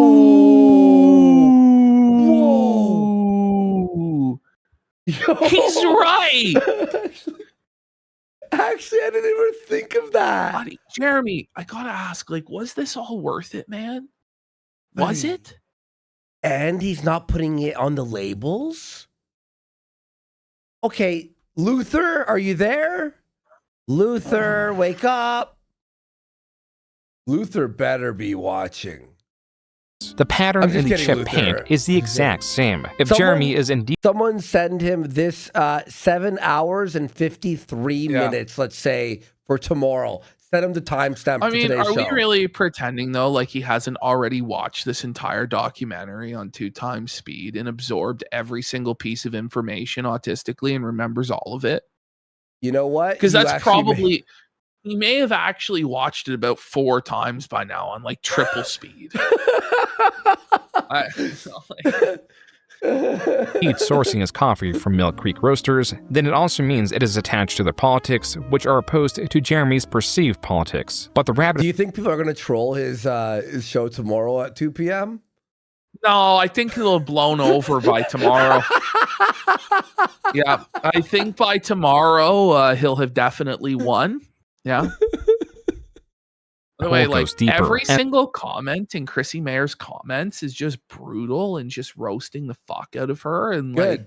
Because Brittany did fucking message her. Brittany DM'd me and showed proof to me that she did send her the message. And she's like, here's the time, and here's the this, and here's the that. And she goes, she hasn't replied to me. And I'm like, I didn't doubt Brittany, first of all. She sent me the evidence without even, I didn't ask. I believed her immediately. Chrissy is just the ultimate sweeper, you know? And I doubt. Well, I think, though, she's going to back away from it because she's realized now how radioactive it is. I don't think she's going to risk her grift for 2 fucking seconds. But nor will she come out and actually do the right thing and condemn this stuff. She'll sit the fucking fence. Well, they're my friends. And, well, the Christian thing to do is not to say anything. Okay. Give me a break. As this Reddit post points out, it appears both Jeremy's brand and Player One Coffee, owned by the CEO of Meta. Never forget. Mm-hmm. Never forget. Oh, the Red Bar story. I remember when she was on Ralph's and I was like on the show. I was like, I listen to Red Bar all the time. I brought up the present story so I could like make Red Bar laugh. I remember that. That's funny. PCs shared a registration address, and the address is in the same state as Roasters, located Red Bar passed away. Solid shot. Outside the city, they are located in. To this, Jeremy admitted to sharing a fulfillment center. Lives, buddy. Like, this is not an own. Better than it's ever. Like the same mentality of like. No, I don't know if he's dead, but he's gone. It's just like, ugh. Your basement. Like I left Scars Club. You have a coffee operation that has 30,000 units. Had some health problems, right? Yeah. Like I think he was on a colostomy bag or some shit like that. He was fucking funny. I like that guy. He's probably got enough money to where he never has to do anything ever again. And so he's just chilling. I was signed up for 1 year still on a Scars Club until I like unsigned because it was like a year of nothing, right? So in the last 3 months. But whatever. Gotcha. You used a fulfillment center to ship. No, I was just talking about Red Bar dying. He's not dead, but he's just gone and missing and not saying anything. Single business that doesn't. I don't even understand. I don't understand these people. The Eye of Red Bar has gifted a sub. Is that Red Bar? Eye of Red Bar. Honestly, it might be Jules. Somewhere out Shout there. Outs, Jules. Red Bar's watching. I know Jules watched our show, so Elk Creek. Oh, it's just rebranded. It's just rebranded this or rebranded that. It's absolutely not. The dog is in jail. If anyone understands anything about business, you have distributors. It's not like I went out and bought like $1 million in machinery to roast my own beans. That's not how any of this works. But like any idiot knows that. And like these clowns, there's like 15 clowns, and then now Rick, who are like, ooh, exposed a facility that does fulfillment for him occasionally on a certain roast. Shut the fuck up. So only one roast they do fulfillment for you, but not anything else. No, he's lying. So he admitted it. He's admitting it. Well, because later on, his story changes to where he owns his own factory and his own equipment and all this stuff. Like, I don't know. Look at him here. Is that not a man who's malding right now? Well, of course. Oh, man. I've never been this mad. Is associated with him, and ooh, we got him. It's like they handle one tiny part of the business, but because they hate me, they've been harassing them, calling them, emailing them, and it's really pathetic. And this was hardly the last controversy attached to Jeremy's coffee. In August of 2022, Jeremy promoted his coffee by placing money in random orders. That's crazy. That's highly illegal. I'm pretty sure. That's crazy. So let's get that guy some money. Man, this recession sucks. Well, let's give you guys some stimulus. We're gonna throw some. Ooh, we got some 50s They've got in here. the addresses like completely on camera. Here, so By the not good. No, dude, that's actually insane. third video, the comments completely turned on Jeremy. Quote, I like to drink my coffee brand coffee while playing Raid Shadow Legends is sitting on my 1 square foot of land in Scotland that I am a lord of. Yeah, what was Awesome. it? Not the established titles controversy. And Jer had to do an apology video for promoting it, but then he said that he didn't think he did anything wrong in it. A video dedicated to a product he talks about 4 times a day. I love this new channel dedicated to coffee brand coffee and how it mixes in other stories too. Very similar to the quartering if anyone remembers that channel. Unquote. Jeremy stopped utilizing this marketing ploy and accidentally revealed his monthly earnings on YouTube. From late July to August 22nd, Jeremy earned $46,000 solely from his YouTube channel. Not included is profit from donations on live streams or revenue from sponsors. Okay. That's the thing. Like, that's $2 million a year, isn't it? Okay, but if he kept that pace, let's. So then where did the money go? But Ash, here's the thing. That's his fucking peak. Okay, everyone, let's do the math here. Taxes, he's paying 40%, 35, 40%, whatever state taxes, right? That's $1 million. Now he's paying for everything that you know of. He is now only making, 4 million views. 4 million views of real views. Okay? Do the math here. Plus CPM is lower than it used to be. He's at like $4,000 a month. It is bleeding. Bleeding, guys. This proves that, look, until he shows me this number, IRL, screen share, I don't believe how much money he's making. Ever. He's making no money. It's done.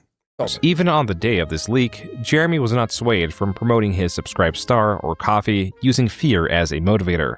I promote people into like backing me as a member or using my Subscribe Star. There is a funnel there.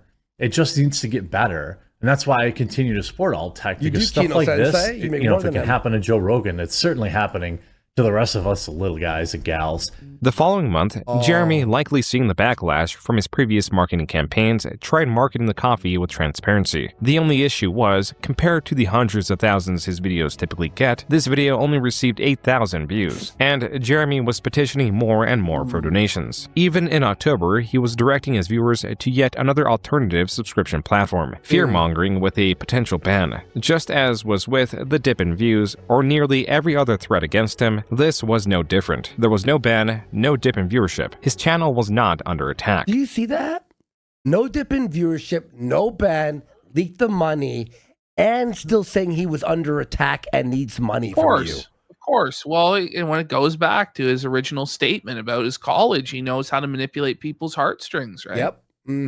It's dark. It's twisted. But something was off kilter. Jeremy was on the precipice of another breakdown, potentially sourced from this channel. In March of 2021, Trillium was doxxed and deleted her small channel, but made a new one. She contacted Jeremy, and Jeremy, as a target of doxing, supported her. She made a video thanking him, and so on. However, Jeremy specifically notes, a channel that she admits she uses to overcome a bit of her social anxiety issues. What? She admits that she, you know, lives basically in kind of her own personal bubble. He's literally white knighting some random bitch. Yeah, but he's doing it because he sees himself in her. That's like the way he's doing it. Like, it's kind of creepy, you know? Yeah. She makes videos about seeds and video games. Aside from gardening, Jeremy has described himself as all of these things. In a follow-up video that opens with hearts, Jeremy or his editor added on screen, Trillian expresses her gratitude towards Jeremy and his viewers for growing her new channel. This then leads to Jeremy admitting to watching nearly all of her videos and offers his assistance in case she ever wanted to stream. Where does that sound familiar? Yeah, it's a long Melanie Mac.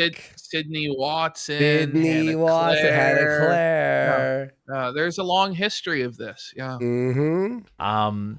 And you know, Trillium, I'll be keeping an eye on you.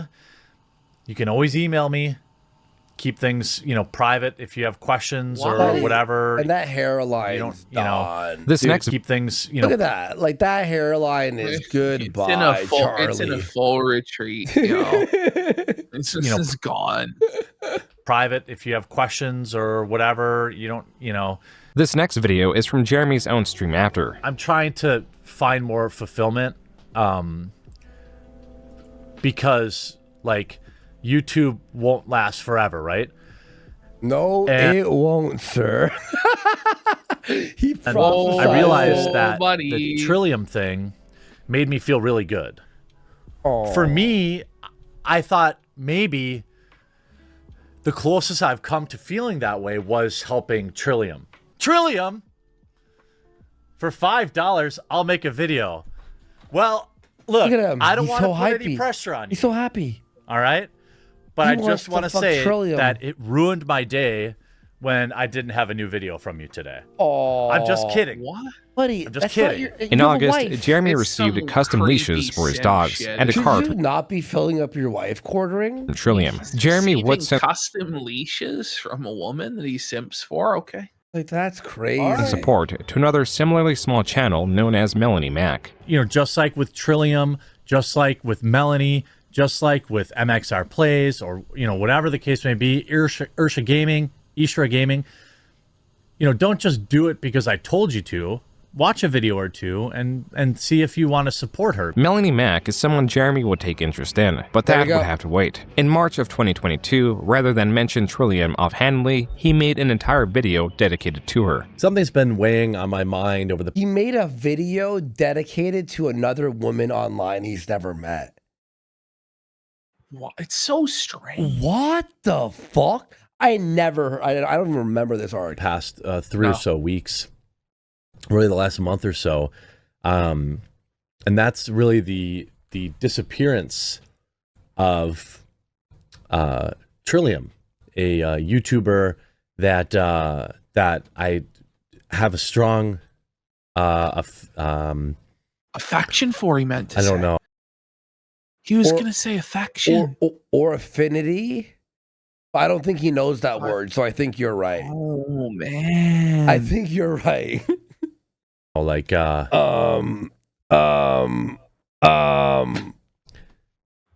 feel protective. Like if you go to Trill's channel, like I watch Trills. Now he has like a nickname for her. All of her videos. Oh, look at her. She's got like 1,000, 3,000. Like, yeah, Ziggy's right. This has Rackets Mandy vibes, doesn't it? Yeah. It does. Mm-hmm. Videos. John Wayne Gacy a little bit in there too. I mean, if they're not read on here, then that means I watched them on a different account. Okay. This is an important part of my day. What do you mean it's an important part of your day? That's really weird, dude. Like, I wouldn't describe it like that. Bro. There used to be daily or every other day videos, but now I feel like, and I don't want to put pressure on her because I know that's how she's going to be, how she's going to perceive this, but that's not what I mean. It's just her content is important to me. Her success is important to me. and her safety and happiness are important to me. Okay, Jeremy, you don't know this person in real life. You know, you have a wife.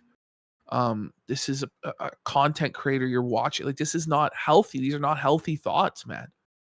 It's not normal. It's like very parasocial, very creepy. She probably left the internet because of Jer. I guarantee you, yeah. He's like, this guy's gonna fucking finish me. She had disappeared for about, I don't know, a month or something like that. Came back and kind of let everyone know that, hey, you know, my mom isn't doing well. But they had seemed like they had got together a plan.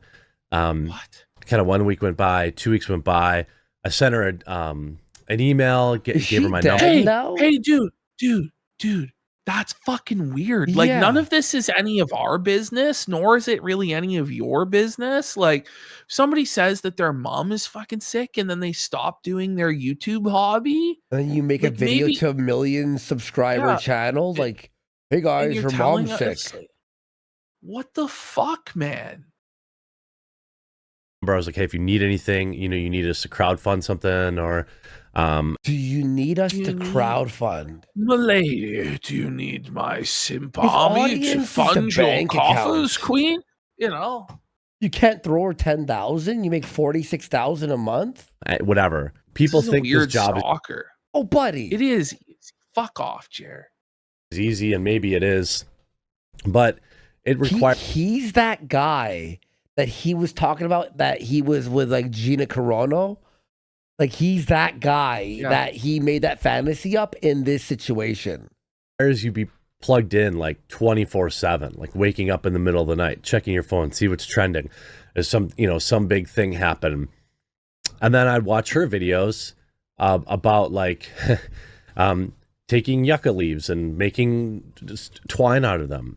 Okay, Jeremy, does that sound like a natural interest that he has, turning yucca leaves into twine?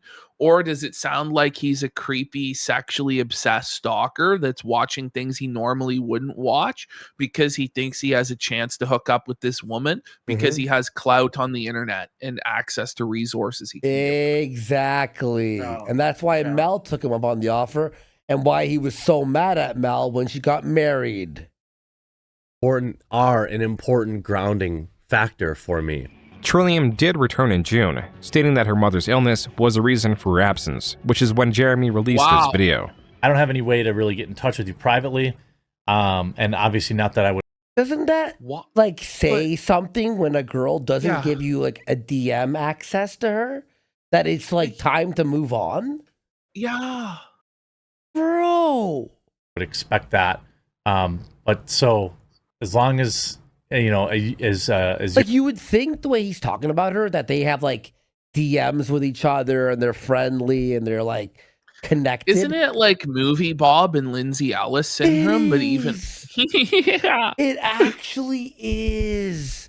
It's not like they're pals. You're on YouTube. I'll be keeping an eye out for you. Keep an eye on you. I did message you a few times. I'm keeping an eye on you, and I've messaged you a few times. That's creepy, Jer. Checking in on you. Yeah, if you close your eyes, we missed it gets you. even creepier. Oh yeah, like it actually, like, you just close your eyes and imagine like you're a woman tied up in a basement somewhere, and like it's like, oh my god, this guy's gonna kill you and eat your body. Here, let's try this. Something more. Hang on. Here we go. No, that's okay. It doesn't matter. And we were worried. Trillium would post sporadically, then disappear entirely in the upcoming months. This takes us back to Jeremy aggressively petitioning for more donations in late 2022. The absence of Trillium, or the multiple uploads a day. So, there is an additional thing somebody brought up on Twitter. So let's go into our folder. Okay. Our June the King folder. There's a little bit more to this arc with Trillium that apparently June missed. So if we go in here, go ahead. Okay, we're going to 0.2. Sorry, I was sneezing. 0.2? Yeah. Okay. Yep. And let's start here with number 1. Okay. So Tebow here on Twitter says, I know it's hard to imagine anything was left out of this almost 4-hour deep dive by Joon the King into the twisted world of Jer. But there was one thing I think should have some embellishment.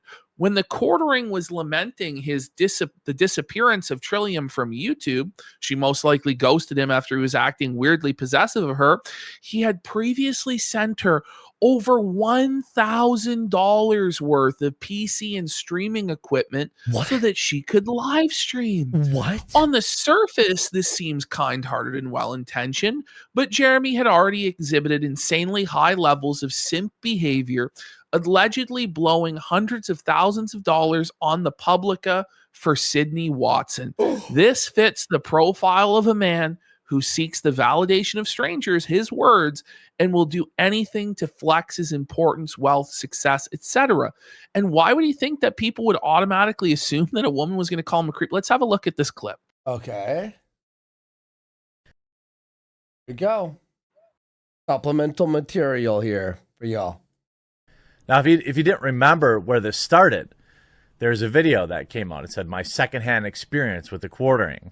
And I think the reason people saw this video, because it took off so much, was because a lot of people, at least in my opinion, expected this to be a bad thing. They expected this to be... I wonder why. Quartering exposed. And then little did he know. It didn't work like that. In fact, somebody sent it to me, I think, when there was like a few hundred views on it or something like that. You could see 190 downvotes. These are people that saw the video and thought, boy, we finally got him, boys. Here's a woman who had an interaction with a quartering. I bet it was bad. Turns out. Whoa. Why would they dislike the video if she's making fun of you and exposing you? That makes no sense. Well, no, he's saying that they expected her to be making fun of him, and then when she didn't, they were upset and disliked the video. All right. Yeah. Okay, cool. You know, I made a video on that, and I said, hey, let's show her some love. Well, now that has backfired, as her channel is getting almost too big. I'm obviously sort of kidding, but also unsubscribe from Trillium, please. And it's hurting my ego. He thinks he's like doing cutesy flirting. Like, this is so cringe, man. It's so cringe. Catching up with me.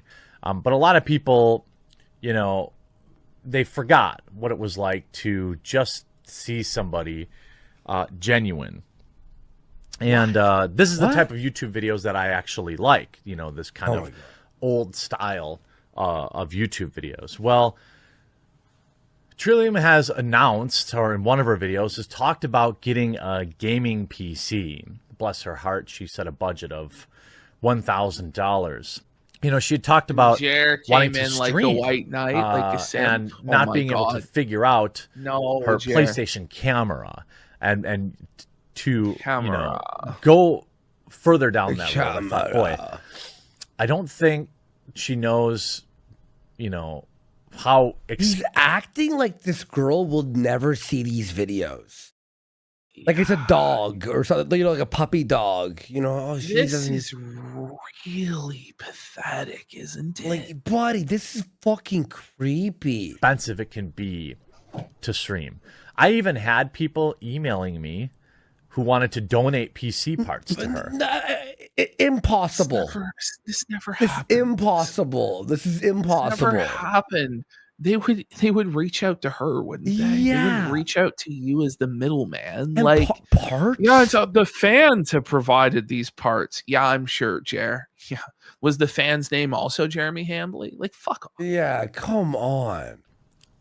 I don't know if that's something she's comfortable with. I haven't asked. But one thing I am going to say is that streaming, I think she would be very successful. Is Raymond still here? Raymond, thoughts on this?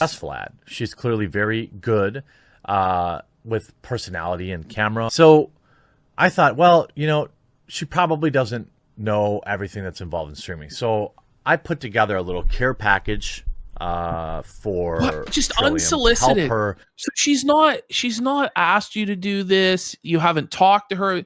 Just unsolicited, you've created a care package and you're sending it to her.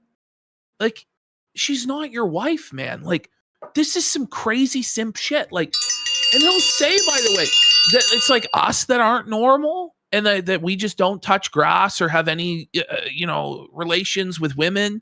But it's clearly not the case. You're clearly a creepy weirdo, Jer.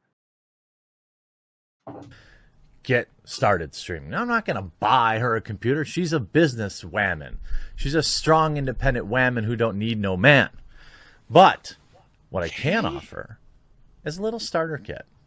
This is a Blue Yeti X. As far as I know, it's still the best mic Blue Yeti makes. Next is a Logitech Brio. This is a 4K webcam. Exactly. Yeah, he's now pressuring her into giving him her address. Streams. Oh, yeah, an address. Yeah, that's what he wants. And now he's like forcing her to stream. He's got the Brio. By the way, those cameras are not 4K. That's the one that I started with. That's not a 4K camera. Not being able to figure out her PlayStation webcam. Well, once you have a PC, by the way, not being able to video. He's giving her a webcam? No. He's giving her his old webcam. It's out of the box. It's out of the box. Oh, man. It's true. The mic's out of the box as well. He's giving her his junk, dude. This is a 4K webcam. She talked about not being able to figure out her PlayStation webcam. Well, once you have a PC, you'll use this webcam, which shoots in 4K. No. Once you have your PC, bitch, then you're going to shoot on this 60 cam. frames a second.